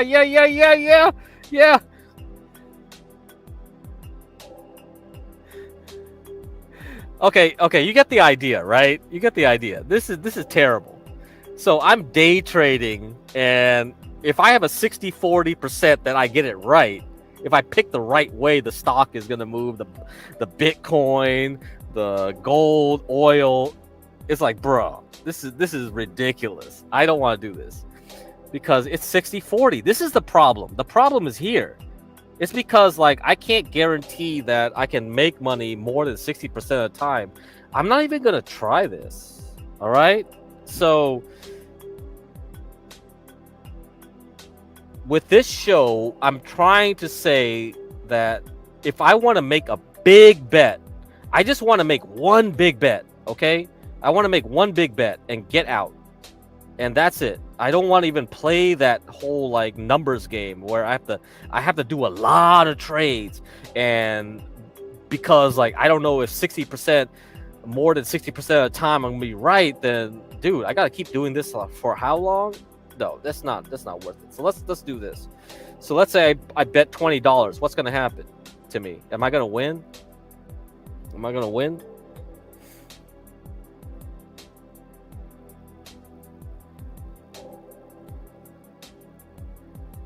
Okay, yeah, let's do $20. All right, right here. Bet heads. Shoot, come on. Can I retire within a few bets? Come on. I'm almost there. Come on. So anyway, yeah. So let me reset this. I think the thing just slid back to like $4 something. Let's go. Okay. Yeah, I lost. That time I lost. All right. So I got lucky that first time when I did the first $20 bet. I didn't blow up right away. So, but this time I did. So that's why, the 60-40 ain't good enough. You're gonna need like something that tells you like maybe 90-10, maybe 90-10. I'll bet on something like oil. Yeah, that looked like a 90-10 bet to me. So I did that. There's like in April, you probably could have got a lot of 90-10 bets, right? But that doesn't happen all the time. Okay, most of the time it's just like, whoa, where are we gonna go? What should I bet on? What should I buy? What should I sell? I don't know. And then now you're relying on Trump tweets. No. If I'm relying on Trump tweets, then definitely I'm not gonna bet anything. Fuck that. So hopefully you get the idea. I try to maximize. If I'm doing like short-term bets, it's because like I have a good idea that the odds are in my favor. If the odds are not in my favor, I wouldn't even touch it. And And what I try to focus on is like something that can last for months to a year, and then I'll put all my money there. But I will talk about short-term swing trades and day trades too, because it's a good practice. It's good practice. It's good practice, honestly. You can look at a lot of charts, you can see some patterns, and the patterns will repeat in the long term. So you'll see that. Anyhow, back to the article. Let's see that. Yeah, it's good to cover that stuff from time to time. People figure that out.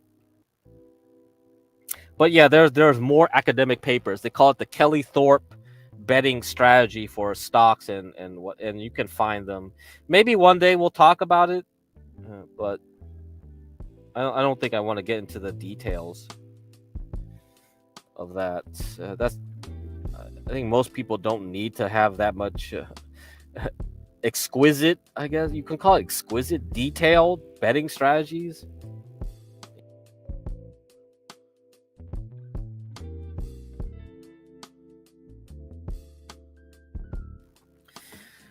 All right, so Iran blocked the Strait of Hormuz, blah, blah, blah. Okay, crude oil, yeah, we know that, blah, blah, blah. Let's get to the meat of this article. Okay, we'll talk about the disruption here. So a lot of stuff, a lot of maritime shipping is going around the Cape of Good Hope, okay. And so it adds 19 days to the transit times to and from Asia, generating weekly losses for global supply chains estimated at between $2 billion to $3 billion, additional operating and fuel costs. So this operational disruption directly affects the technological infrastructure of East Asia, where advanced semiconductors fabrication facilities in Taiwan and South Korea require vast continuous electricity supplies to operate lithography systems around the clock. These critical facilities, which account for approximately 68% of global semiconductor production, rely on imported liquefied natural gas, LNG, right, to ensure the stability of their power networks and prevent disruptions. Okay, we know that part, I think, a little bit. So, in particular, production lines require ultra-high purity helium gas. So this is something that was kind of talked about in the news for a little while. So the gases that goes into these semiconductor factories, extracted as a byproduct of Gulf LNG liquefaction facilities, which represent roughly 35% of global supply, as well as bromine, which Korean factories import at a rate of 97.5% from the Dead Sea coast for chemical etching processes. Accordingly, technology firms are accelerating efforts to assess their exposure to the dual energy and critical chemical input shortages.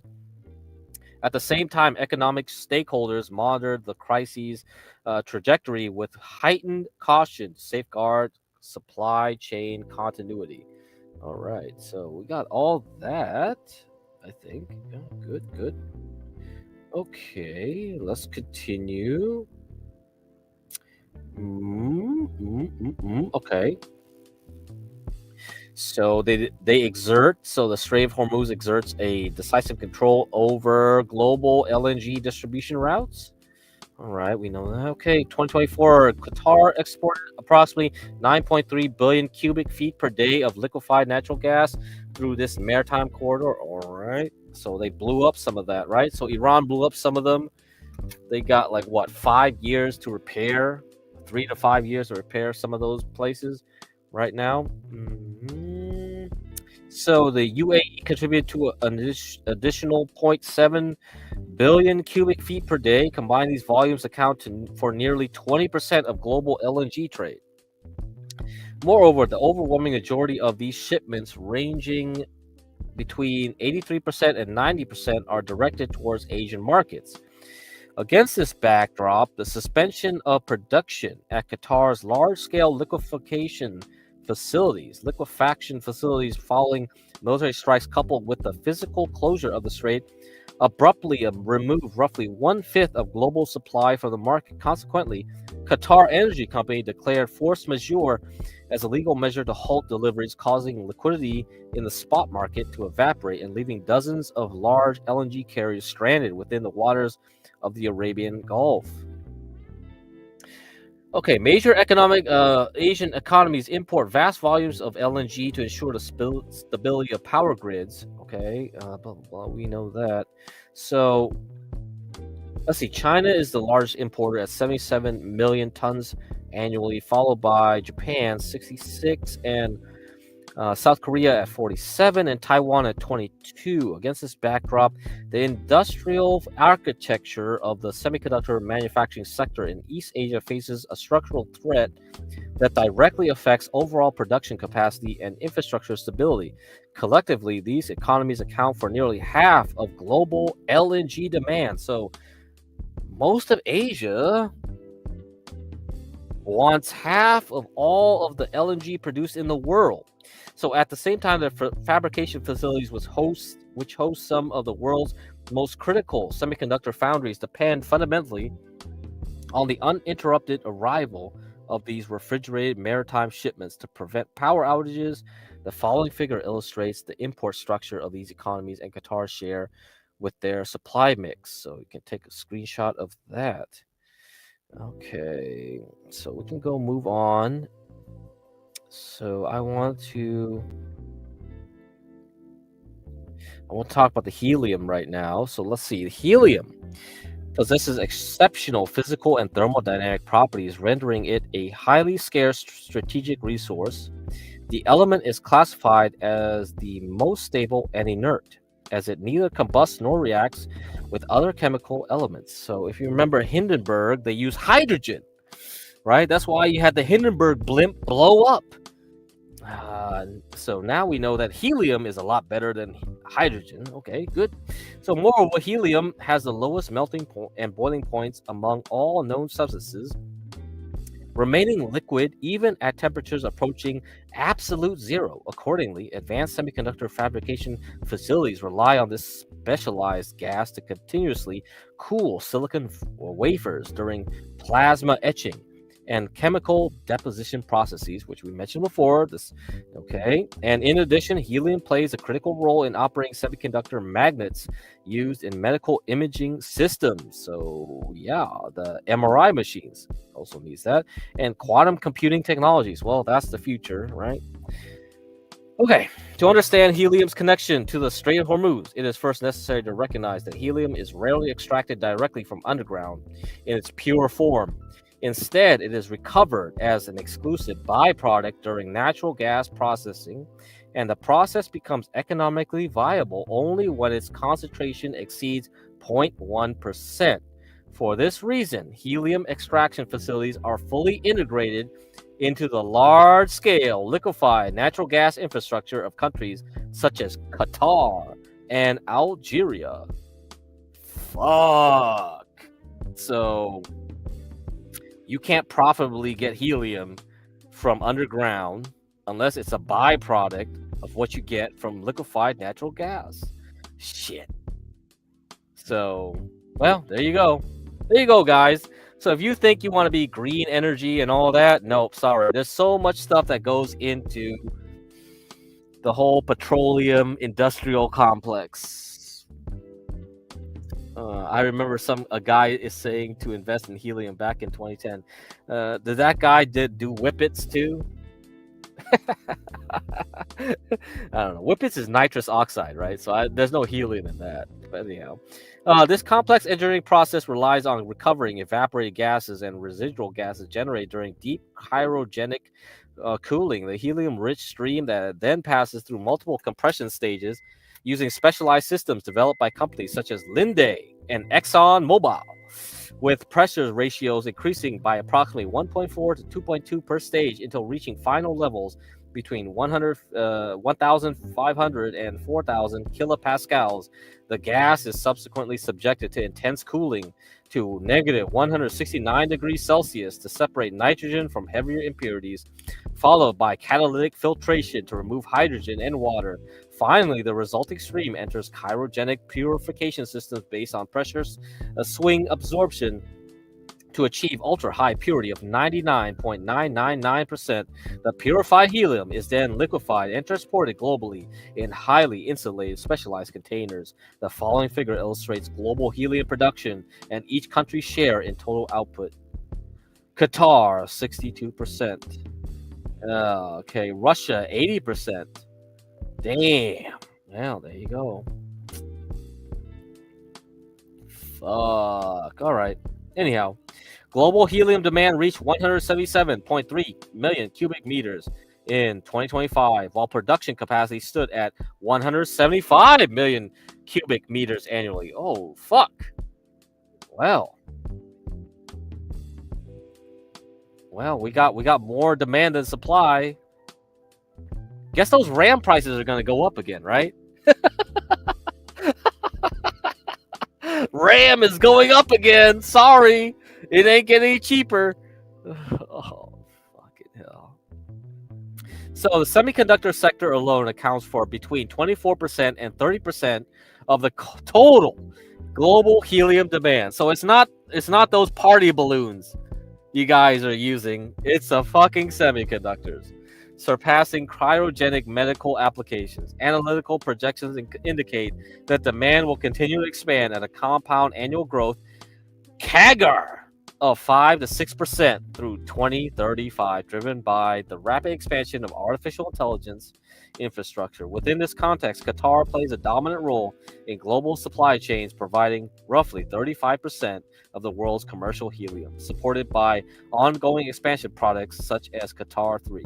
Consequently, the suspension of Qatari liquefaction facilities following the military strikes, combined with the physical closure of the Strait of Hormuz, has abruptly removed more than 1/3 of global helium prices from the market. Oh well, guys. Sorry, folks. Every time you use Claude, you need a piece of helium. So not only you need water, you need some nuclear energy, you need anything, you need some helium too. It's not free, guys. It's not free. So that's why they're going to charge you more and more for your subscription to get it. So you can read the rest of this article. Very nice. It's free. So very kind of them to do this. March 19th. Okay, and you can get the article. A link in the description. So if you're on Kick, you go to the YouTube. You can find the articles in the description there. All Hop Tour Research Center. Thank you, Mohammed Shadi, for this article. Great. So it's about 4 hours, 20 minutes into this. So let me wrap this up with this thing. Let me wrap up with China here. So we got this article. China's quiet win in the Iran crisis. All right. Washington likely assumed it would choke off cheap Iranian oil to Beijing the same way it managed with Venezuela. Sanctions, shipping pressure, and financial arm twisting that reduce Caracas's discounted crude to a trickle. The logic seemed replicable, but it was also fundamentally flawed. Iran is not Venezuela. The Islamic Republic has spent decades building one of the most sophisticated sanctions invasion networks in the world. Hundreds of shadow tankers, fake shipping signals, front companies across dozens of countries, and open sea transfers that make interdiction vastly harder than in the Caribbean. Most importantly, China was not caught off guard. Beijing has been watching the U.S.-Iran standoff with the calm focus of a chess player who has already seen the next several moves. By the time the oil shock hit, China was not scrambling for supply. It was ready. China's resilience to the Iran shock and potential gain comes from several strategic fronts. The first is the massive buildup of crude oil inventories, which has been happening for years, but even more so in the first 2 months of the year as Russian oil imports rose roughly 400,000 barrels per day above their usual pace. This added around 24 million barrels to Chinese storage. No coincidence, but rather a well-timed action. Man, even China knew you guys were going to go at Iran. Come on, why would they be accelerating their buying?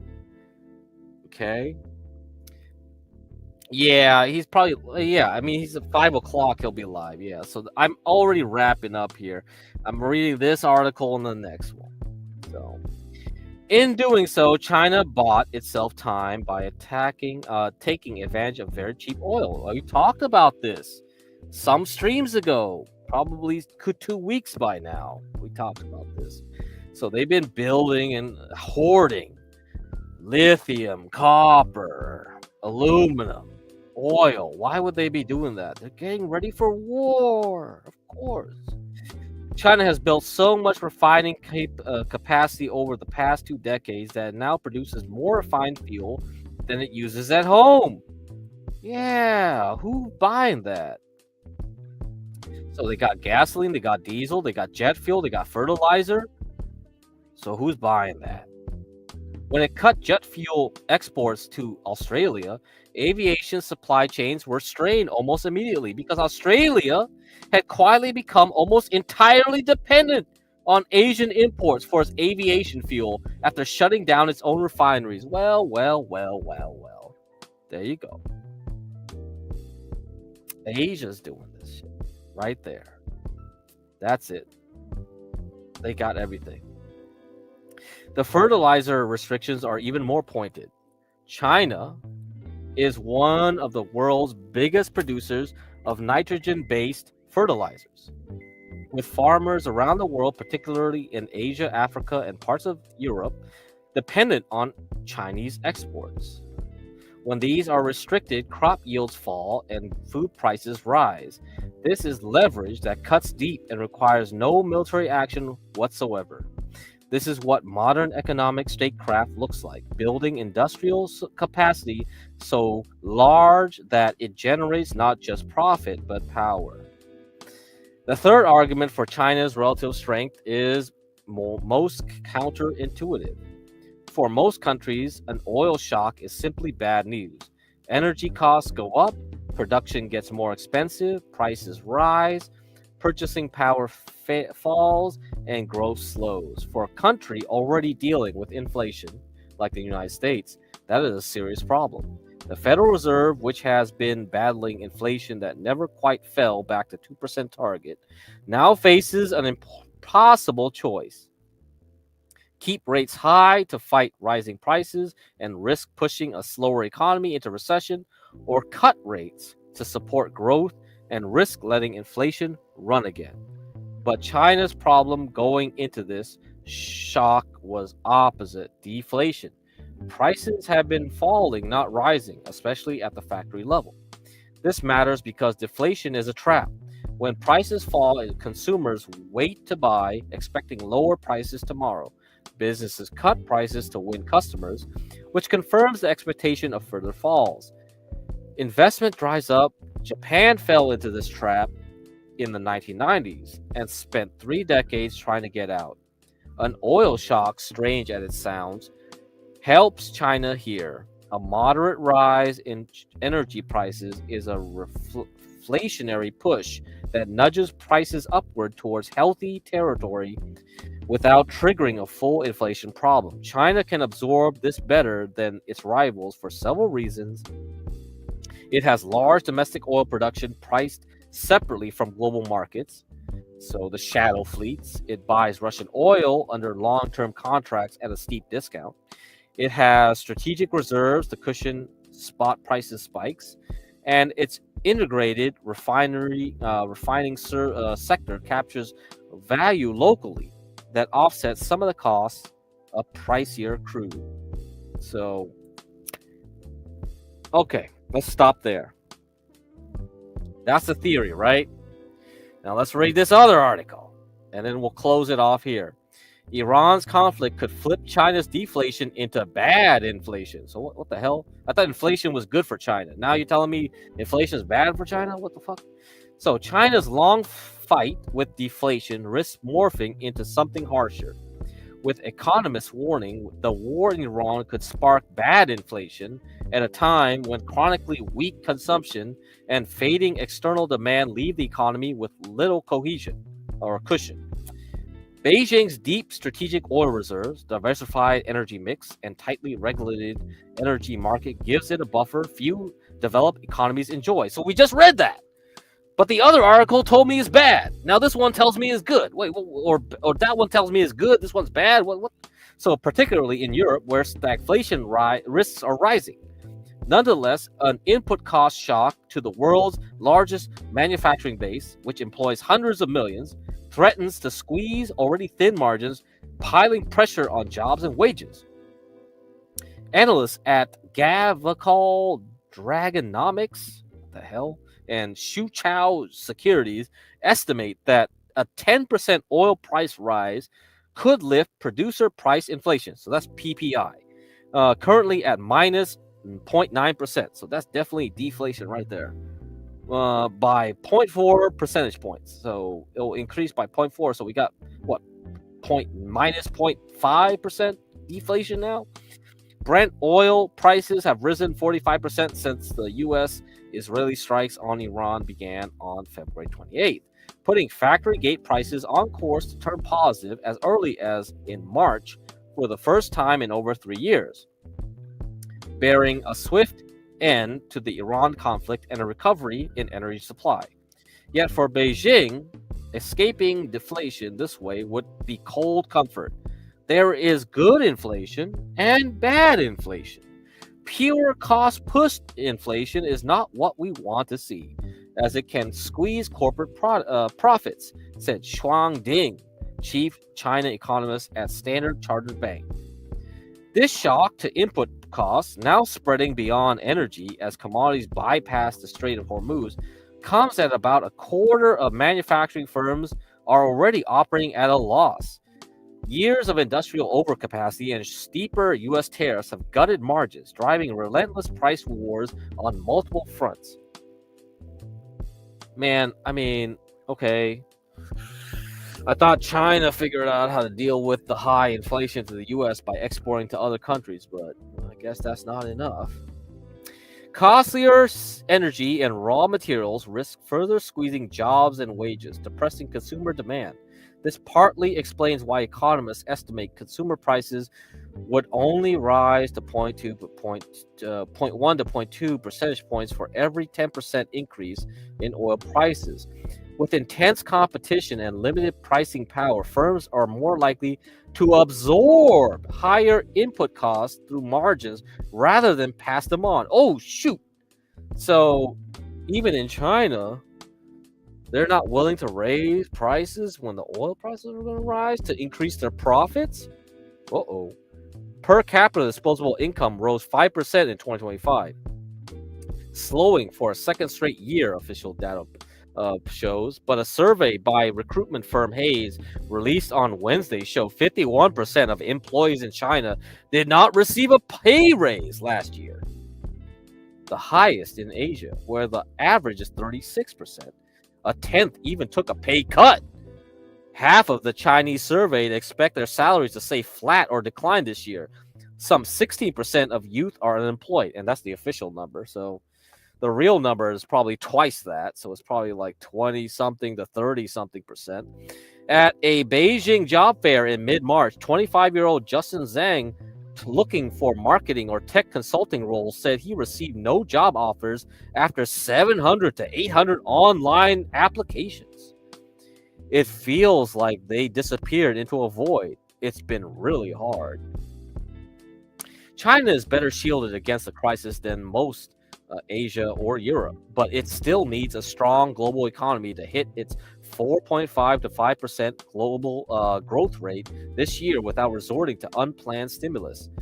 Much of China's 2025 expansion was underwritten by trade, with surplus jumping a fifth to a record 1.2 trillion, roughly the size of the entire Dutch economy. For China, the main threat from the Iran conflict is that it could retard consumption globally, with obvious consequences for Chinese exports, said Alicia Garcia Herrero, Asia Pacific chief economist at Natixis.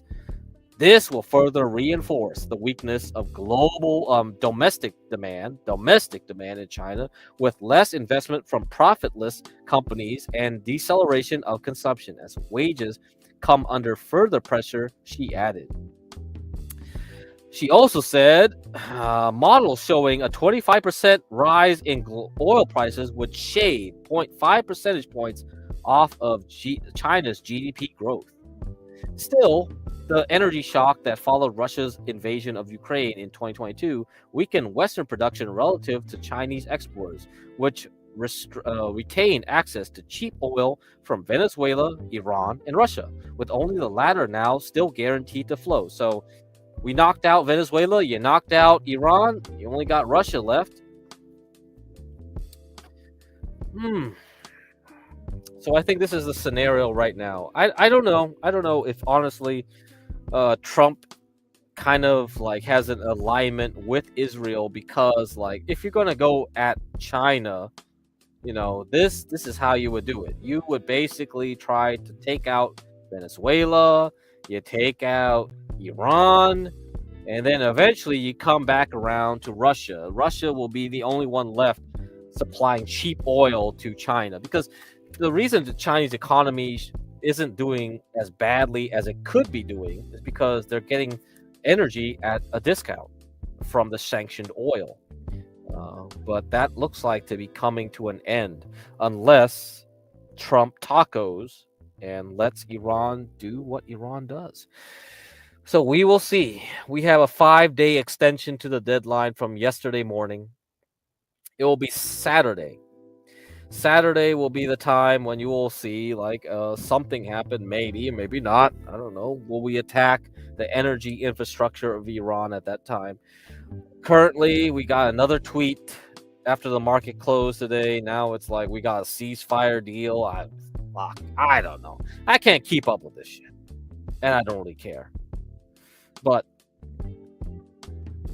anybody that trading gold, silver, gold miners, silver miners should be happy.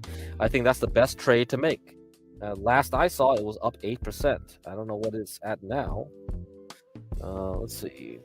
We're at 5 o'clock my time. Okay, so 8 o'clock Eastern. Let's see. All right, how are things going? Yeah, silver is doing good. Okay, up 1.8%. Okay, doing nicely. Gold up 1.37. So yeah, if you still have GDXU, you should be doing fine. That was the correct choice that I made Sunday night. All right, guys, go over to Deadman's if you want to watch whatever. I don't know what's going on. There's nothing to talk about in the Boyd, really, or at least our side of the Boyd. There's plenty to talk about in other sides of Boyd, but people aren't interested, I think. So, Mr. Deadman. So, Mr. Deadman, DT, Diego Tango. All right, that's the channel name. So, see you guys. I'll be over there, I guess. I'm gonna go eat first. Okay, I'm hungry. I'm fucking hungry. Can I drink some oil? I wish I could just drink some crude oil. All right, later, guys.